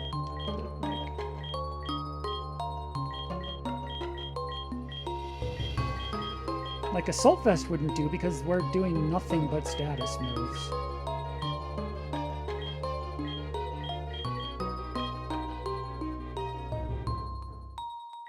Yeah, let's just give everyone some heals, I guess.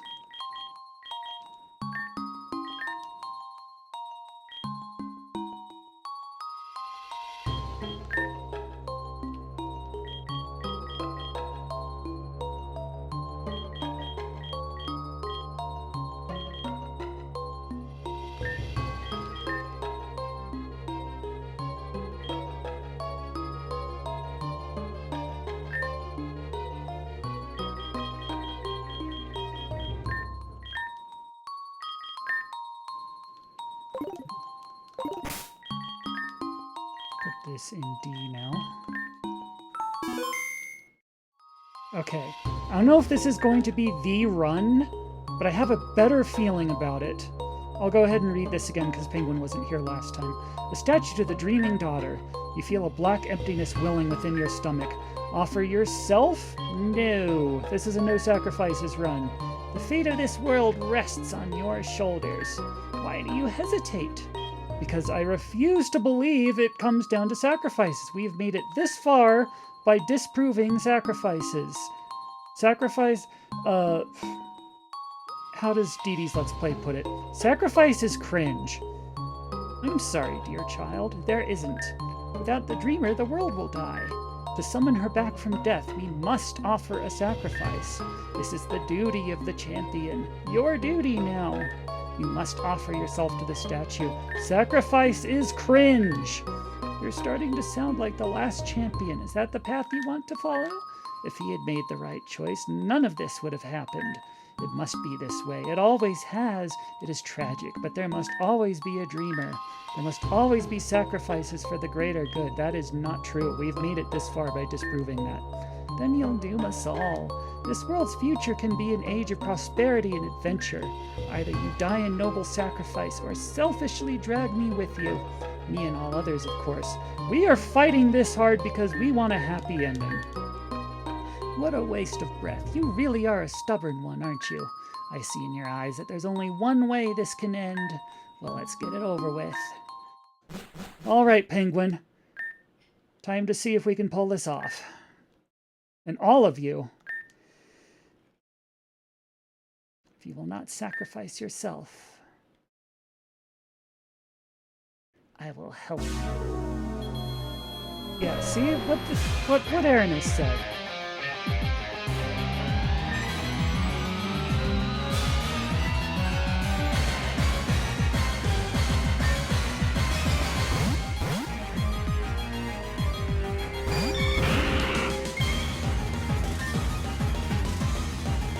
So we sleep you because you are the one that can kill in one hit. You Omega so you can Shadow Tag, and you Perish Song.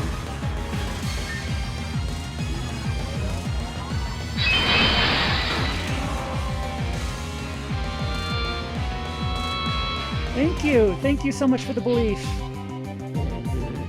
I was worried for a second there, but I'm feeling better about this now. Even if this isn't the run, I feel good about this. I feel like we're getting a lot of progress. I feel this is going to get us a lot closer to it. I think we're going to get it.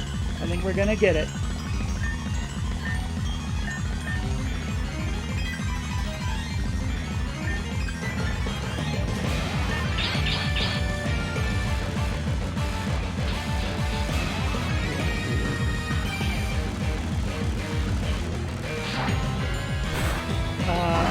You woke up way too early.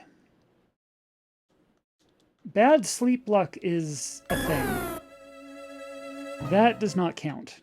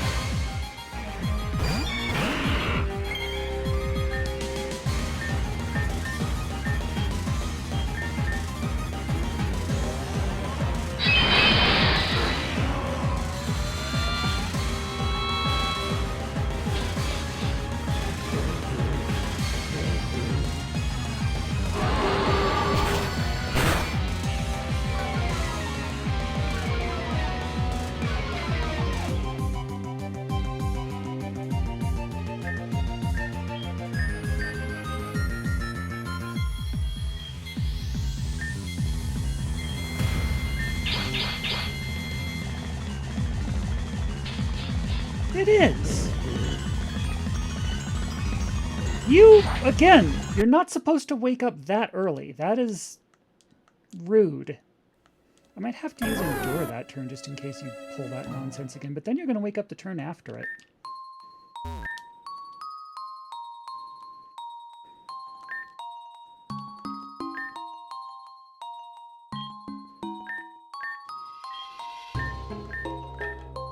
I would give Gengar a focus sash to take that, but he needs to Mega for Shadow Tag. Or they need to Mega for Shadow Tag.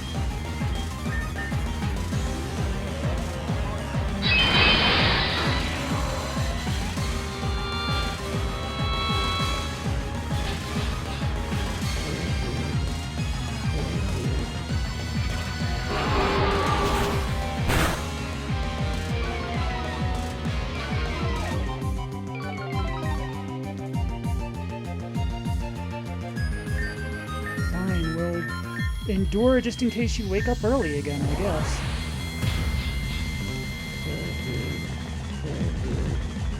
And of course, now you stay asleep. Now you're gonna wake up. This is the round you're gonna wake up, aren't you? Tailwind. And try and endure again, I guess. But it failed, of course it did. Now you woke up, and of course you did. Of course you did! So we just have to hope you sleep through the first round and then endure the second. That's really all we can do.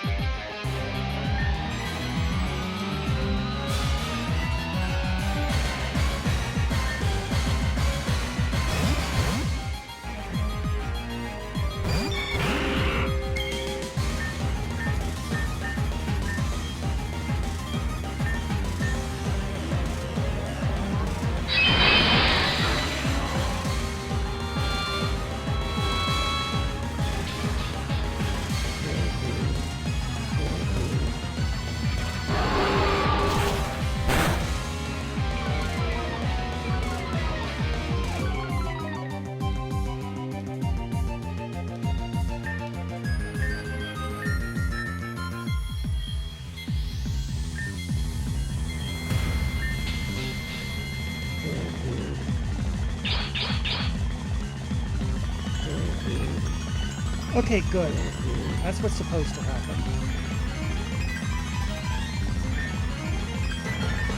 Tailwind, now we endure.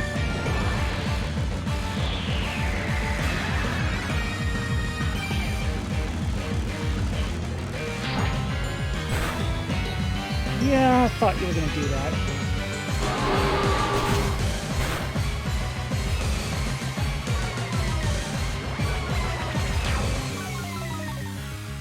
Boy, that was not kind to our levels, was it? I'll have to revisit the crystal again after all this. That's fine. Anyway. As long as we get through this. So, we're good here. Now, switch in. You have new look, so you're a trapper. You have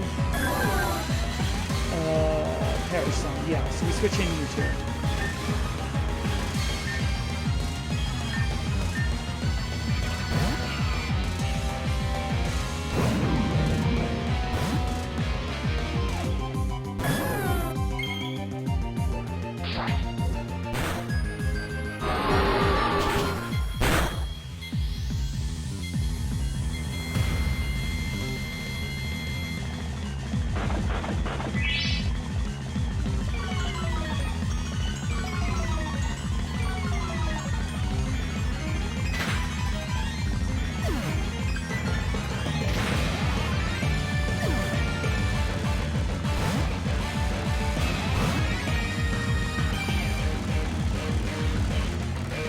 Bahamut's not doing so well. We can trap you two, but I don't know if Bahamut's gonna survive. Oh, Leech Seed.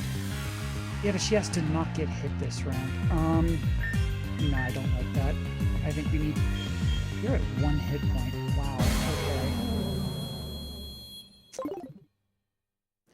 That's bad.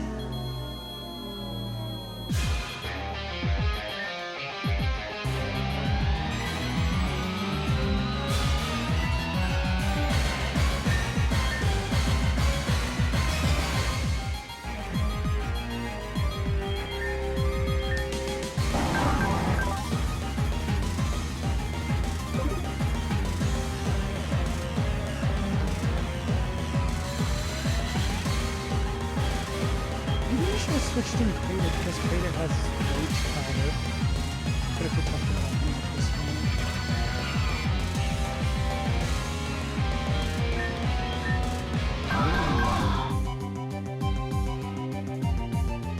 You can like end Perish Sun. You can do it all.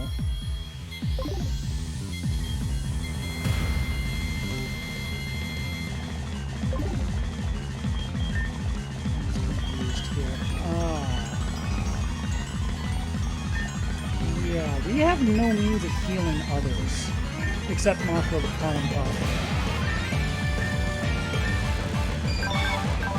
This is like our only healer, and you're hurt too. I think Bahamut just has to try to... I don't have a way to draw anybody to you. You look Endure. You have Endure and Protect. That's redundant. I'll fix that next time we reload because I don't think this is gonna work. Okay, fine. We'll start on the trapping. We'll put a Leech Seed down. I don't think Bahamut's gonna live to see the end of this round. But it's really, we don't have other options.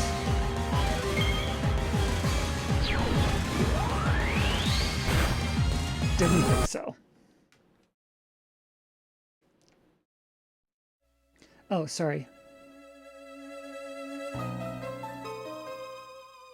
Bring that down a bit.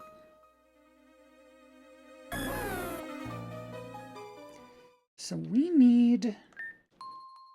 I still like this idea, but we need more means of healing oneself and others.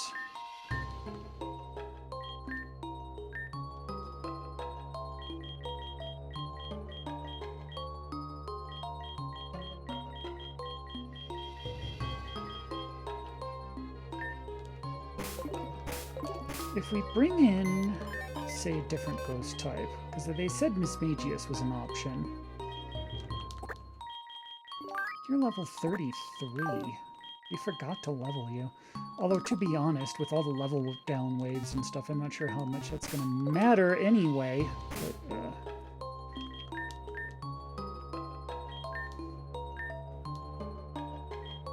So you get Mean Look, you get Pain Split. Pain Split you can use to heal yourself, at least. And Perish Song. Hello. Lucky Chant. Growl Side Wave. Spite, Staunch, Hyper Beam, Rest. Sun, Swift, Shadow Claw, Trick Room. And Endure. That's a good moveset. You know what? Go back a file or two before we use the Ancestral Machine on Nimbly. Because I think we can pull this off with Mismagius instead.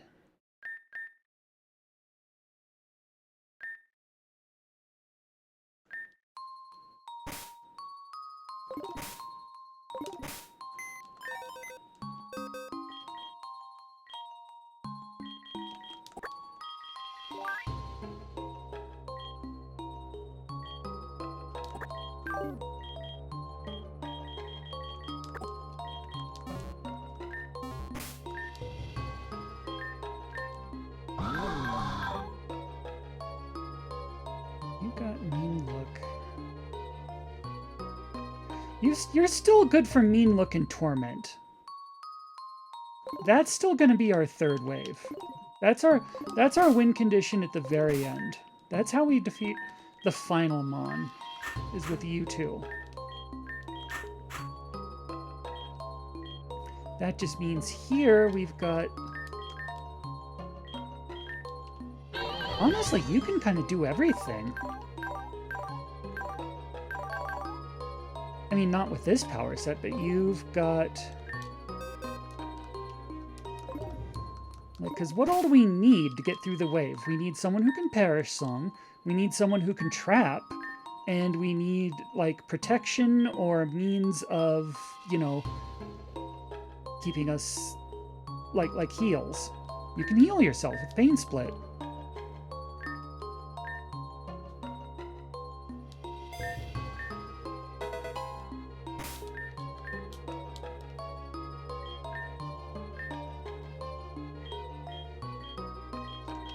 Mean Look.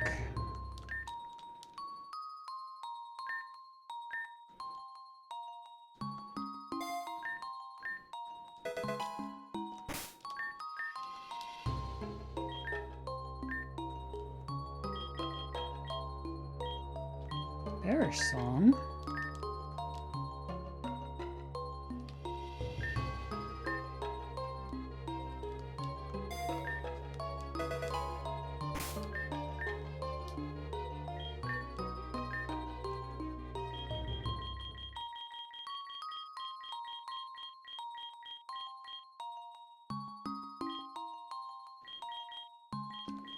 And Endure, I guess. Sure, why not?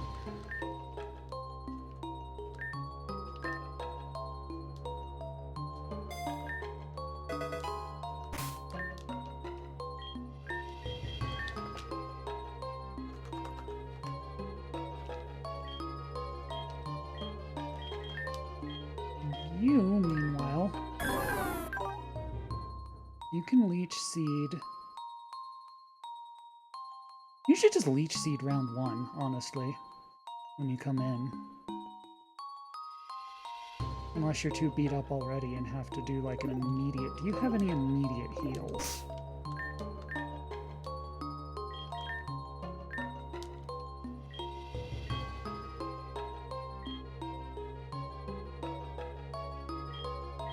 Life Dew!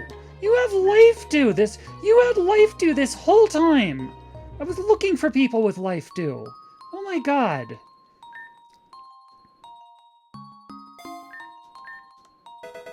Good heavens. Okay, that's gonna change everything. Okay, round 1.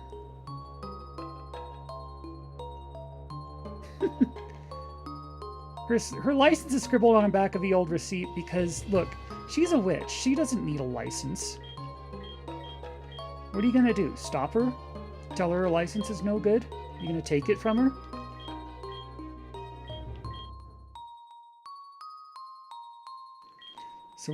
So we've got wave 1 figured out. It takes some RNG with the sleep and everything, but I think we've got it. We get to round 2 with, or wave 2 with these two. Hamlet can maybe...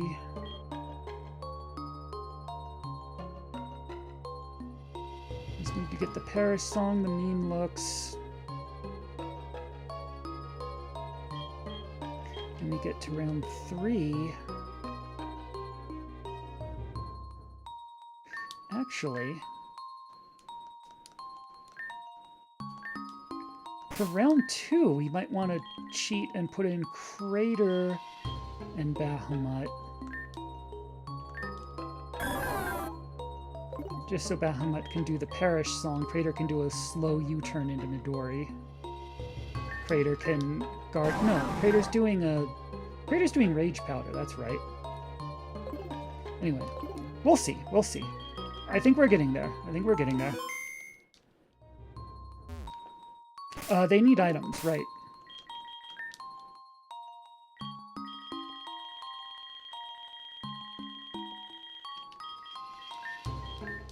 I guess you need... What do you have? Big root? No, you're getting beat up so bad. I think you need the berries instead. You need...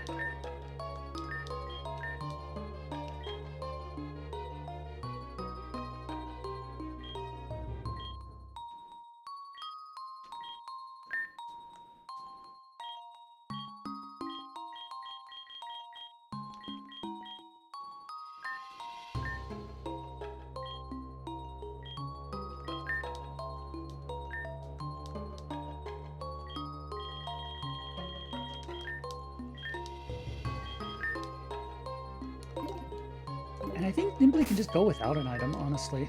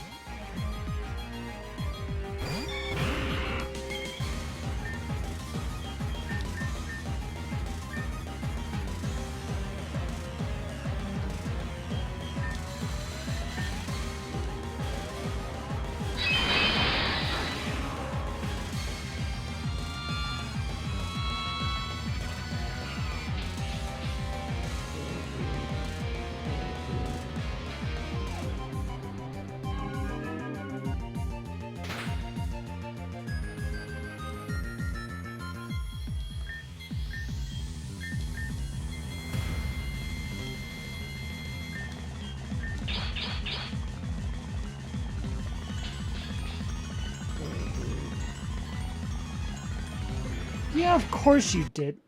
You wake up way too early. That happens way too often.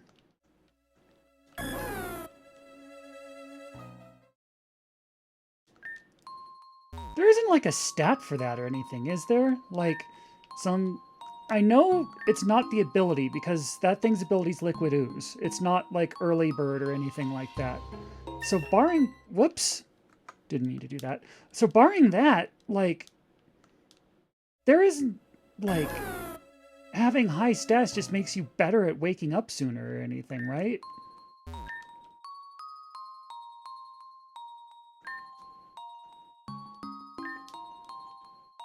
Oh, I'm sorry. Okay, have a good lurk, sweetie.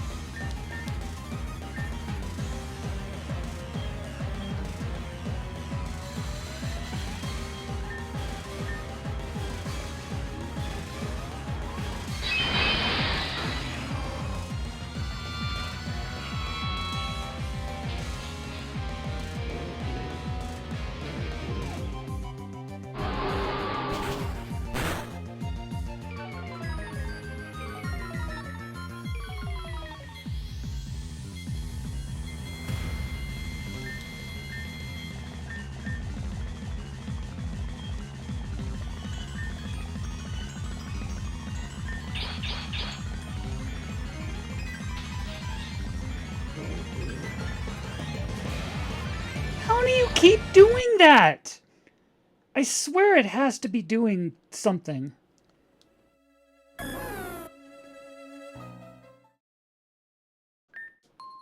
That thing just will not stay down. All I need is one turn, just one.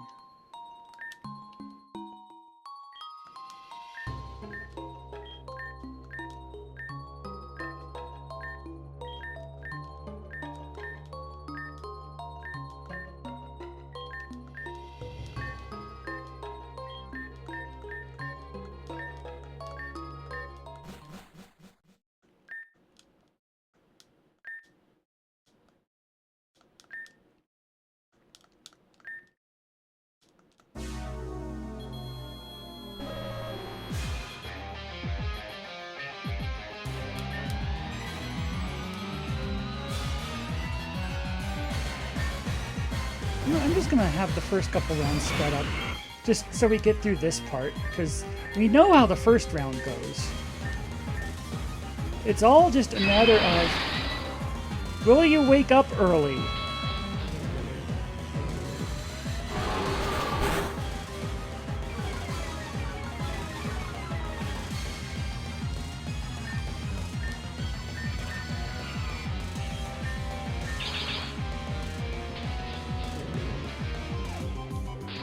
Mother...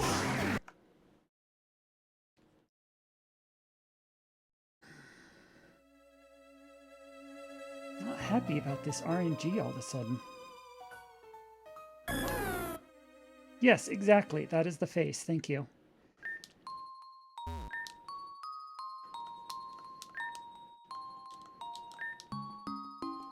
I wonder if there's a way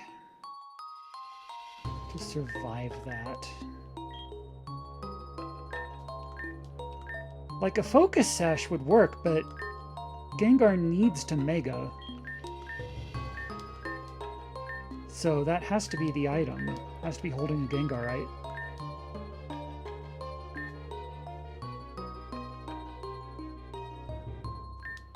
It's worked before. It's just rare. I think we're just getting really bad dice rolls. I think. I have no way to know for sure. Because they have stayed asleep before.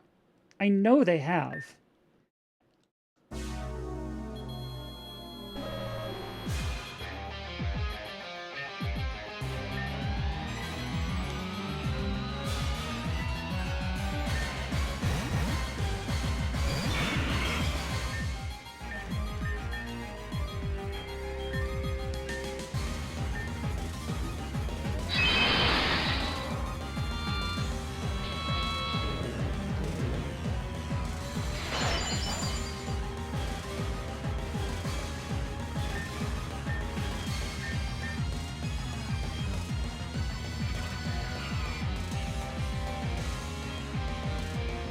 I guess just perish song again and just waste your turn, though.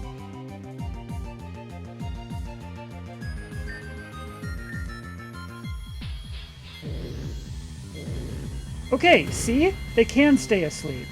It's just the luck on that is weird. I don't know what's up with that. Okay, that's what we needed.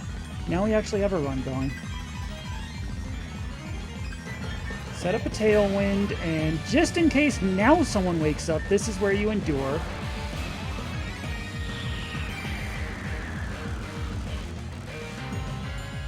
Frickin' knew it.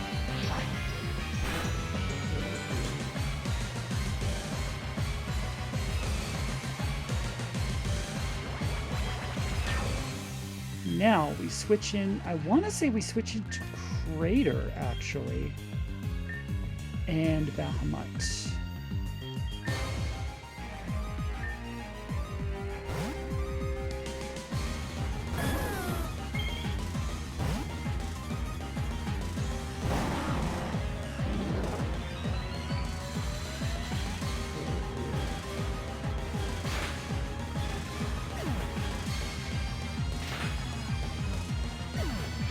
Okay, that's those two.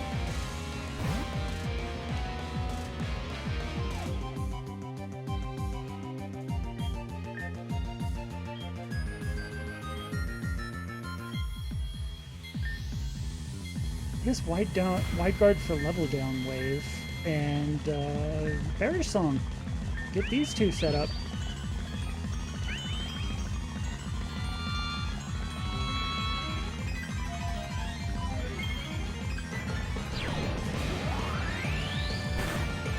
Ow.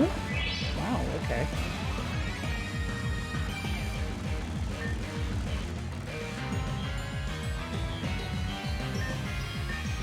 Need Midori in, and you...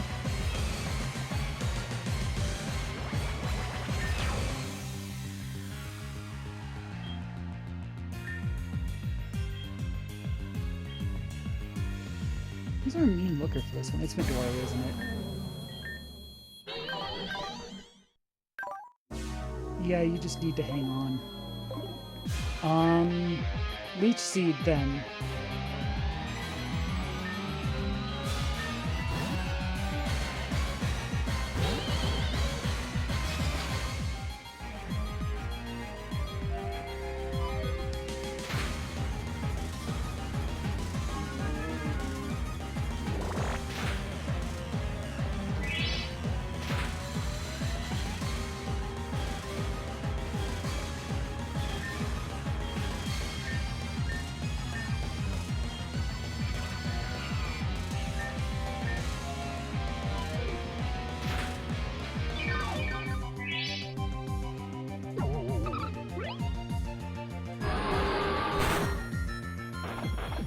This took a bit too long. We're only going to get one of them with this, I think. Bad Egg's going to switch out.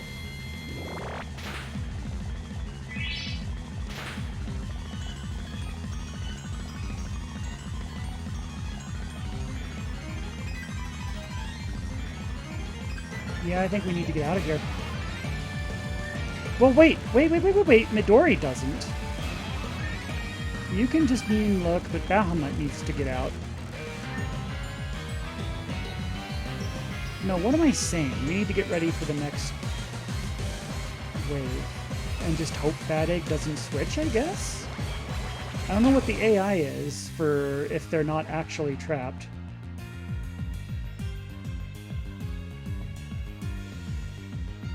Let's just see what happens, I guess. Let's just pretend that everyone was trapped like they were supposed to be. Send in the final wave. Like there's a... You're hurt, actually. That might be a bad idea to send you in. Wait, no, but we have to. You have Wide Guard. Okay. That's a risk. Oh, we can life do as soon as you come in. Okay.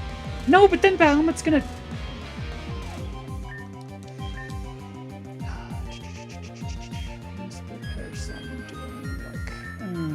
No, we have to. We just have to hope. We just have to hope. Fingers crossed. You did switch out.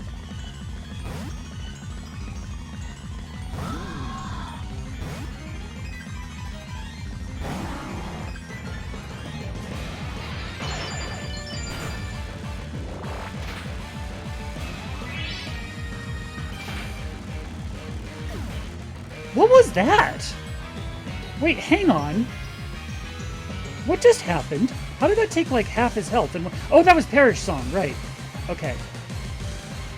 So we need another Perish Song now.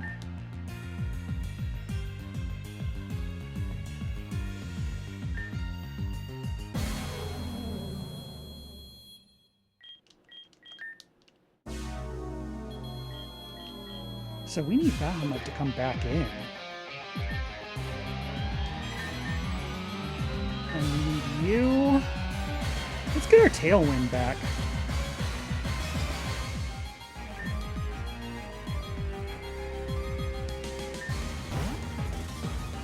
This is so off the rails.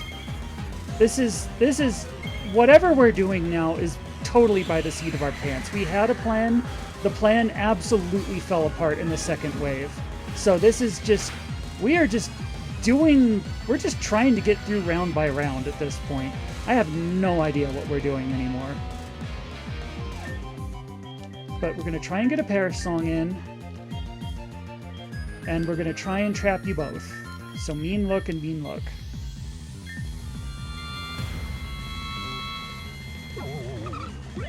You're trapped.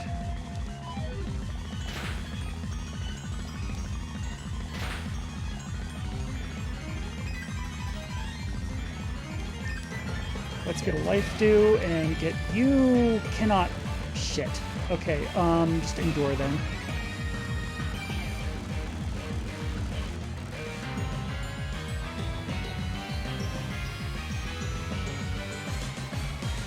Yeah, because you're not doing so well anyway, so yeah, fine, endure just in case.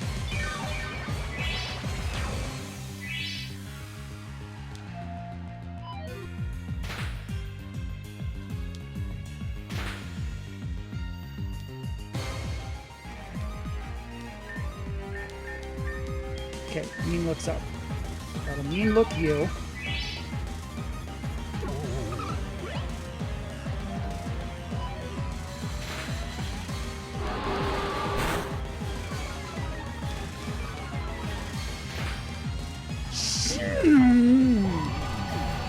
Almost. Almost. For the fact that everything fell apart there and we were just like improvising, that actually was not that bad. I do not feel unmotivated by that. On the contrary, I need to take another AFK break, but we will keep trying. And I really feel confident, even if this stream runs late, we're going to get this. Because that was a solid attempt. So, what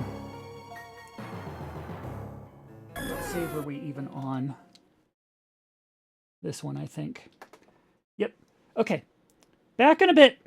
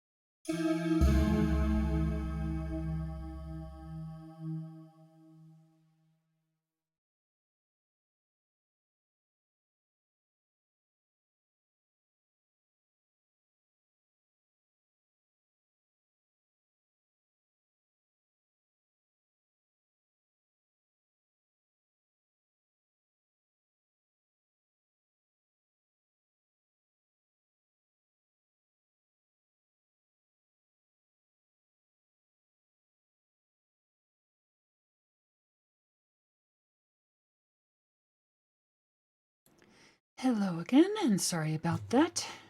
Dan, hello, welcome back. You did not miss it.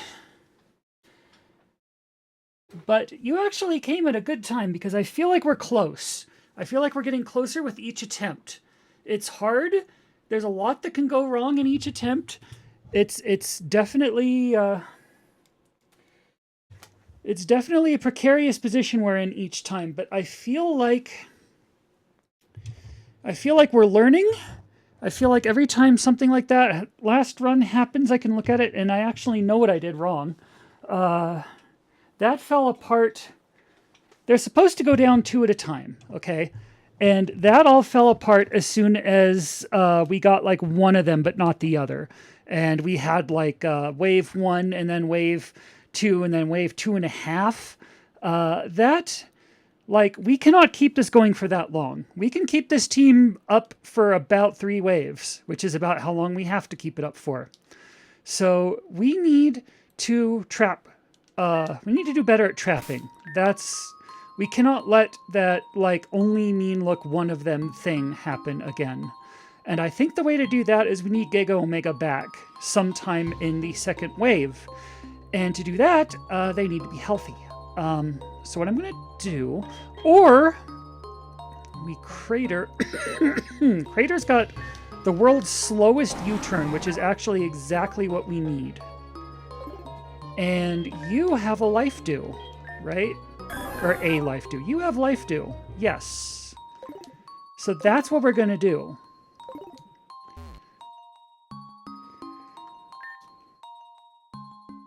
I think if we can keep on the rails, because, like, it went off the rails, and then I just kind of had to improvise the entire ending there when... Shit, I pressed the wrong button, sorry.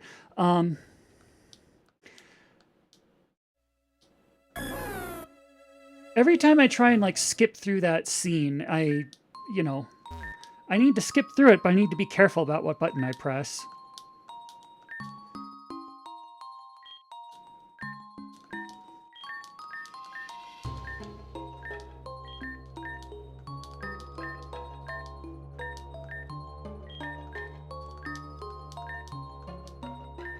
God damn it. Sorry. And you hit the wrong one, you have to start over.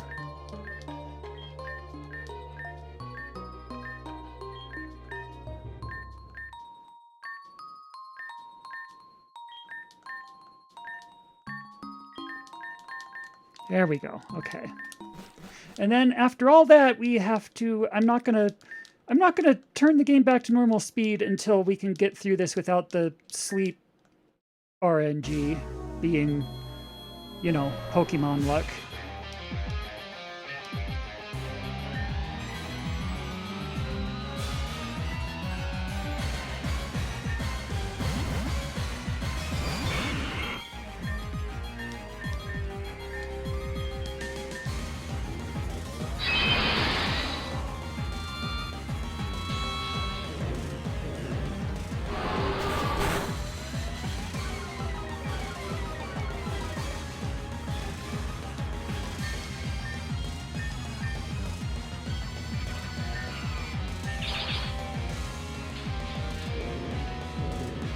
Good, okay, we got another run going.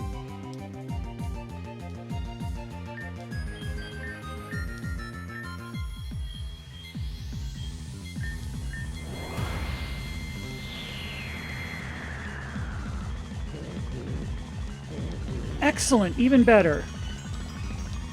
That's the luck we need for this to work, because I want Giga Omega to come back, but they need to be at full health for this. So now we switch in to Crater, and to Bahamut.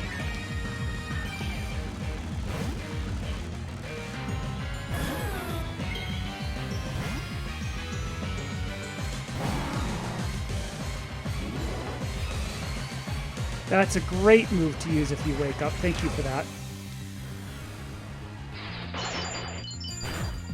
We'll take that, I guess.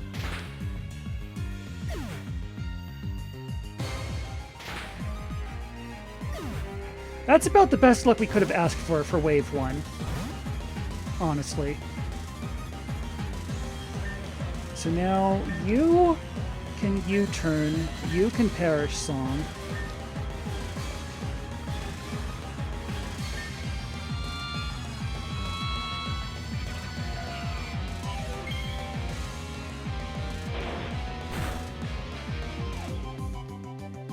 You're actually slower than Crater. You're like level 100 and something, and you're slower than Fortress. Wow, the stats really are wonky. We really are fighting a missing number team. The stats are just completely random numbers that mean nothing.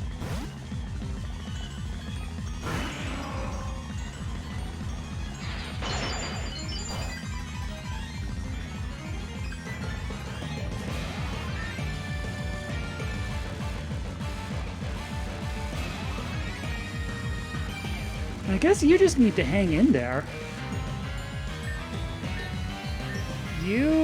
Let's just keep everyone healed until the Perish Song is low enough that you need to get out of there.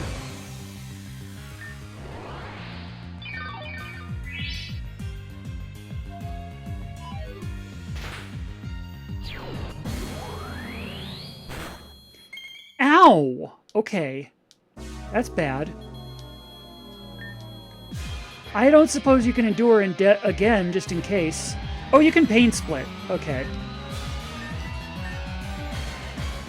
And you can't Life Dew. Leech Seed, I guess.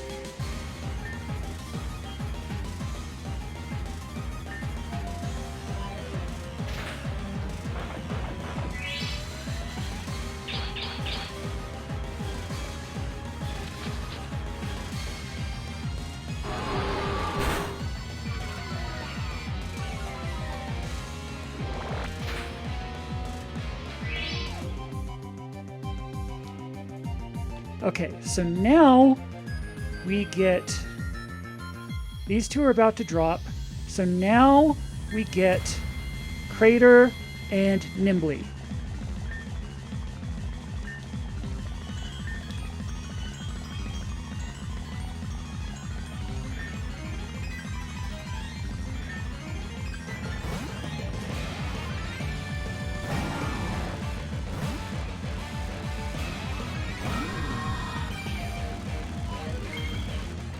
That's bad.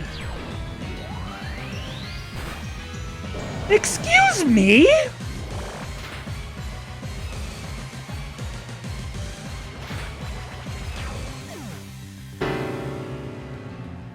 Okay. Okay, we learned, though. We learned... I don't know what Profane... Profane must be a special attack or something. What are Fortress's stats? Yeah, that must be a special attack, so we put in a special wall. Do we have a special wall? Oh. I guess Giga could have stayed in then in that case. No, but we need Crater for Wide Guard. Oh. Does anyone else on this team learn Wide Guard?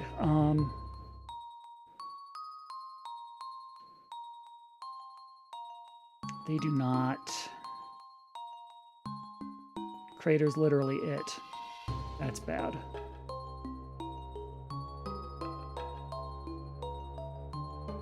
So...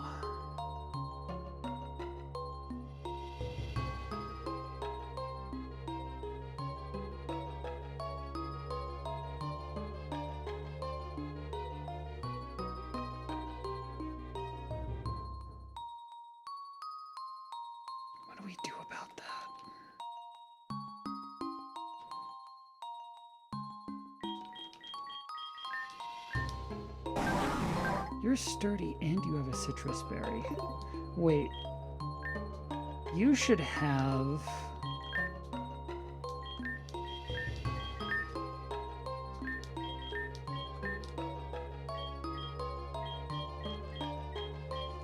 You should have the jaffruit berry because it's the one that goes off the first time it's hit by an attack, even if it's a minor one. The citrus was waiting for you to be, you know, low level. Or low HP, rather. That can get you back to full health, which means you would have survived that because of sturdy.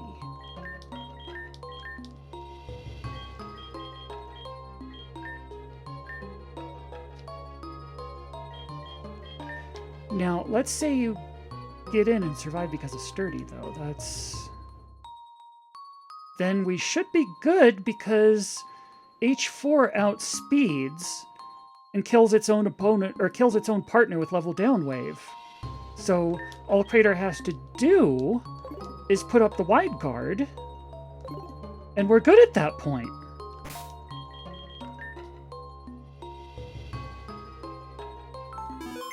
So I think we just need to switch the berries and try that again. It almost worked. That's why I say that we have a very good we have a very good feeling about this. We will get there. It might take, you know, several more tries. This might not be the run, or it might be, you never know. Any of these could be the run, but it might not be. But I feel like every time we are figuring things out, we are making progress, we are getting there. This is going to happen. It's going to happen tonight.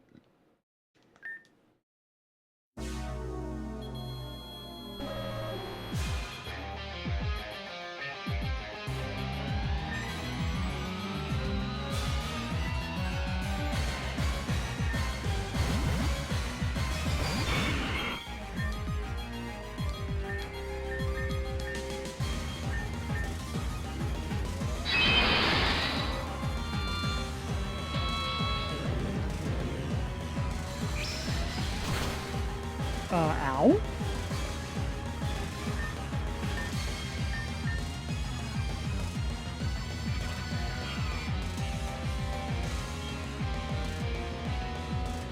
I guess bear song again then.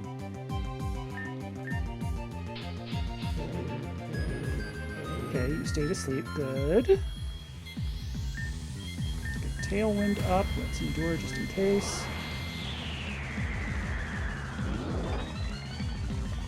Fine.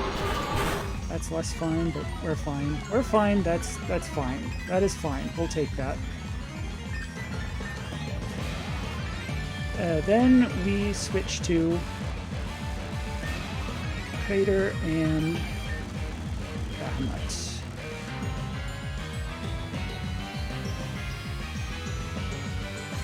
I think.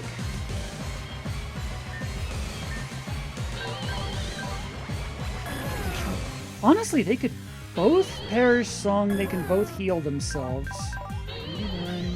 You're a lot tankier. Like, a lot tankier. Okay.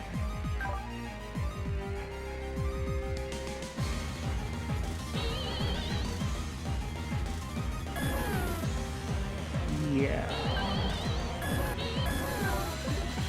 Yeah, you're just, like, significantly better in every measurable.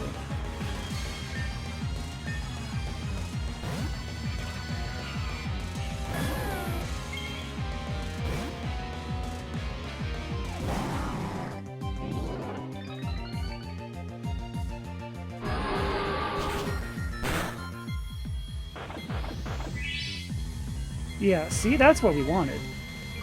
Now you still have full HP.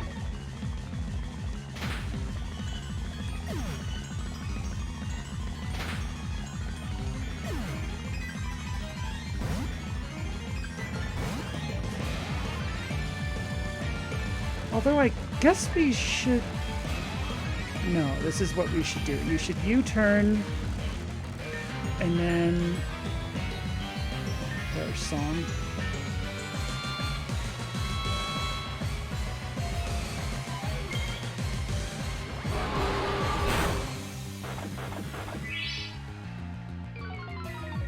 Okay, so I don't... Oh, but we need crater still. That's bad.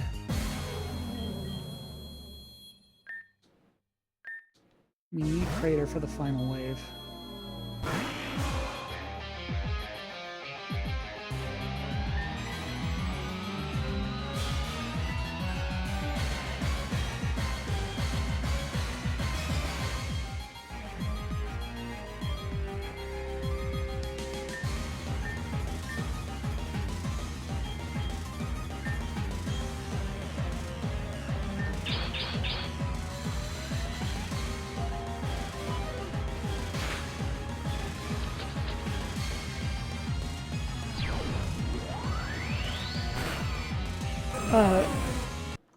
Okay, profane is bad. Maybe we need a light screen.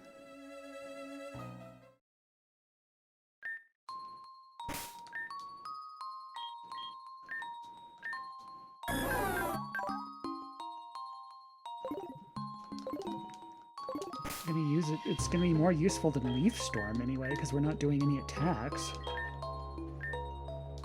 Maybe we give you life screens, or light screen, so you can set that up.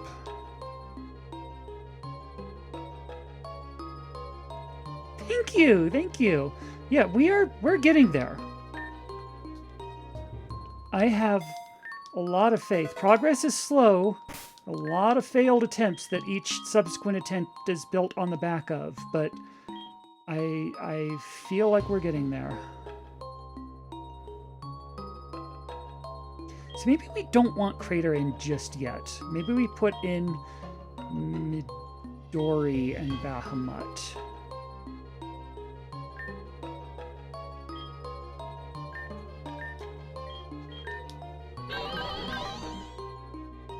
Because you can perish Song, Pain Split, Mean Look, Endure. You can do it all. You're like any role we need you to be. You're just... You have, like, no staying power.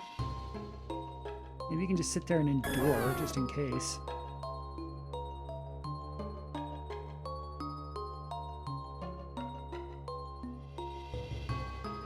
Or you can perish Song while Bahamut sets up a screen. Maybe.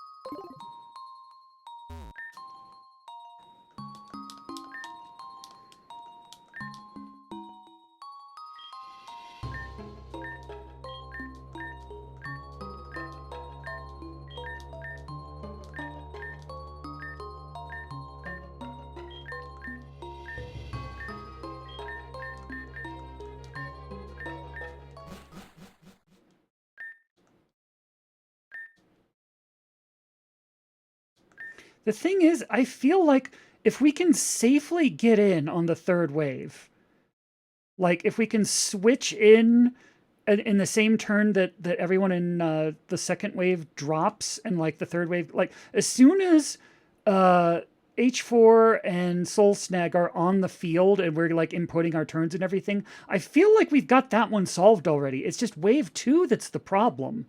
I feel like as soon as like we are choosing what to do versus H4 and Soul Snag, then we've won this fight. We just need to get there.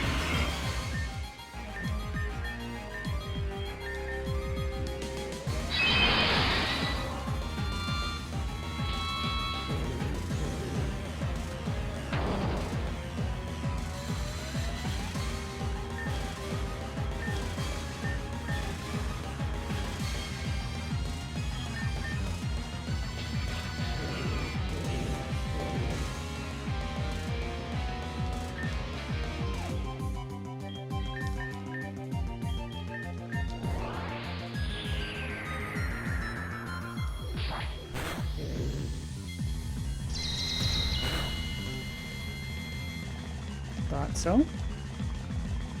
Okay. I don't like the position that leaves Giga Omega, and especially because they need to be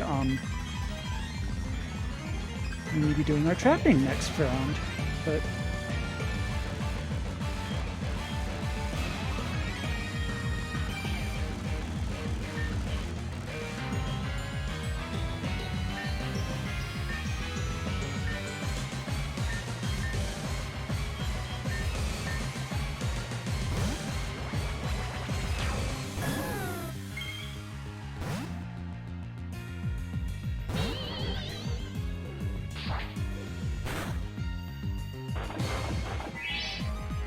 rude.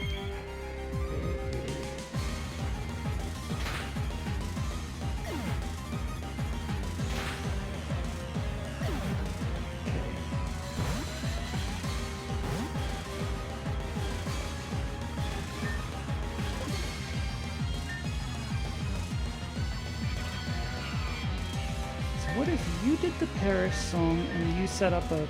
You can't set up a life screen right now. You set up a leech seed, I guess.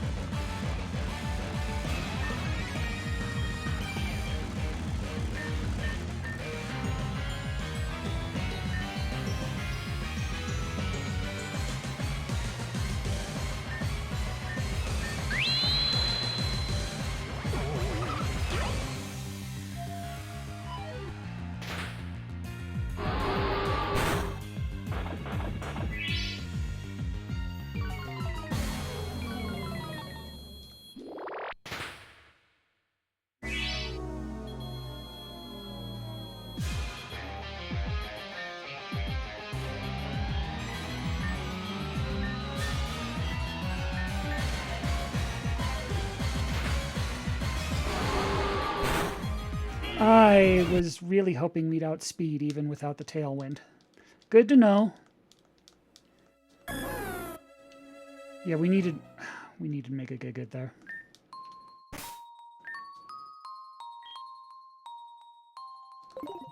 You know what? Do you have any switch out moves?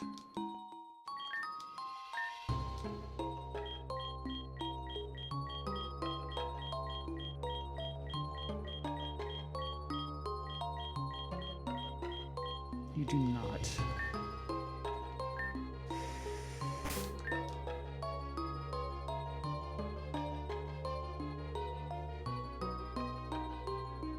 I guess just do a hard switch for Mega Giga then.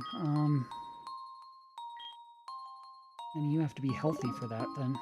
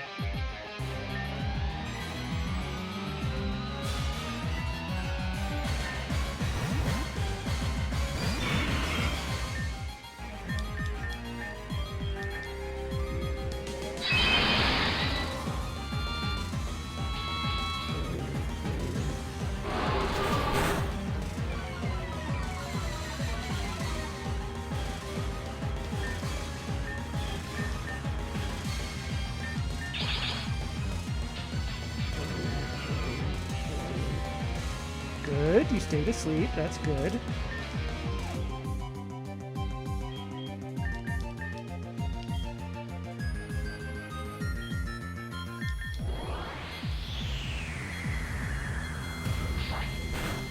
That's less good. See, it always happens like right when you have to switch out, so you're like in the worst possible place for this, but okay, fine. We're on the second wave. Let's just see how it goes, I guess.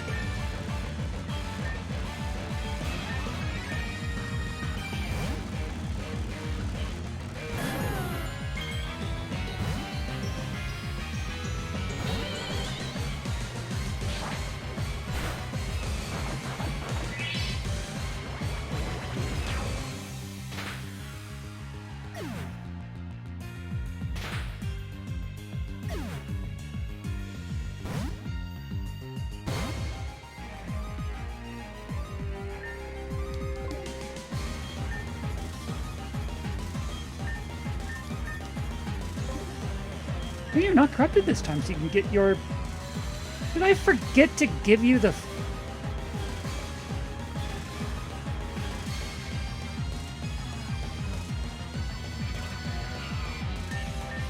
Okay.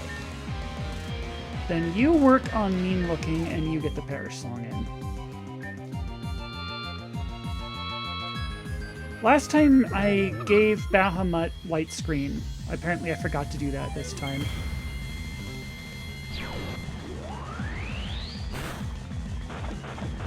I cannot believe you actually... Oh, light screen! Because light screen, that's how you lived through that.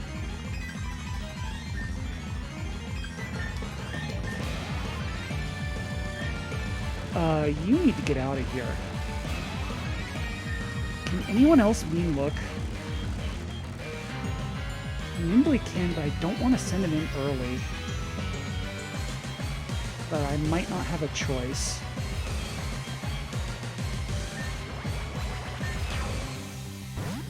Shoot, that was the wrong... I meant to switch the other one. I messed this up. This is totally messed up. I'm just resetting right now. Meant to switch Midori, not...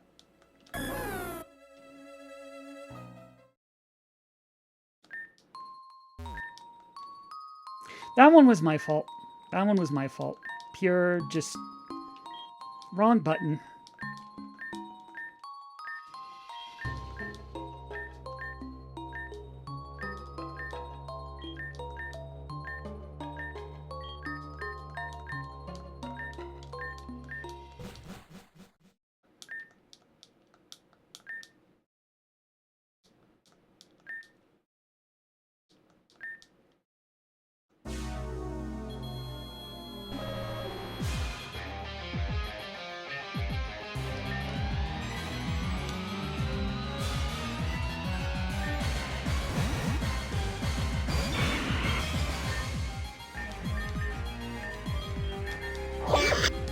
All right, let's kick some brain.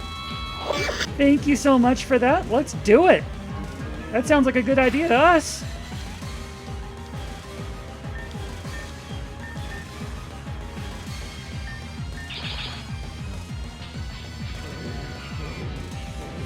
Good.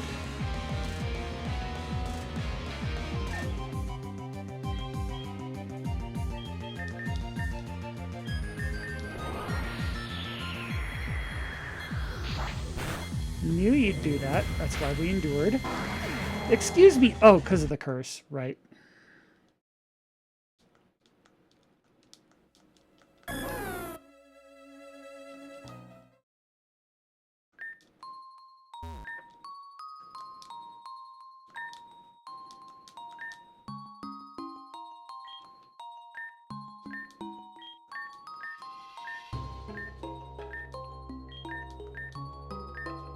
I'm beginning to understand why Red said that defeating the anomaly was, like, completely impossible, and that Red decided that the best course of action was to just let the world end and just let that take the anomaly with it.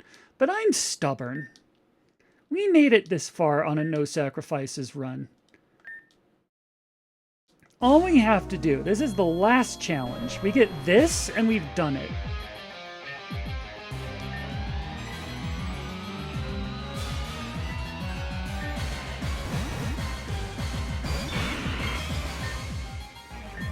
And honestly, I feel like we have a strategy. It's just there's a lot that can go wrong because of RNG, so we just need to put, you know, put the run together.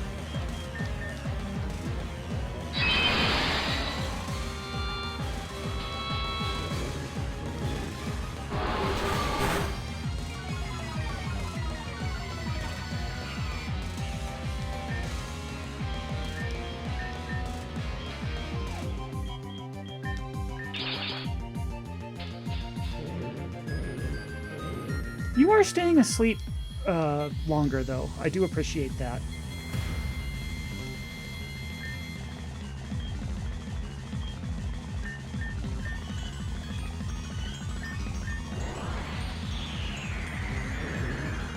Oh, perfect. Okay, now we're on a good run. Because we need to bring Giga Omega back later, but they need to be in good health for us to do that. So that's the best thing we could have asked for.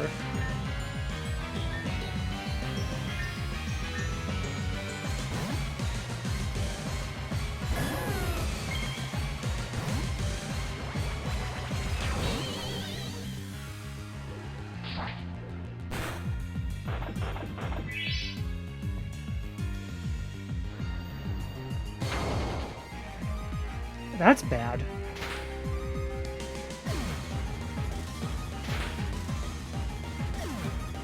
Okay, Bahamut needs to Perish Song and then GTFO.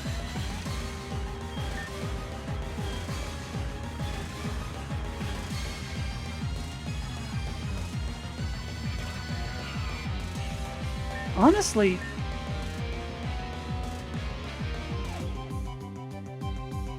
maybe Midori can Perish Song and Bahamut can just get right back to Giga Omega, so we got the trapping in. No, because whoever switches in is still going to take that Doom Desire. It doesn't...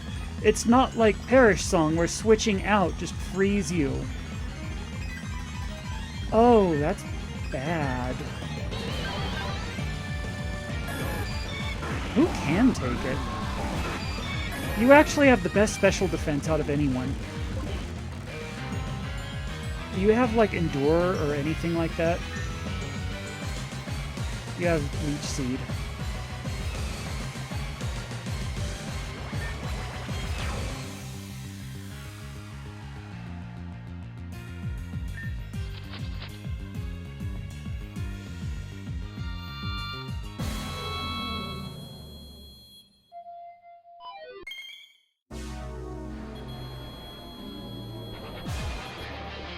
Excuse me.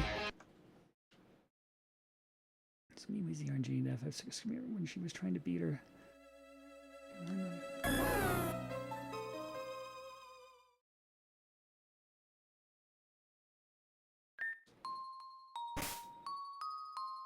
Oh yeah, yeah, we got this. It's happening, like, and she was doing that like every day for months. I'm doing this tonight. I know we're close enough that this is going to happen tonight.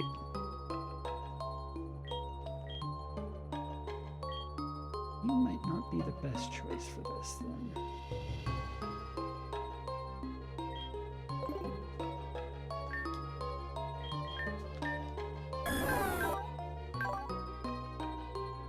So, yeah, Leaf Storm. So, let's give you...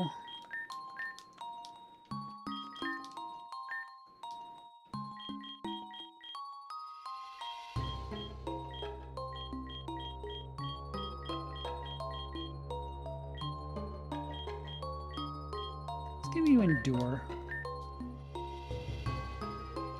And put it over Leaf Storm.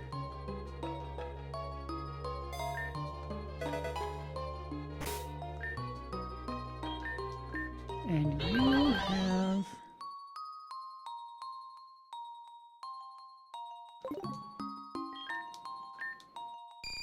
That's interesting.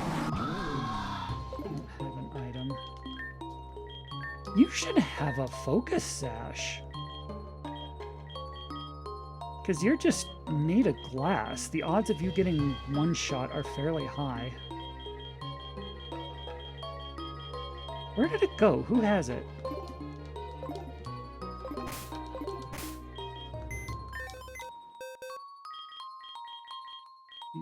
Galadite, Gyratosite, Light Ball, Aerodactylite, Razorite, Tickler, Light Ball.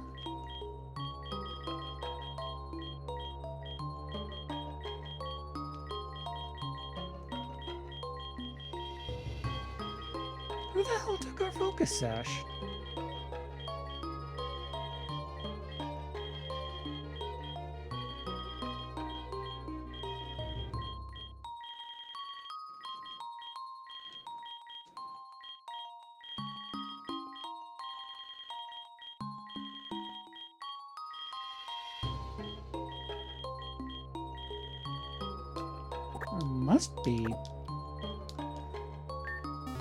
Must be in our bag somewhere then.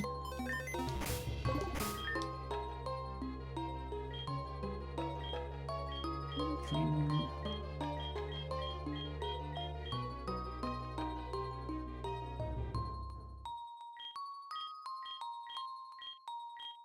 Focus sash, there it is.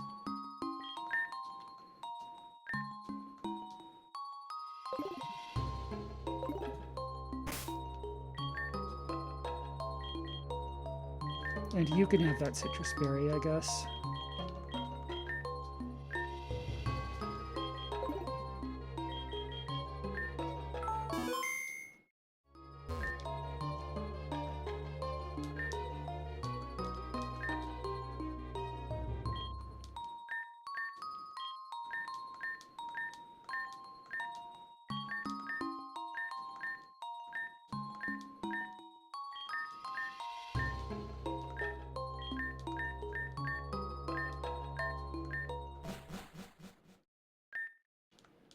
Yes, she is perfect.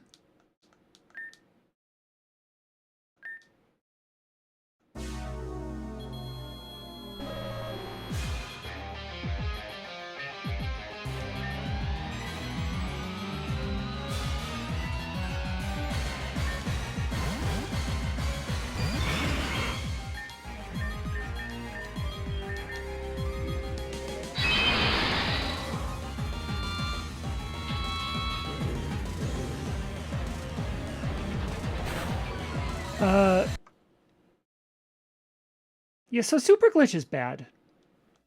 Like Flair said, it's metronome except exclusively for like legendary exclusive moves like V-Create and Roar of Time and that kind of nonsense.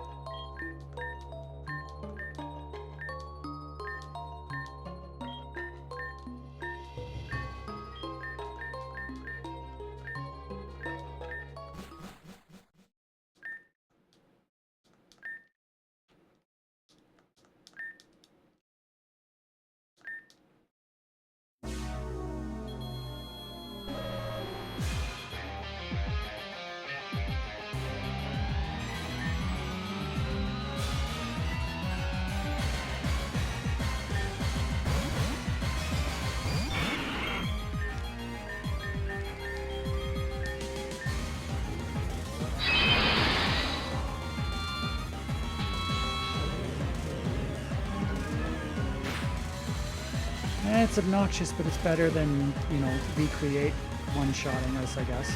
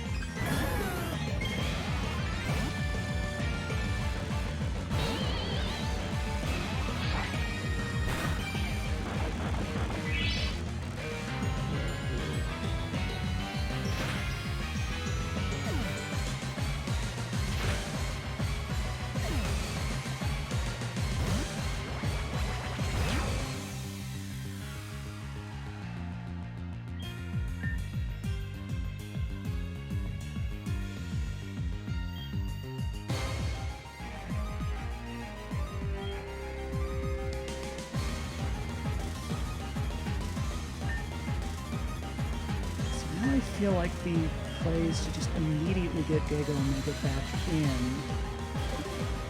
Or maybe you do the Parish song.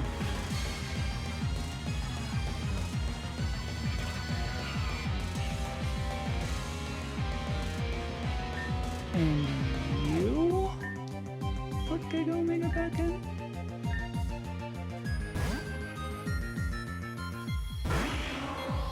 So now they're trapped. It's just Giga Omega has to survive.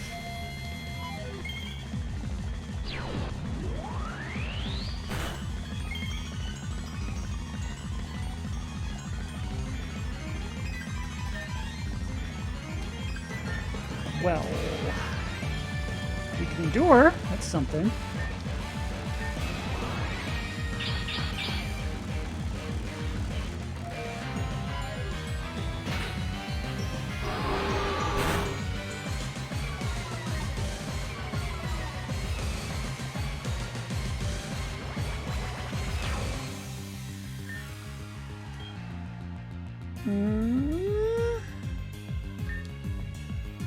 Not liking Midori's chances here. Let's put Mothra back in.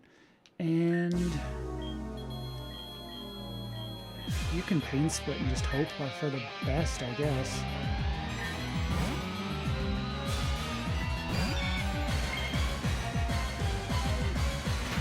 Damn it. Without the tailwind, they outspeed.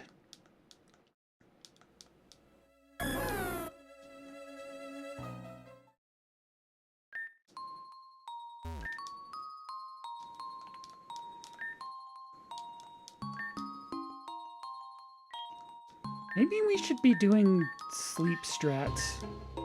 Because it works on the first wave, more or less.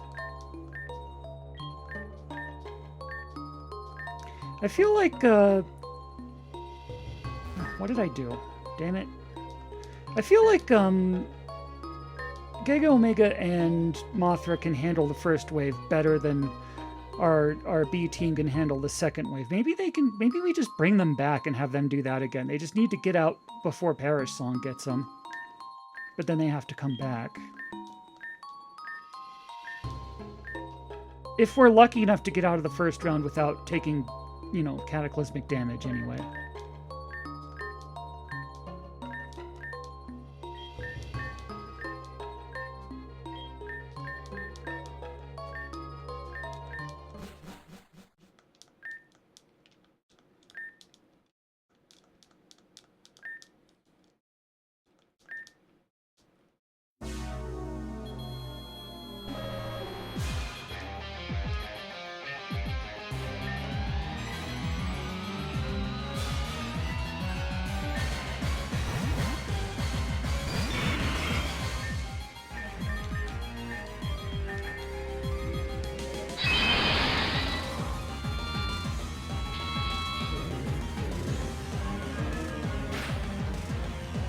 That's bad.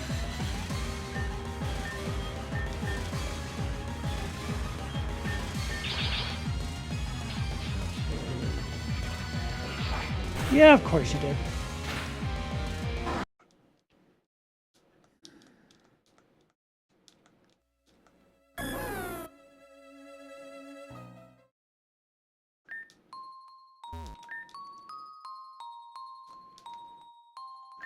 I am not deterred because this is... I feel really good right now. Like, if you... Others might be used to looking at this as, like, the part where I'm getting frustrated and tilted and giving up. Like, no, this is... I actually feel good about the progress we're making. I feel good about the route we're on. I feel good about, like, we're having new ideas. Like, this is just the usual process. This is how it has gone with every single battle we've had in this entire game. And this is no different. And I feel actually... This is not even close to the most discouraged I felt so far in this game. Like, as far as tough battles go, this one's average.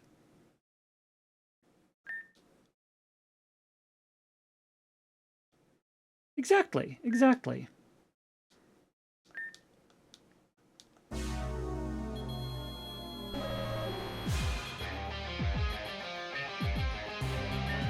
Who's the most?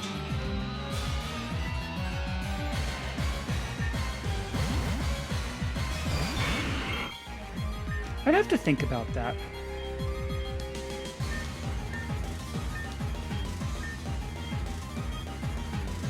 Maybe rounds 1 or 2 of the moon somewhere. The puppy cats and the tapoos. I was getting tilted that night. I remember that's when the comments were really getting under my skin.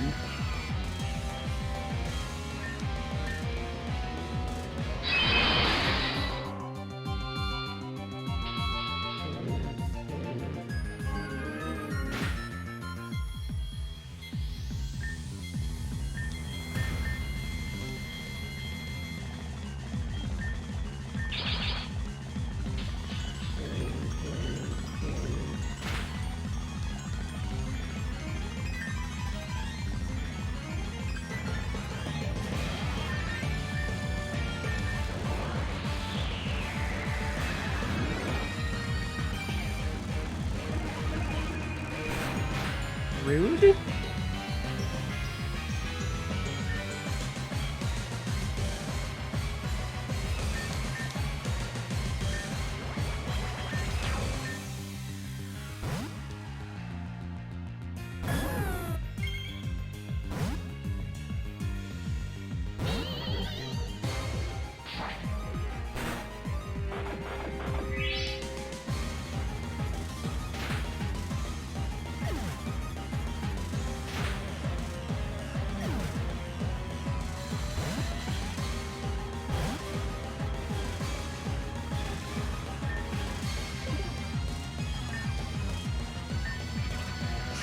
Hair Song and Seed.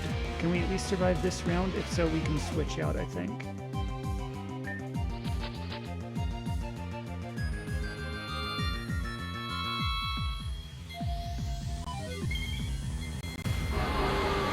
Yeah, we're good. Okay.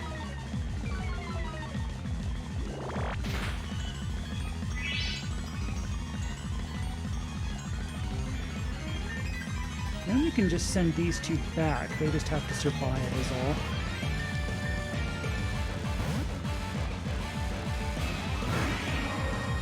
So now they're trapped automatically just by virtue of Giga Omega being there.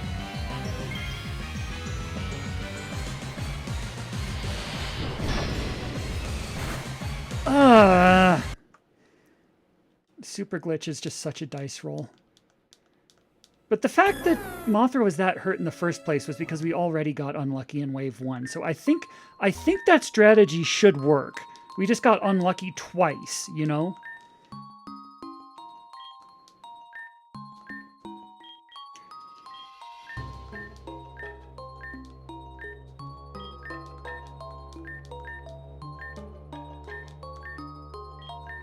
But if we can do that, then we get back in, we can hang out there, and the Leech Seed even keeps Giga Omega going.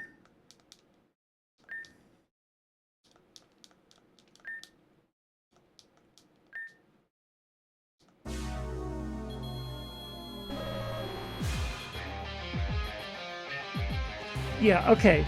I think it's the Tapoos is when I was getting most discouraged, because that one I was making zero progress, and it was one I knew I had solved already. Like, I had actually done that fight before, and all I had to do was just do it again. And the luck, the sleep rolls, just the RNG on that one just would not, for like 2 hours, it just would not do the thing that I had already done. This one, every time something doesn't work, I feel like I'm failing forward, at least. I'm learning something from it. We're adapting our strategies. I feel like we have made progress. I was not making any progress in that Tapu fight because I did it already, and it just refused to work again, and that was pissing me off.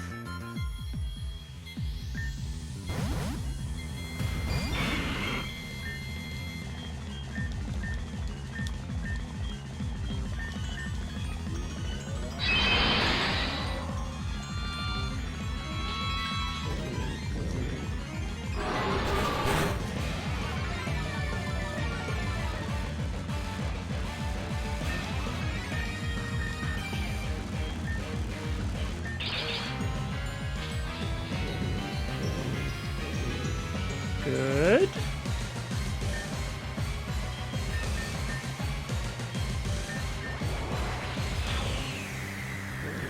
Good.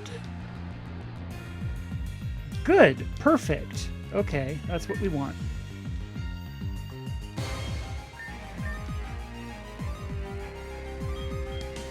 Oh, you mean like this?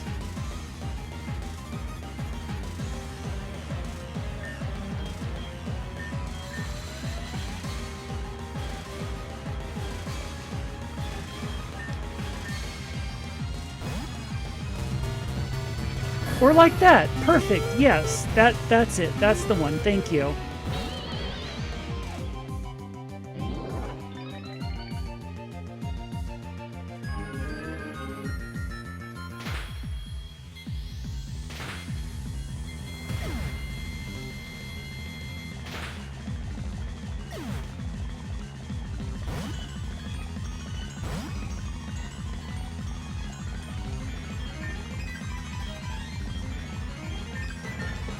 Perish Song, we do Leech Seed.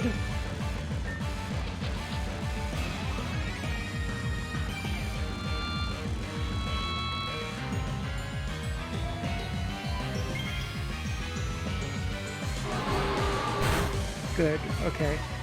Yeah, that's about the best we could ask for that. That Leech Seed will keep Mega Giga going when we switch back in. Then we just bring the Wave 1 crew back in. That resets the parish count, and they seem pretty adept at handling themselves. Better than these two do.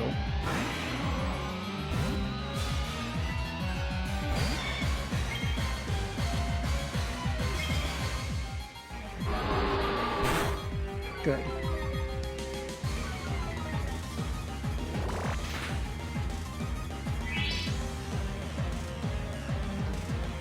The tailwind petering out is the part that sucks, because Mothra needs to sleep Don't Run here. And there's pretty much nothing we can do that's Don't Run isn't going to outspeed. And if they aim at Mothra...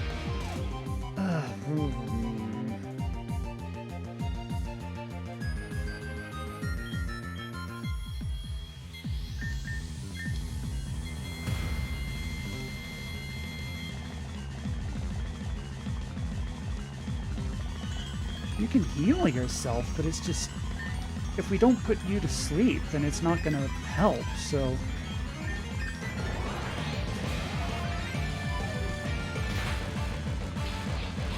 Oh my gosh! Mothra actually outsped! Oh, holy heck! Holy heck! Okay.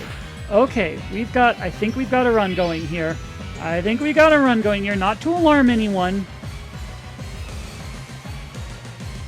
So... Don't Run is asleep, and pretty much the only thing Bad Egg can do is do that memory down thing, or not memory, the memory corruption wave, whatever it's called, the thing that hits Giga Omega, and it seems to be the only one it ever aims at. So all Mothra has to do is heal herself. All you have to do, I guess you can get a Pain Split in if you want to heal yourself too. And then they should drop this round. Memory wipe, thank you.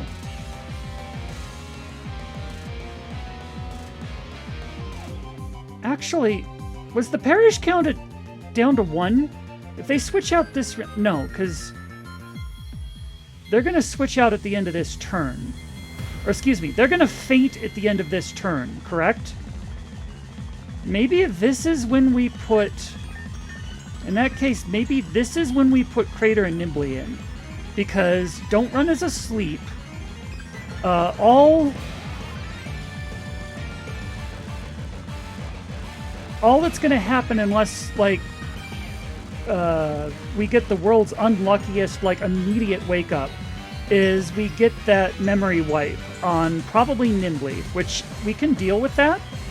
And then they drop, and then basically we win at that point, because we just do Wide Guard every other turn, and that's like the only thing we have to worry about. Yeah. So we switch in Crater. We switch in Nimbly. The good old bird that started this adventure is going to be the one to end it. We believe in you, girl. Come on.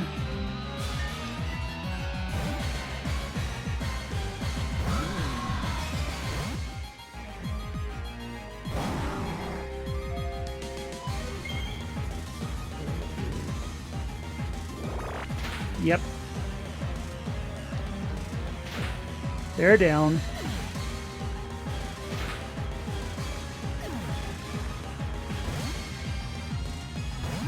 So now what should happen, the only move that 4-H has is level down wave.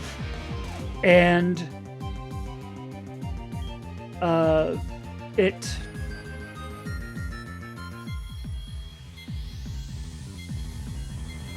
it will take out Soul Snag before Soul Snag even gets a turn. So all we have to do is wide guard that. And please, please tell me, motherfucker. I really need to Torment, so we don't just get wiped out with the... You know what? No, we got this, because we can do a Tailwind. We can do a Tailwind. We can do a Tailwind. Oh, this is so clutch. We've got one more turn. If Torment is selectable next turn, then we win.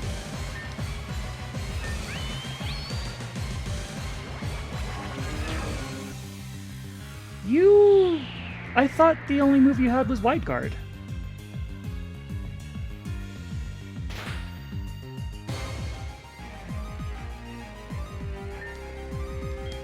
Okay. Motherfucker. I guess just waste a turn with Beam Look then, I guess.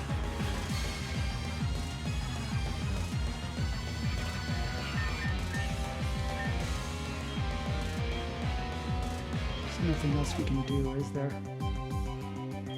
I guess we just have to do this and, like, pray that it works twice. We've got a 30% chance of it working twice.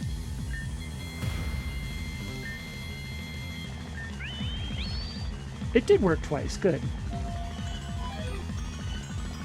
How are you not using Level Down Wave? You have that move. It was the only thing you used last time. That was the only move you had last time.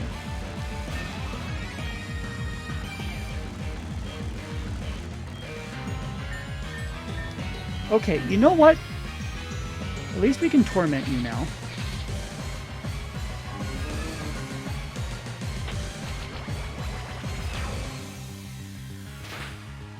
So now it has to use Level Down Wave. Which means if we Wide Guard...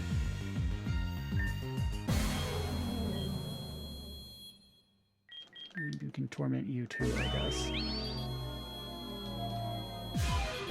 It has 3 moves.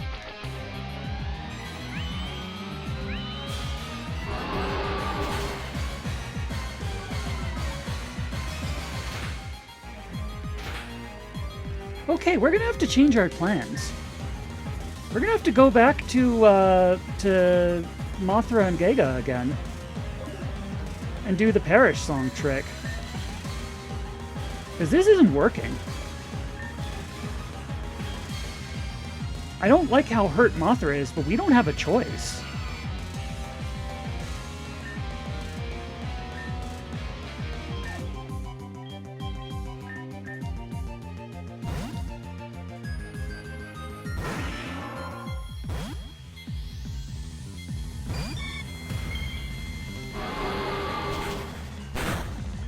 Yeah, now you do it.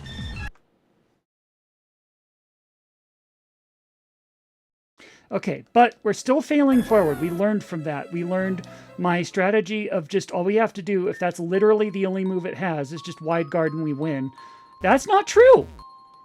That's not true. So we have to have a third wave plan, probably involving surviving Perish Song again.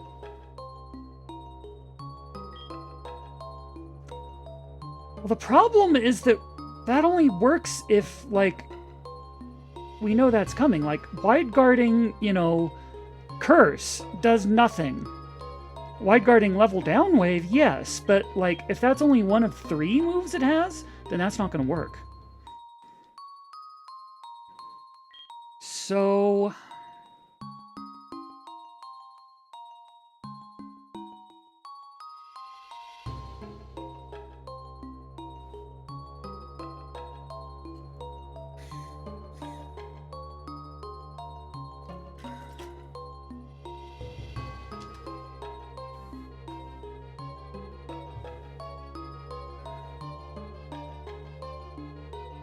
are there any moves that like heal Pokemon that are in the back of the party, like when they're not out? Like aromatherapy, but like for HP, that you just use it to, like Mothra could use it while she's out and it just heals Nimbly, who's like way back here.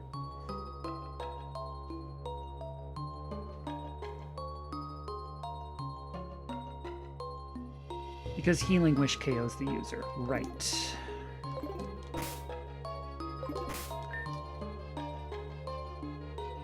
Okay. Interesting. Interesting. We've got an interesting conundrum here.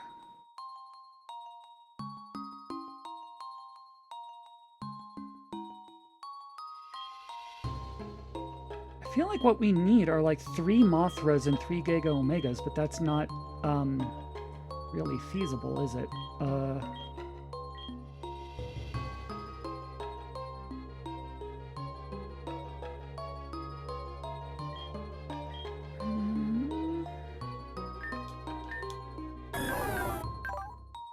You've got Life Dew. I keep forgetting you have Life Dew. That's important. That's like one of the best heals we have access to right now, and Leech Seed. And you're probably our tankiest Mon currently, so we should be using you as our healer more, and not just the one who's here to perish song.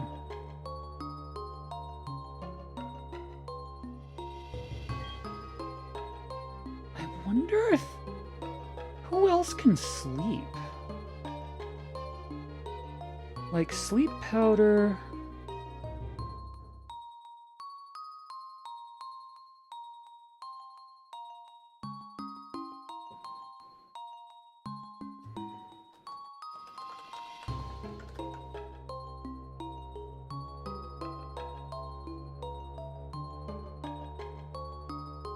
The Bulbasaur line, of course. Butterfree, we know. Victory Bell. Tangela, so Tangrowth. And I did just say Tangrowth is like super bulky. I wonder. Let's see what you're all about.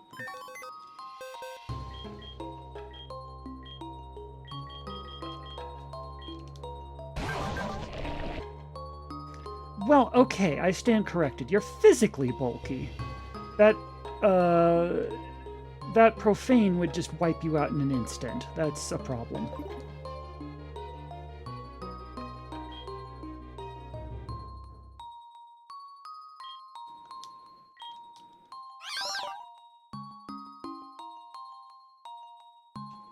Prankster Whimsicott.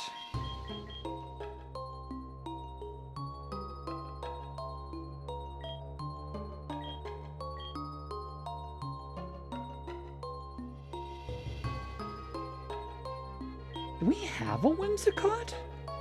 We do.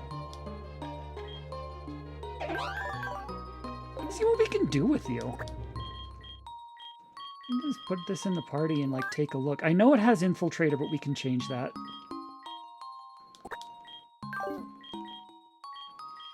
Set Nimbly down for a second.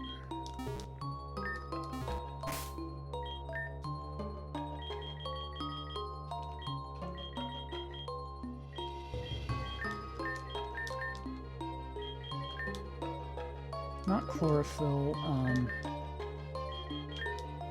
prankster, yeah. Let's see what we can do with this thing.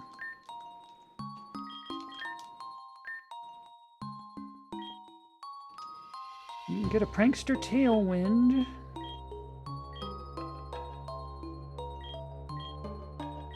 Powder, charm. Prankster Speed, Leech Seed could be fun. User releases cotton-like spores that cling to the opposing team, which harshly lowers their pants?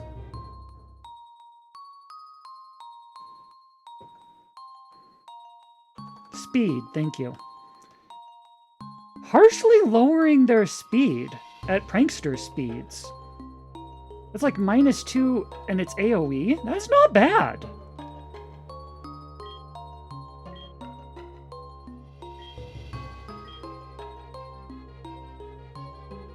Drastically raising defense.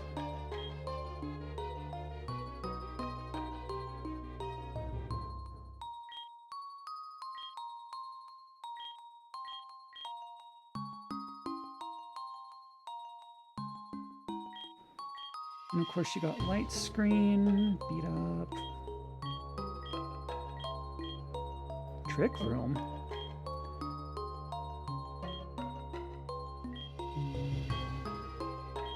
There's some good stuff here. So let's see, we can get a tailwind. Paralysis. Not as reliable as sleep. Well, I mean, sleep's not super reliable either, but...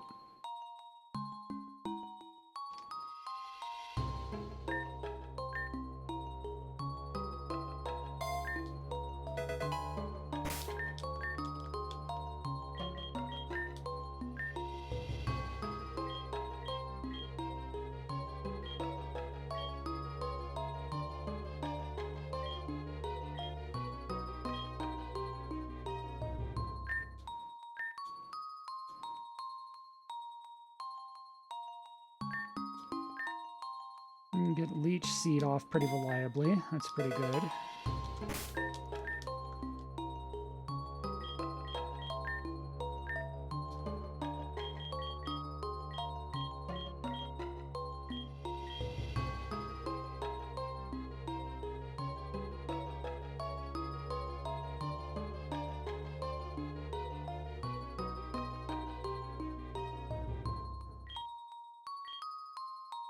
Endeavor.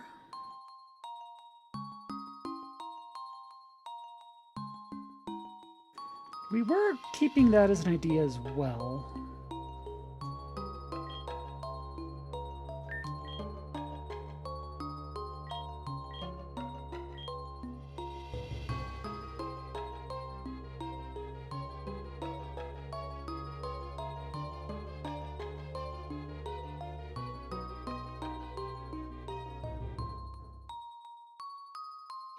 It is not, unfortunately.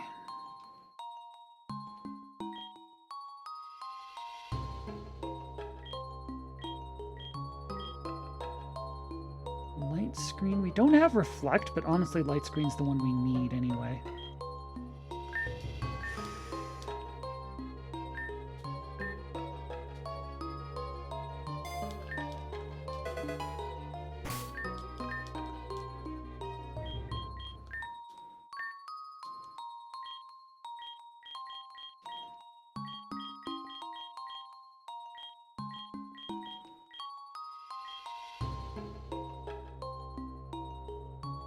And I do like Cotton Spore.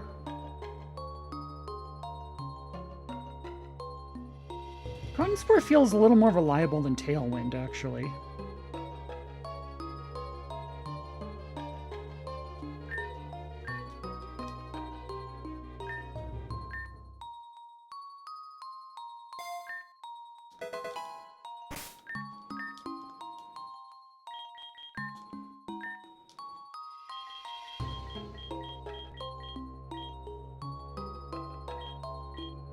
Two levels of speed down is always valuable. I don't care who you are.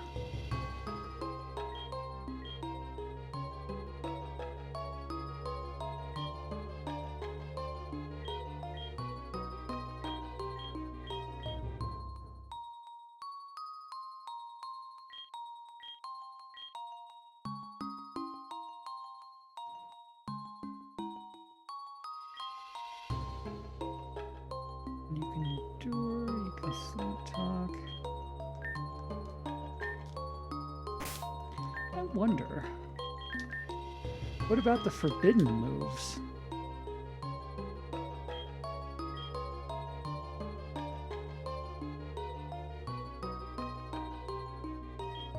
You can get Worry Seed.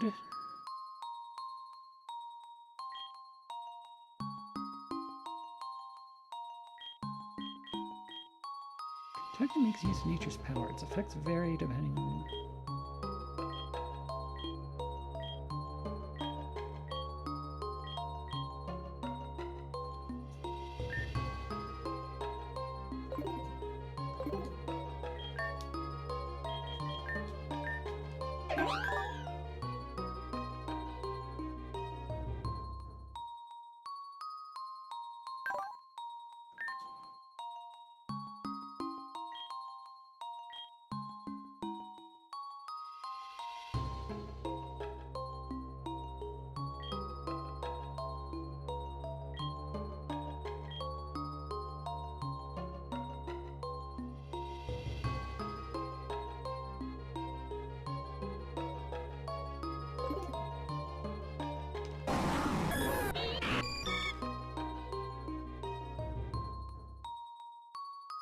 Really wish you had sleep powder, but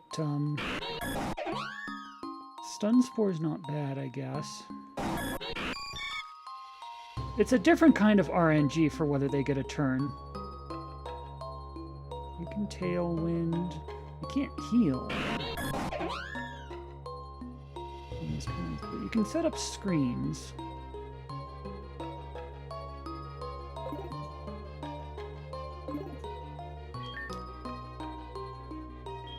Hello! We're still working on it.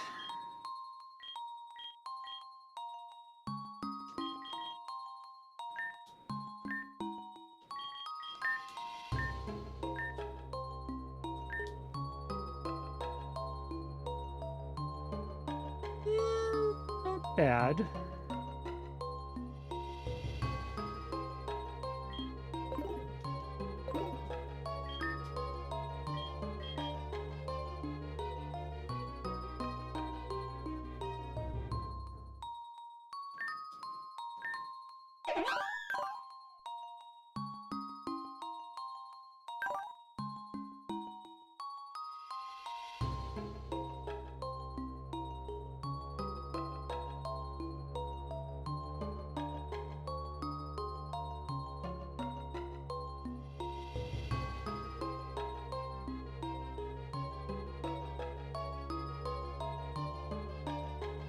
Could be someone for wave 2, maybe.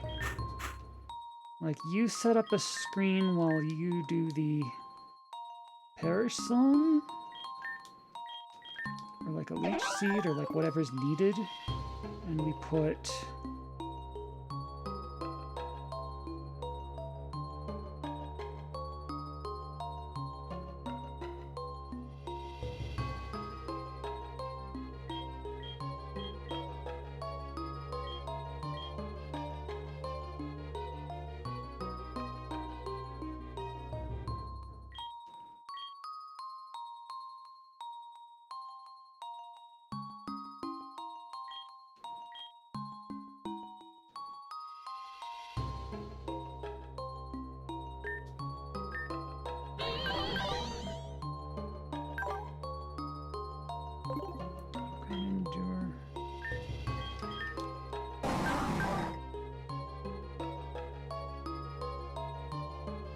I figured it might be. I'm glad you stuck with it.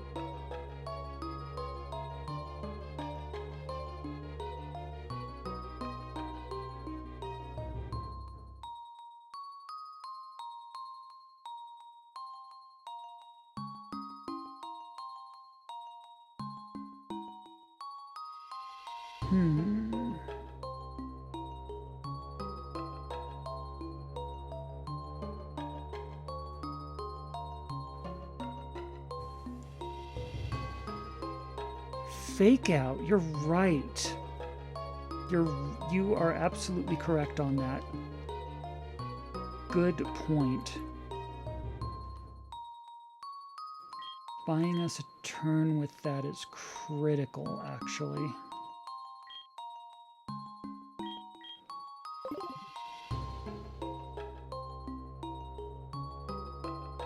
Gonna reset because I used the level 44 Shred of Hope. Ooh! Early Rock Smash always helps.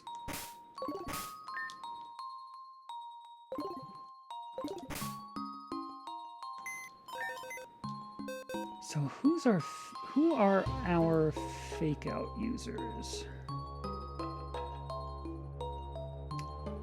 Scorpan, a bunch of other options, but only if we use ancestral machines. But Scorpan can do it without. Scorpan also has some prankster speed status shenanigans. This might be Scorpan's time to shine. Let's see what we have here.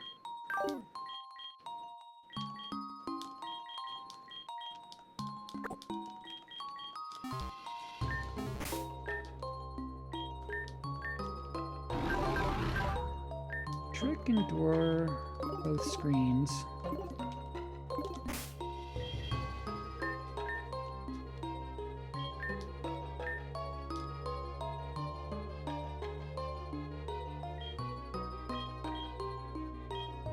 Fake out, yeah.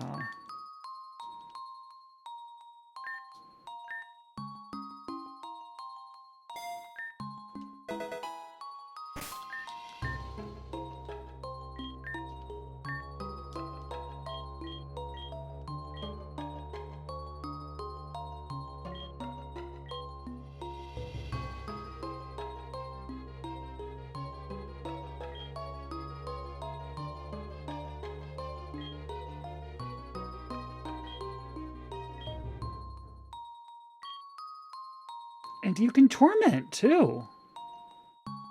Although we decided we weren't going to do that strategy anymore.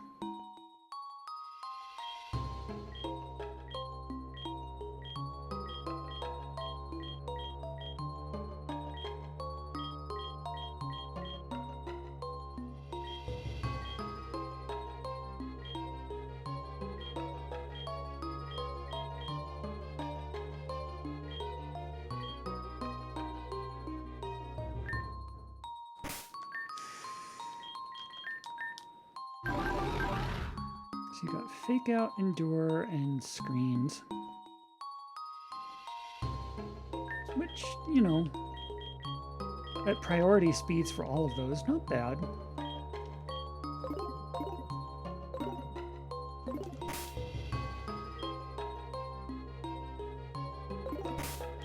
If we were to use an ancestral machine, which is over here,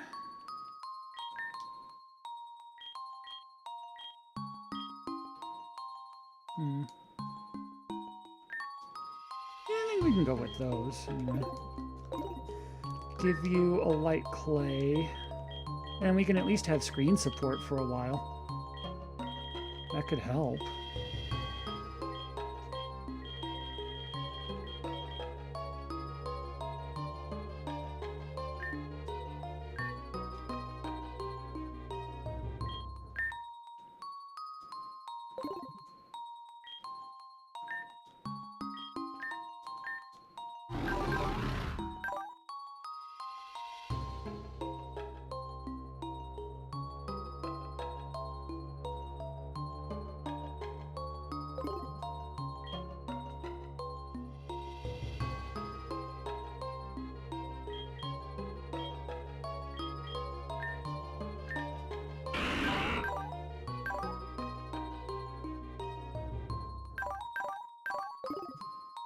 So you need to stay in and do the parish song. You Sleep powder, sleep powder.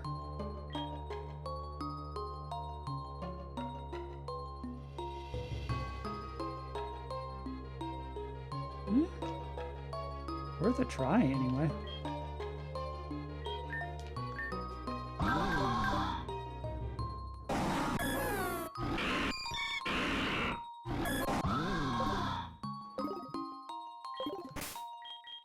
So I'm gonna save here. Then I'm gonna break out another one of my expendables. And actually use one of these ancestral machines I've been hoarding to see if you can get Parish Song 2.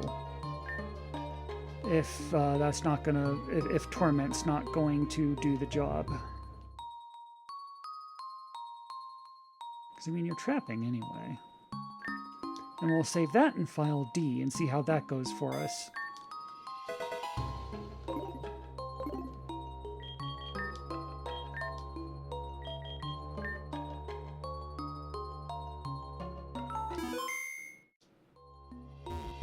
Let's see how this one goes.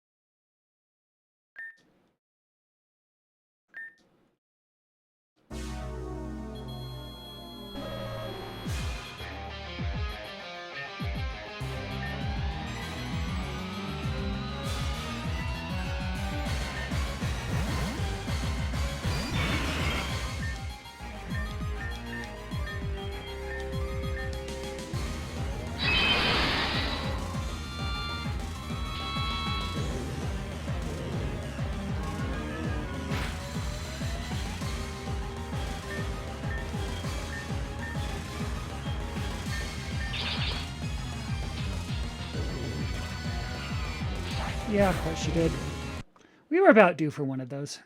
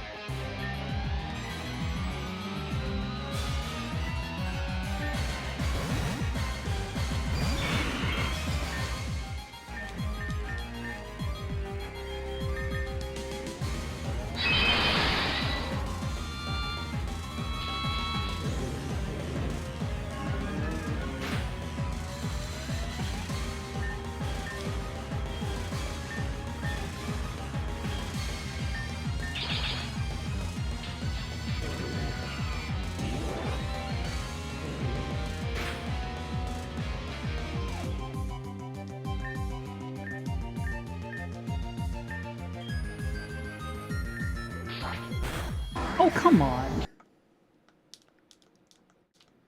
That thing outspeeds Mega Gengar. Wow.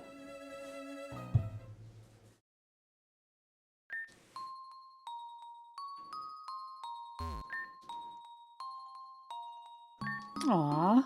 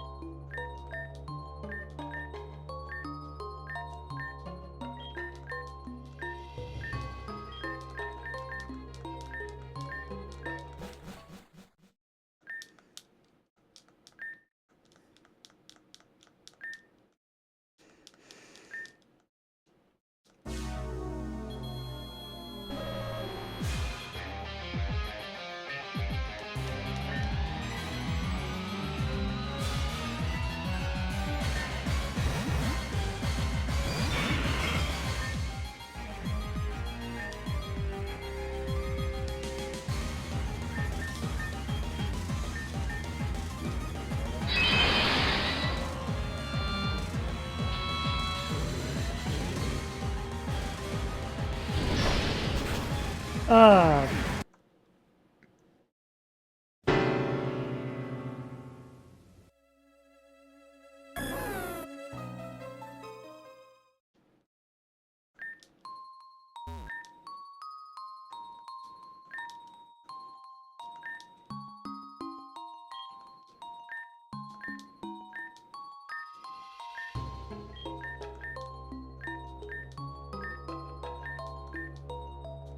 God, I hate doing that. I did. It just, nothing we do does any damage to these things. Even at like +6 with burning and guts and everything. It's just not feasible.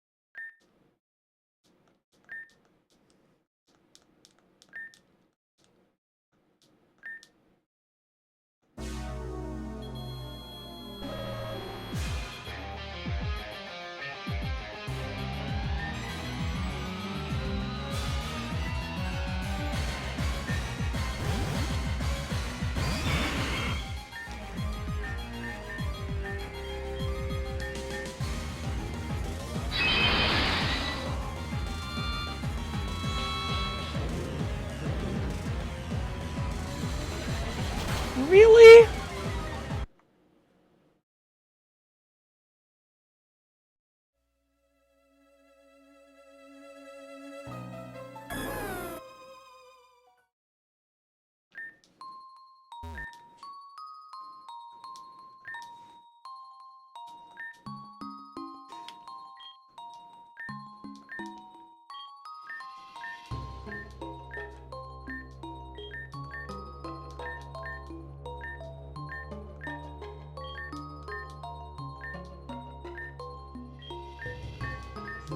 Veil.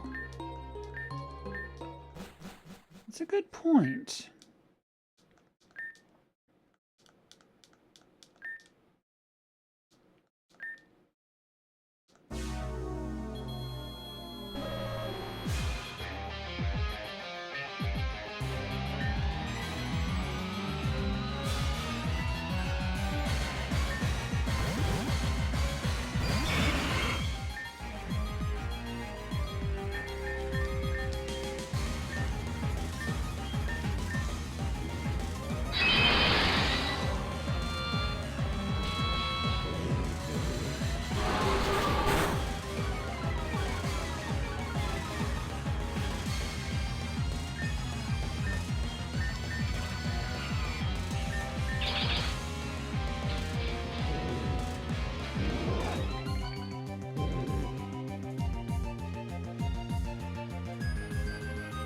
And now you're going to outspeed, and you're absolutely going to go after Giga Omega, so this is where we endure.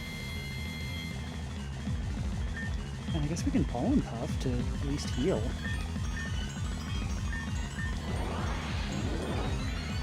Or you're going to sever bonds again!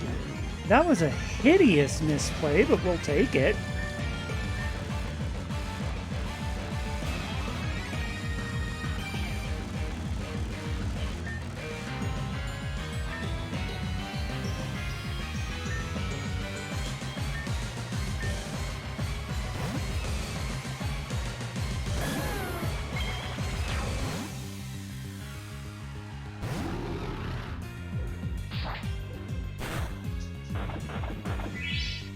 I was wondering if he could actually survive a Perish Wave after 2 of those Sever Bonds.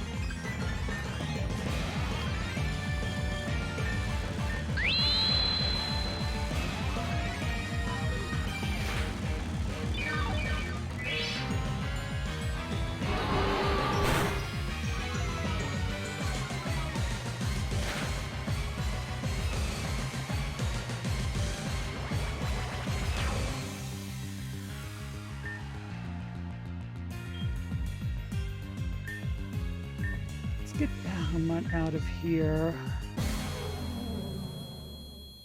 Oh, we need to trap! Yeah, we need Giga Omega back. I completely forgot about the trapping.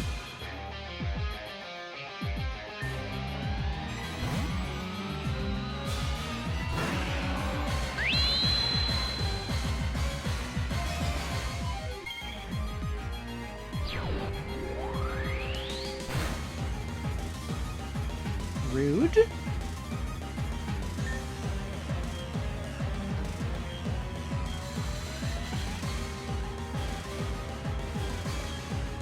Guess there's not much else for Scorpion to do right now, so they can peace out.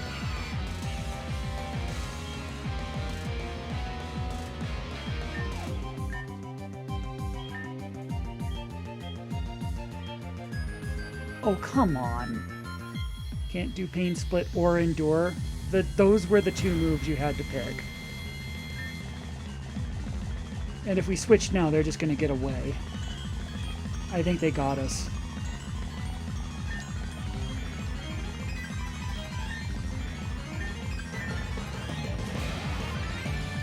I can switch? Wait. What's their perish count at then? They can't walk in switch if Gengar's on the field. Yeah, but then they can switch next turn though. Perishes at 1. If perishes at 1, that means they die this turn. That means... You're right, okay. I'm sorry, I forgot where the perish song count was. Okay. In that case, let's get...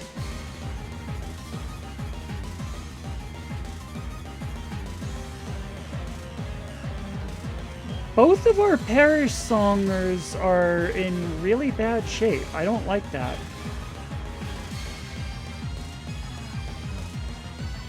But I guess if we can get Mothra in and Crater in to like draw fire for a turn, maybe?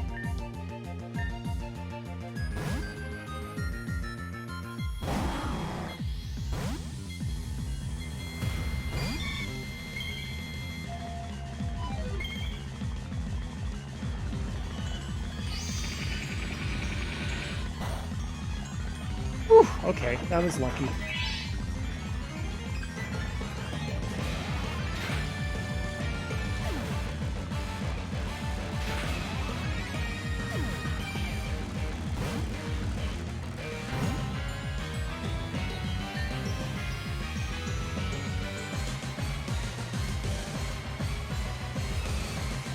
So now what's the play? We set up a Tailwind, I think. And we're locked into doing just about anything but a wild card, I guess. So just hope that they're doing a level down wave this turn. They are! Excellent! Yes! Okay, perfect. Thank you for taking care of Soul Snag for us.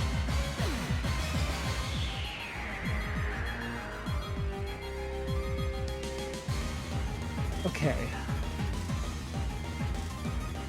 We are close on this one.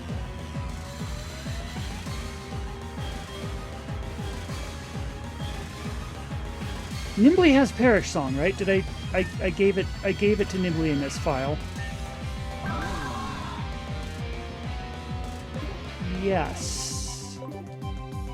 So Mothra can sleep and Nimbly can come in.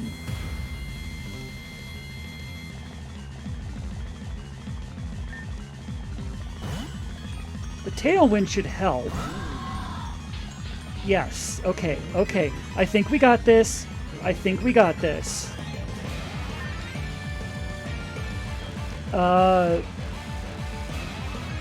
Now we have to keep it from doing any shenanigans while it's asleep, so I'm going to switch Crater back in, and I'm going to do another Perish Song. I'm going to do a Perish Song. This is precarious because if this thing wakes up, its level down wave hurts a lot. Like, a lot. But we just have to hang in there for like a few more turns.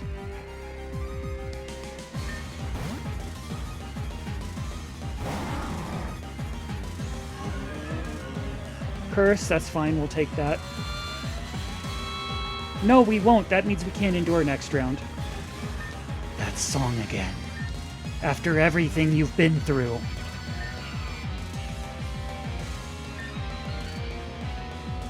And that gives it attack buff.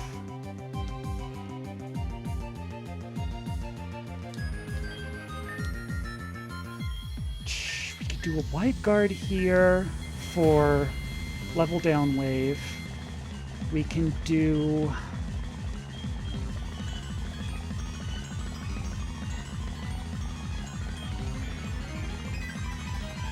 See, I guess trapping doesn't matter at this point because they're not going to switch out. We just need people who will survive. So this is where we switch... Yes, this is where we switch in Scorpan. Exactly, for a fake out.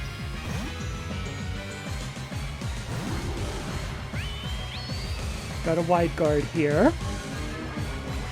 Curse, we'll take that.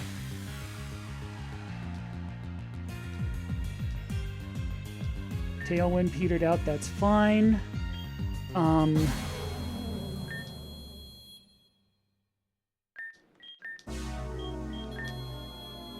So you just don't get a turn this round.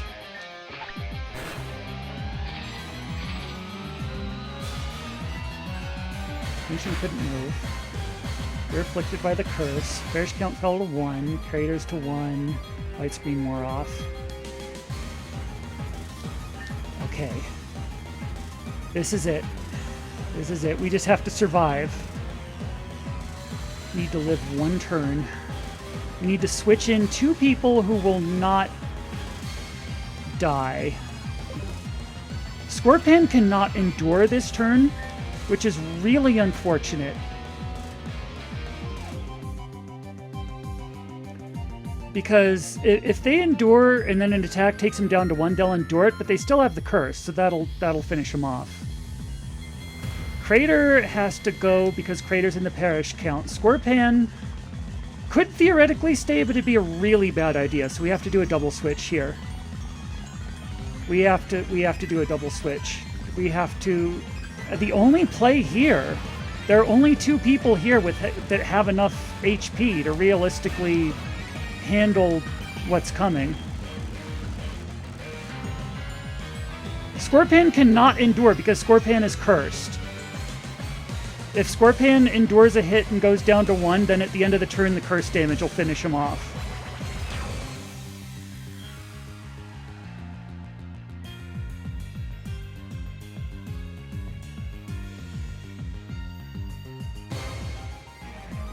So we just have to hope. Wait, you're right. It'll target Scorpan. So of the 2, Nimbly can take a hit better. So we put Mothra in Crater's slot. And we put Nimbly in for Scorpan. And just... It's all a dice roll at this point. Either we win or we lose. It's completely out of our control. I won't get upset if it goes wrong because I know we came down to this. We got this close. We can get this close again. And it's up to the dice. It's up to the dice. If this doesn't go right, I did nothing wrong.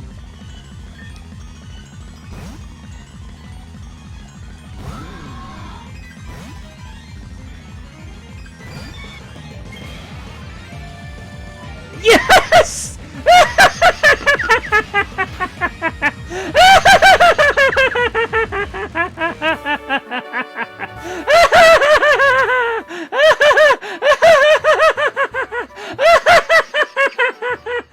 We fucking did it!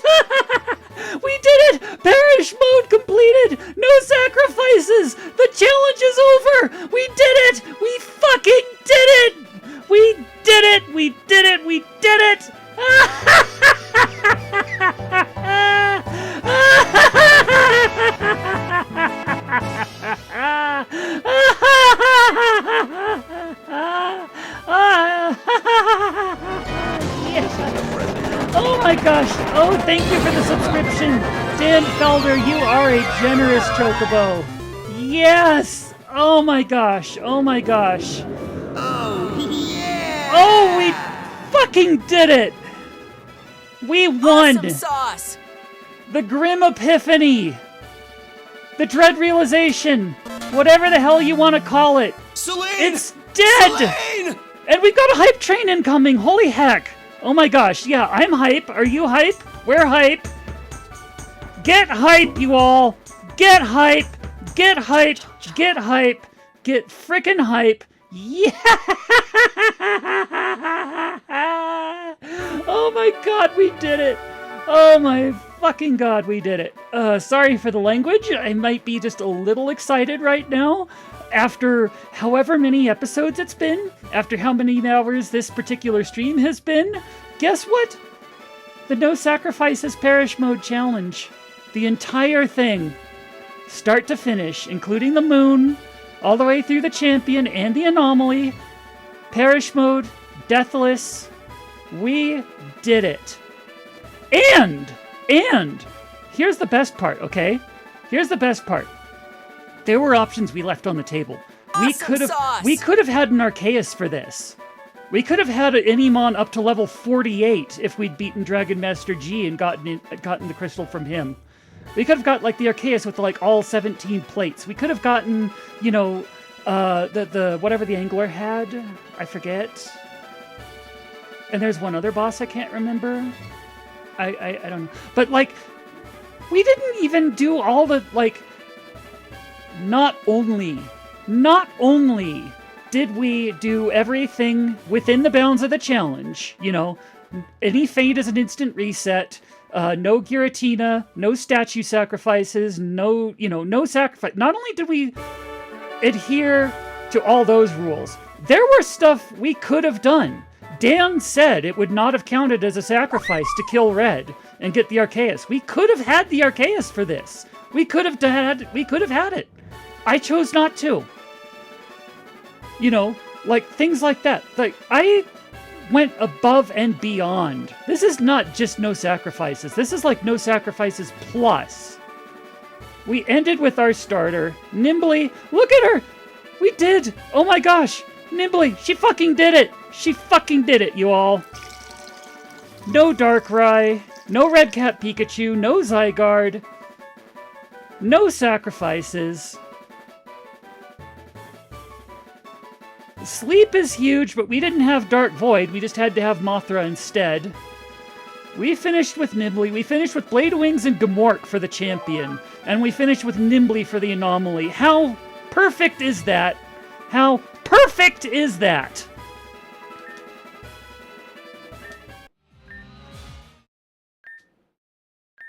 I didn't want to go.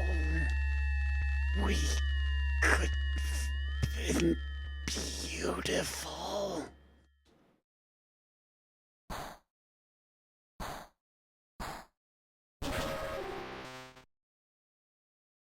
That would be wonderful. Wonderful.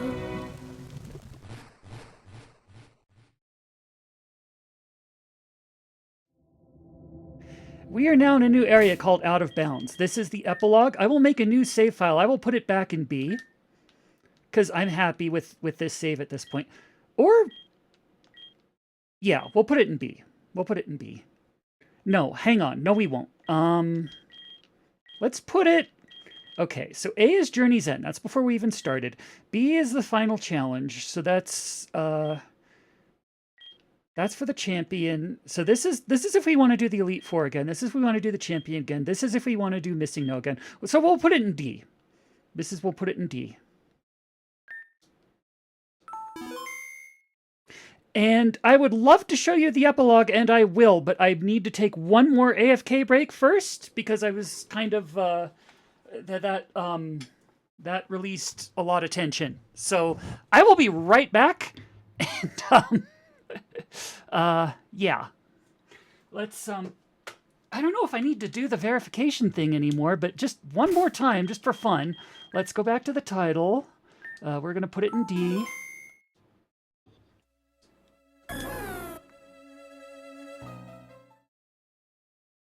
There's our file, out of bounds. Notice we're in the out of bounds with no Porygon Z. We did it without Porygon. And yeah, thank you all so much. Thank you for being here and everything. This is incredible. You are incredible. And there is more to show you. This stream is not over yet, but I have to. I've been drinking so much. So yeah, I'll be right back. I'm sorry.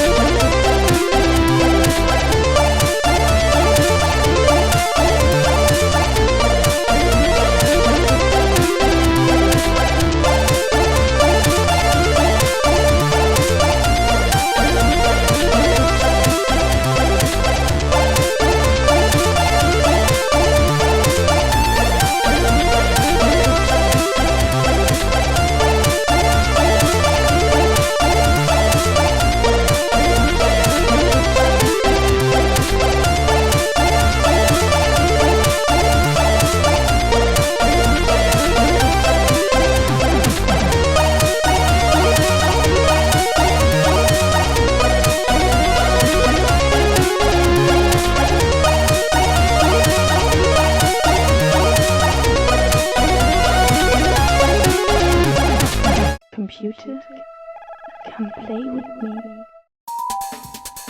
Computer, come play with me.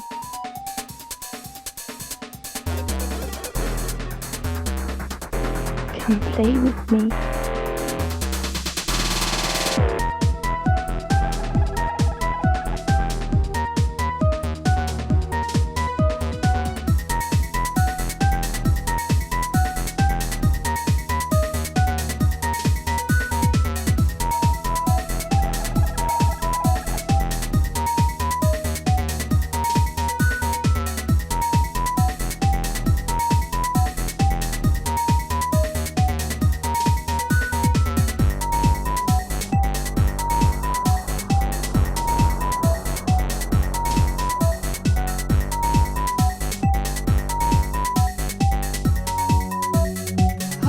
I am so sorry I'm keeping you up way past your bedtime, but, yeah, as Dan said, I promise this is worth it. This is what we've been fighting for this whole time. Yeah, we earned this. We earned this, and I think we're all gonna crash pretty hard after this, but for now, we've got an ending to see. We have absolutely earned this. Thank you for the hydration.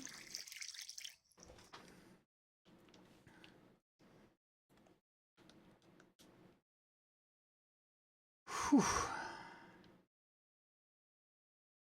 So yeah, it just kind of puts us here.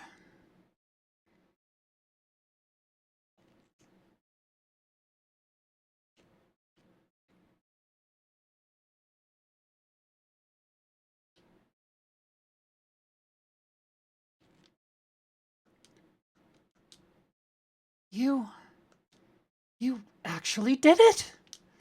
You reached the end in a single day! You have become more than a nameless wanderer. How would you like to be remembered? And after 55 hours, beating the champion, defeating the anomaly, saving the world, all of that, we finally, at long last, get to enter our name.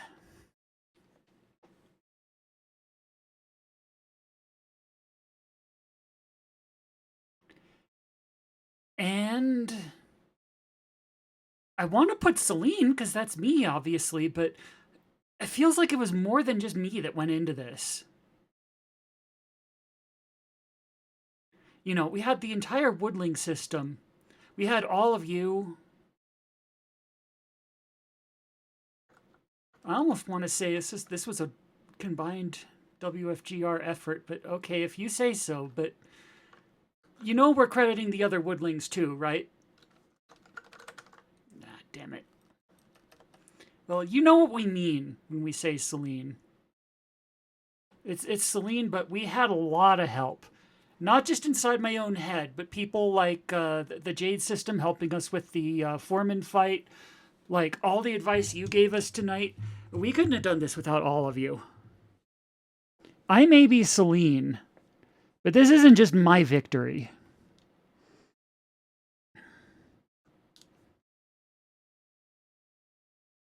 Celine, is that the name you choose? Yes, I choose that name. Thank you. We will remember it. All right, before we can proceed, I have to ask an important favor.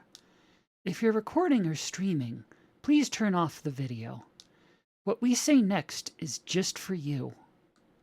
You may tell others that you reached me, but what comes next is for the deathless alone. Do you promise to keep this next part secret?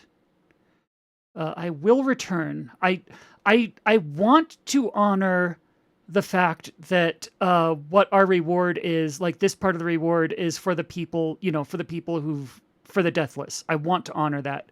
I want to see the other stuff that isn't off limits first. So not now, but I will return. Excellent. Go entertain your friends now, and return here when you're alone. My door will remain open to you. Thank you, Celine. Thank you for playing our game. I'll hope to see you again soon. Okay, cool. So, there is a special reward for doing this on day one in either normal mode or parish mode.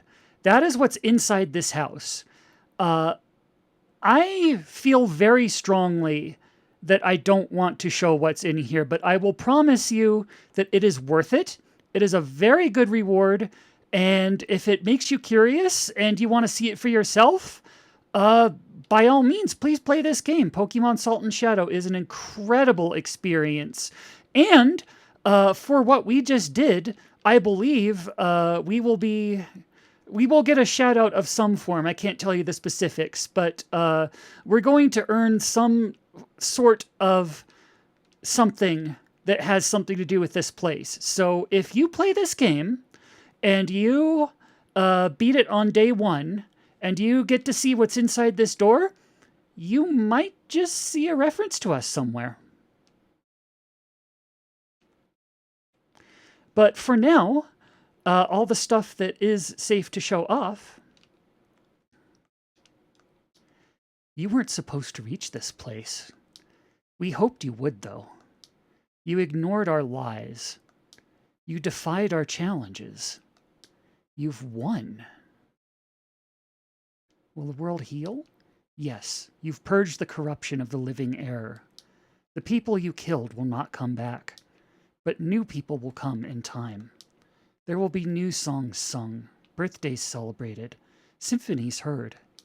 The world will never be perfect, but your efforts gave it a future. What was the parish song? The parish song is a symbol of existential dread.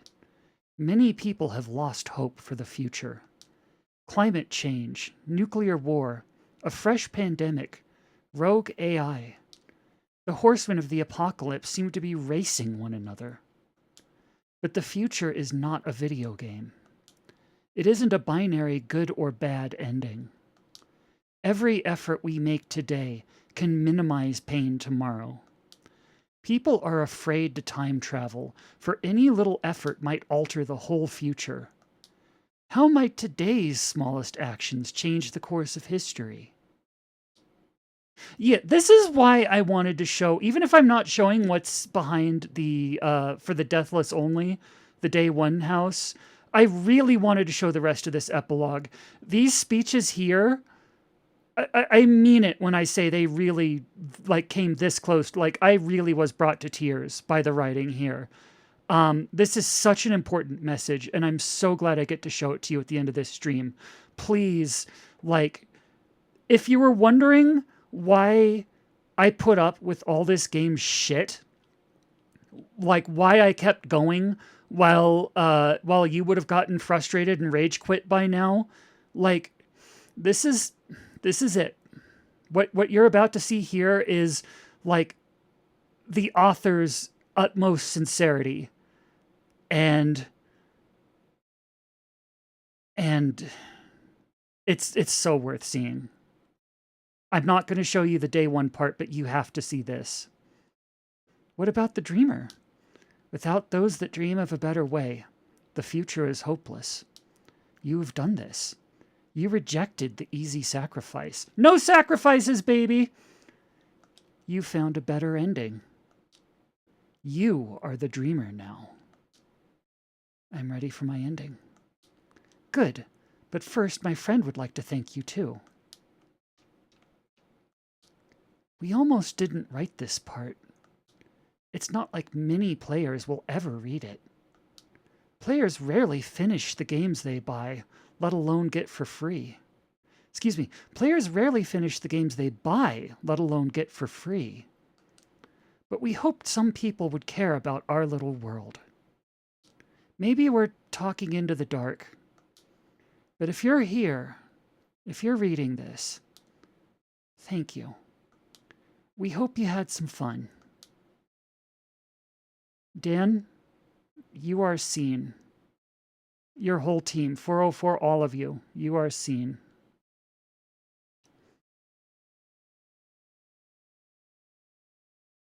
Why make it so hard? The real world, the world you live in, sometimes it feels broken. People will tell you that things are hopeless. They're lying. If you keep searching, trying, learning, you can find a way. We wanted to make a game about that. We hoped some players would overcome everything and find this secret ending. Thank you for proving us right. Why a Pokemon game?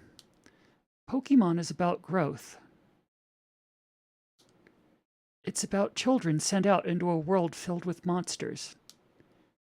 The world caters to them, expects them to succeed. As children, we believe it. As adults, we know it's hollow. So we inverted the premise. We made a world that expected you to fail. We wanted it to mean something if you proved us wrong. Of course, you've won. We will return you to Cradle Isle. You will now have all the time in the world if there's more you wish to do. You may return here with the memory of flight. This story has come to a close, but there are many more stories yet to be written. Thank you. Thank you for playing our game. Thank you for damn near getting me choked up again. God damn it. That's just so... It's so much. I really wanted you to feel that message the way I felt it. And if it inspires you to do whatever it takes to see what's in that house, you're going to go through so much shit. This game is so hard. I mean, you saw what we just went through. This game is fucking bullshit, but that's life. And we did it. And well, that's what we just did, right? Oh my god. Oh my god. But this is why the game is like this. This isn't one of those games like Getting Over It where they made it like just to troll you. Just to be assholes. Dan may play a heel in the chat sometimes, but this is Dan's heart, okay? This is why I did everything I did, because I saw this message before when Flair beat this game, so I wanted to earn it myself, you know? And now I can say I did. Holy shit, I earned this.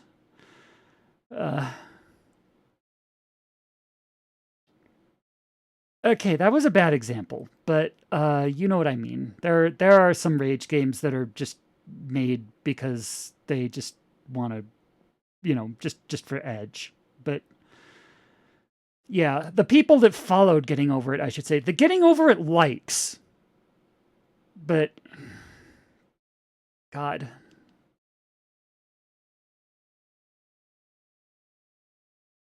It's... Thank you for going on this journey with us. And I'm sorry that... Well, I'm not sorry, actually, that I'm not showing you what's in the day one house. Because that's for the deathless. And I want that to inspire you to see it. And when you go through all the brutality that this game forces you through, just remember this, okay? Remember that this is why they did this. And it feels... This is why when I set out to do the No Sacrifices challenge, I had called it the Dread Realization. I was misremembering. It's also, the book calls it a Grim Epiphany, actually, but same thing, right? Was the note that Pokemon are expendable. I wanted to prove it wrong. I almost didn't play this game because the Grim Epiphany just sat so poorly with me. And then I saw this speech, and I said, you know what? If you want us to prove you wrong, I'm going to prove the Grim Epiphany wrong. And I did it.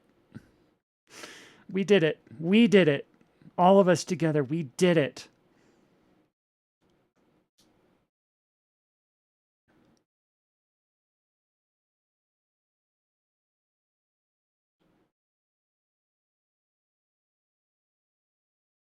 Love and sincerity wins.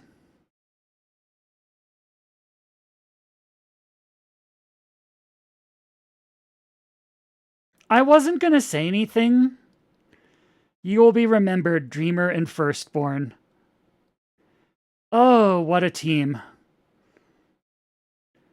It's like mostly just the Mon that we needed to get through this particular fight, but Nimbly is there. Nimbly is fucking there. Oh my god. Celine, you saved the world. Congratulations. Oh my god.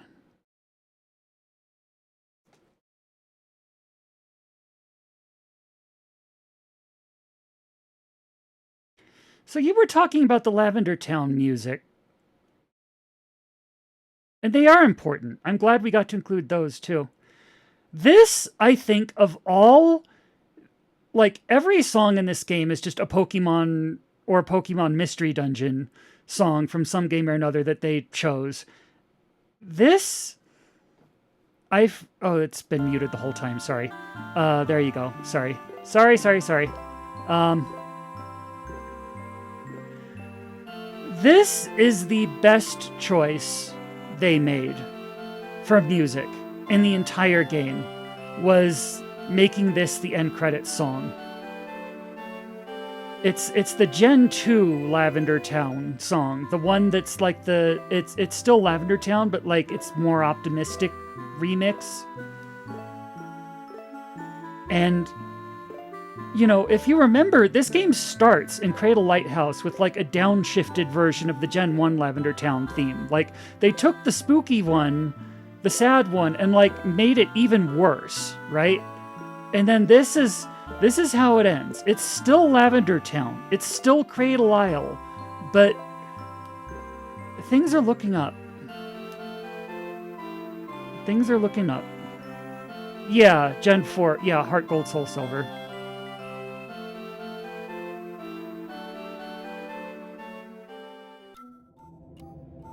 And then it warps us back to the Shrine of the Silent Gods. Here's our little victory lap.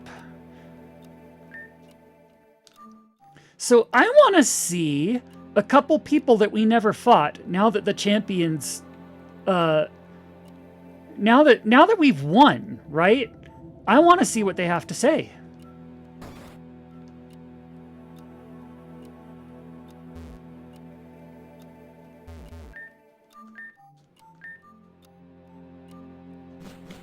To the Angler in Red and the Shepherd. Oh, the Shepherd! I forgot about the Shepherd.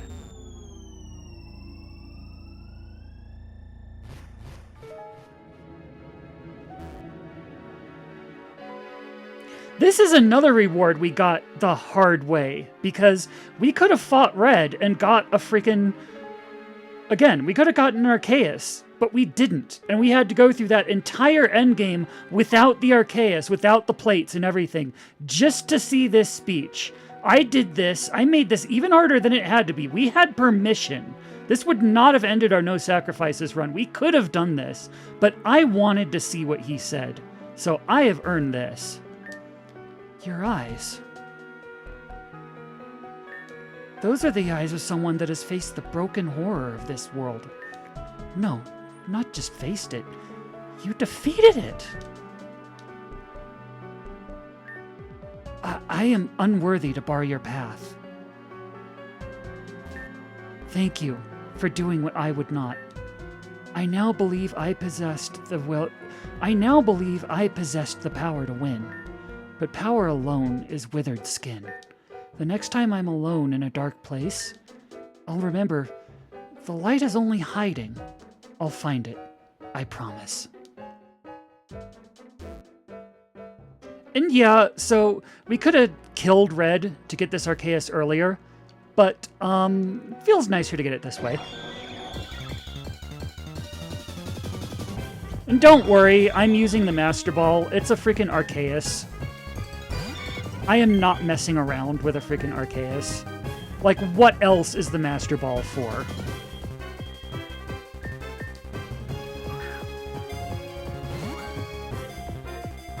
And yep, this is our victory lap.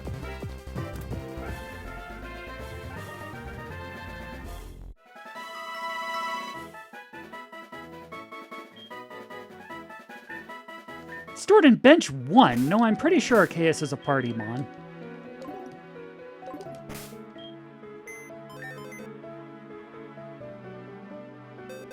We've got a Hall of Fame box now.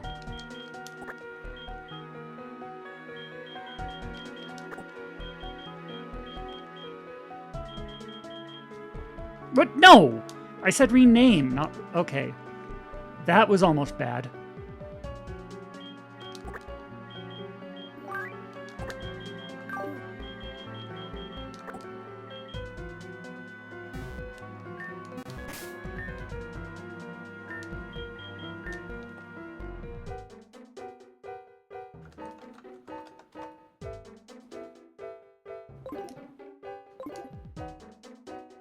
And over here, runic plates hidden among the rock.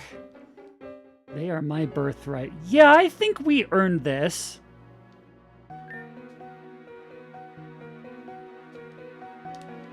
And we now have all the plates. The meaning is I kind of have a tradition since the Soul Silver run that all the most reverent, like, worshipped legendary Pokemon get the stupidest names. Like, when we caught the Puppy Cat trio from Johto, I named them Snouty Face, Sparkle Mew, and Wet Dog, respectively. I believe the box arters were Hot Wings and Yowie Wings.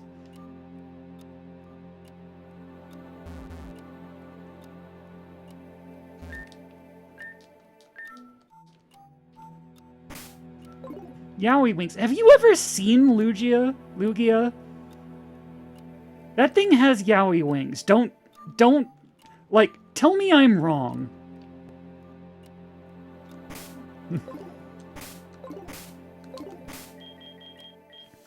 Oh, right, the shepherd, yes.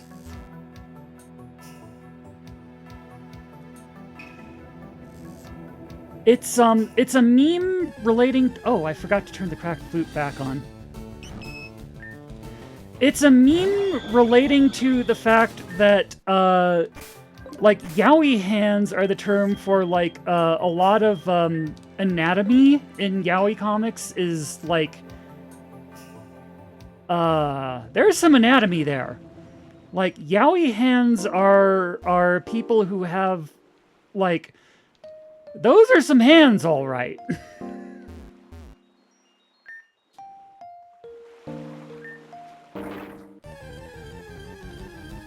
So yeah, Lugia has Yowie Wings.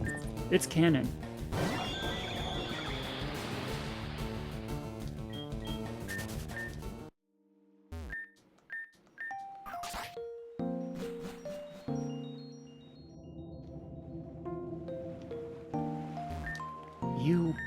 You carry the shattering dignity of a champion.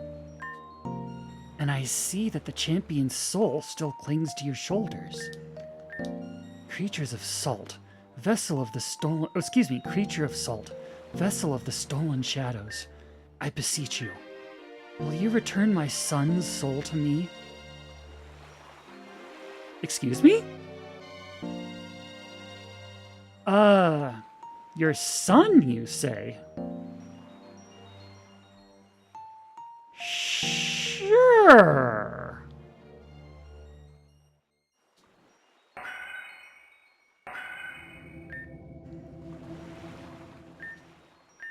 It's been a long time since I held him. Stubborn, refusing to go to bed. Thank you. Lady of Salt, vessel of stolen shadows, I would be honored to use my meager talents in your service. We don't have any more fossils. So, that's an interesting choice. Oh, Memory of Flight. Let's go.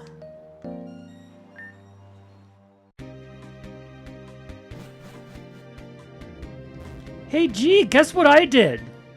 Back again? Peh, what a waste. Fine, let's get this over with. Excuse me? My dude? My dude? My dude? What is your problem, my dude? Did you not get the memo that it's over, my dude? Fine. Heck with you, then.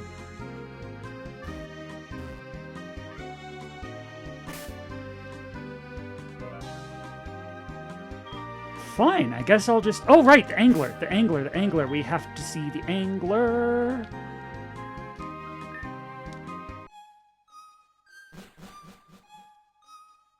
Yeah, I think I'm just gonna sit on that and wait until you add something for G, because it feels really wrong for him to still want to fight at this point. Because the reason he wanted to fight is because he wanted the champion's head on a pole, and he thought if we took his crystal, because it only had one use left, we'd squander it. He was just... Basically, he was in the same position Red was. He was on our side, but he just didn't think we could do it.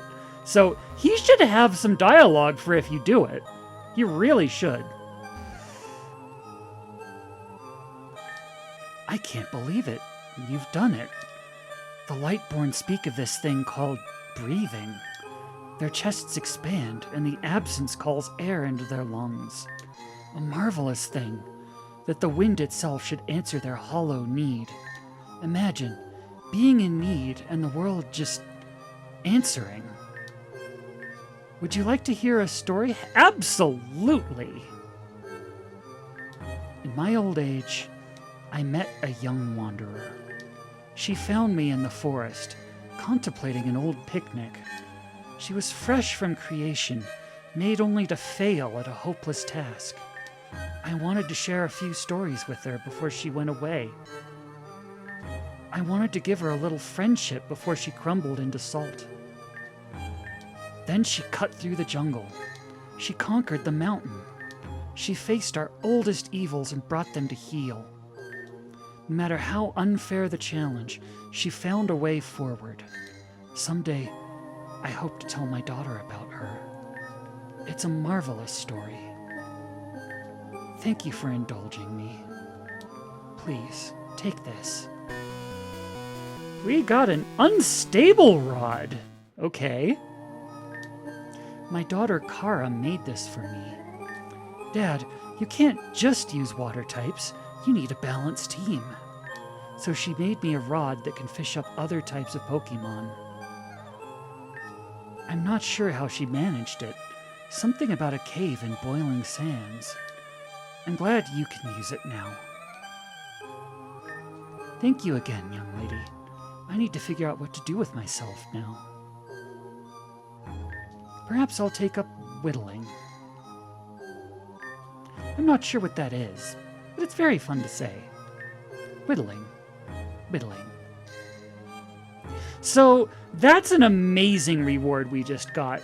That is, like, the fact that you don't get the... This is basically the equivalent of the super rod, compared to the rod we had being the old rod. The fact that you don't get it until the post-game means they have hidden all the, like, game-breaking mons now. Like, we can fish up extra Mimikyu now if we want. We can get, like, Contrary Superior. We can get, like, Excelgor. We can get all that nonsense. Why would you need to? I don't know, if you still want to pick a fight with G, I guess. But, actually, no, I do know. It's because this game's not done yet. Remember, when we beat the Moon Part 2, there was a password gate for, like, this area is not finished yet. They're still working. There's going to be more. So this, like, there's not much of a post-game now, but there will be.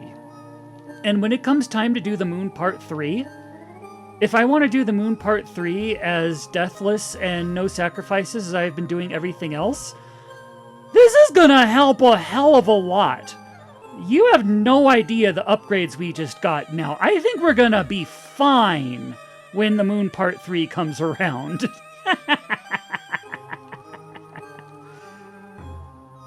Anyway, speaking of the moon...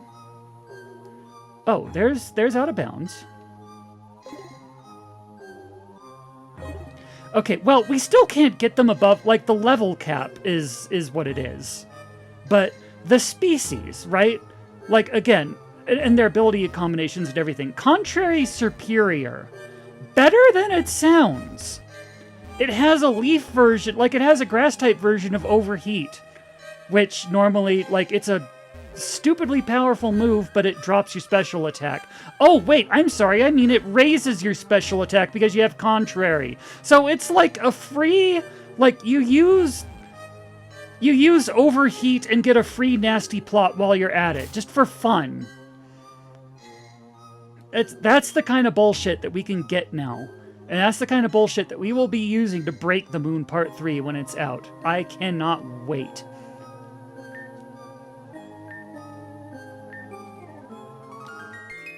On the moon, can we check the 2 bulls story for the lore hounds in the chat? Where is the moon? Where is the moon? The moon hounds. The moon bulls. The 2 bulls! Moon story for lore hounds. Where? Words. Oh, this is new. Oh, Warren's back. And everyone's alive. Look at that. Whisper and everyone. And Pillow. Obviously, this is the most important character in the game. Warren's back. I knew you'd bring him back. I knew he wanted to. I should have helped him, but it turns out making candy's a lot of work. I'll definitely help next time. Promise. Warren's so cool. I bet he thinks bugs are cool, too. I can't wait to show him my drawings. You did it. Wow. Didn't think you would after all of, you know. Thanks, I owe you one.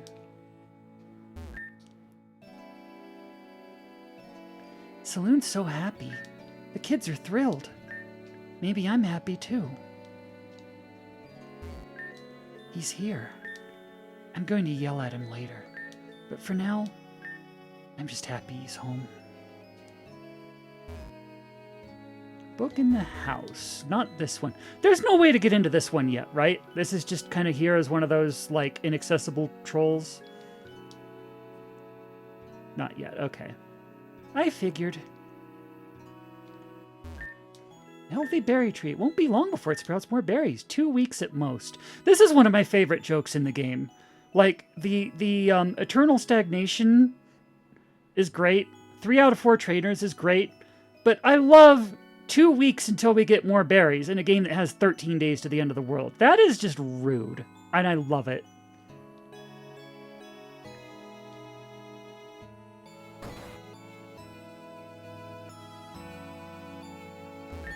Oh, hey!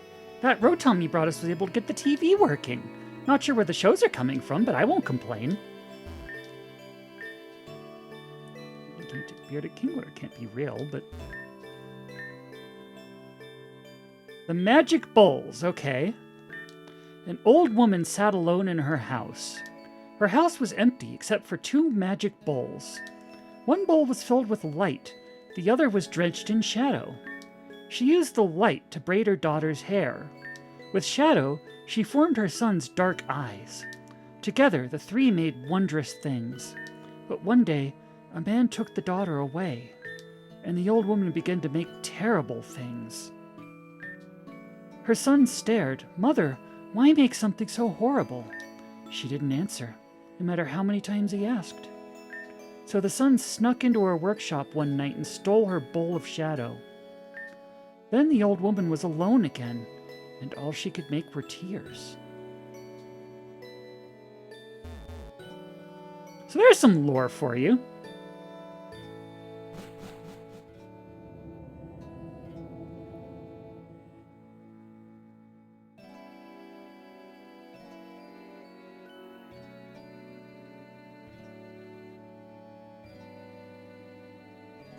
Let's see, got some chat to catch up on here. You all been busy again.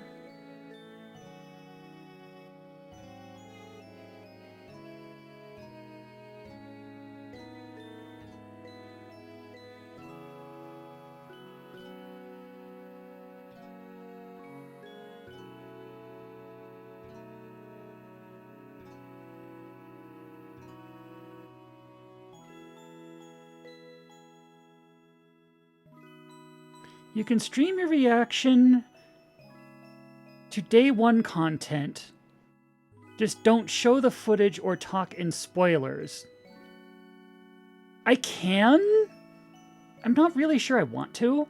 I feel like this feels like a good place to end it. You don't really want me just, like, keeping it on this screen while hearing me go, oh wow, oh wow, oh wow, oh wow, in the background. Like, that doesn't make for a fun stream, I don't think. So, what I'm gonna do, I think if this is all the stuff that we can show, I'm going to save, and I'm going to end the stream, and then I'm gonna check this out, because I earned this.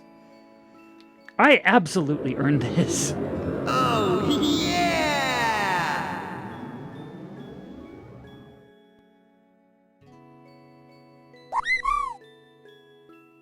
Oh, yeah!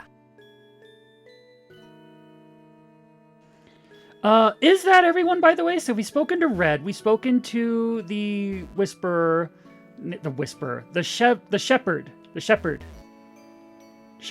Rex, Shepherd. And we found Warren here. G doesn't have anything new for us. Is that it?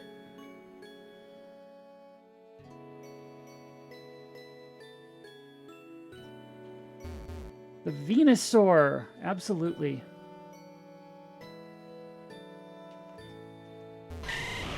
The normally grumpy creature's bulb quivers with suppressed delight as it pretends to chase the child. Aw, she's sleepy. You're not really pretending to chase the child. I think the child's over there. I think you're just kind of hanging out. He's pretending very well. I'm convinced. Well, okay. So. The Venusaur's pretending to be moving. Yeah, so let's go home. And there will be more updates to this game. Beyond what you have seen. Now, obviously, if you're looking for stuff besides what you've seen in the stream, obviously, if you beat the game, it doesn't have to be on Parish mode, but it helps. There's that Day 1 house for the Deathless. It has 2 floors. I will say that. There's like, you can see the first floor by just beating the game on Day 1. You can see the second floor only by beating it on Day 1 in Parish. I have actually never seen the second floor, so I'm gonna go do that now. But what I will say, like, there's that. The rest of the moon is coming. Apparently there's going to be something for G, because it just feels wrong not to have something for G. And we're gonna get something! And it might just have something to do with the Day 1 house. So if you get this game, and you play it, and you beat it on Day 1, you might just see a shout out. Because we have earned it. We earned it by disproving the Grim Epiphany. The Grim Epiphany is no more. Absolutely no more. We did it. And we're going to go to Out of Bounds. And we're going to save. And we're going to call it there for now. You know, this has been a lovely, like, 8-hour stream. I think that was a new record. But this one was, oh, one more line on the moon. You know what? You can see that for yourselves. Or I'll see it next time. We're here now. I think I'm wrapping up. Oh my god. This has been everything. I know this one has been going so long. I don't want to keep you up any longer, but holy everything. We did it. We did it. It's done. It's done. It's done and we did it. Wow. I'm just going to sit back and just let that sink in. And we're going to take you to the wrapping up screen. For now, yeah. But let's stop the recording, and yeah, we'll see you around.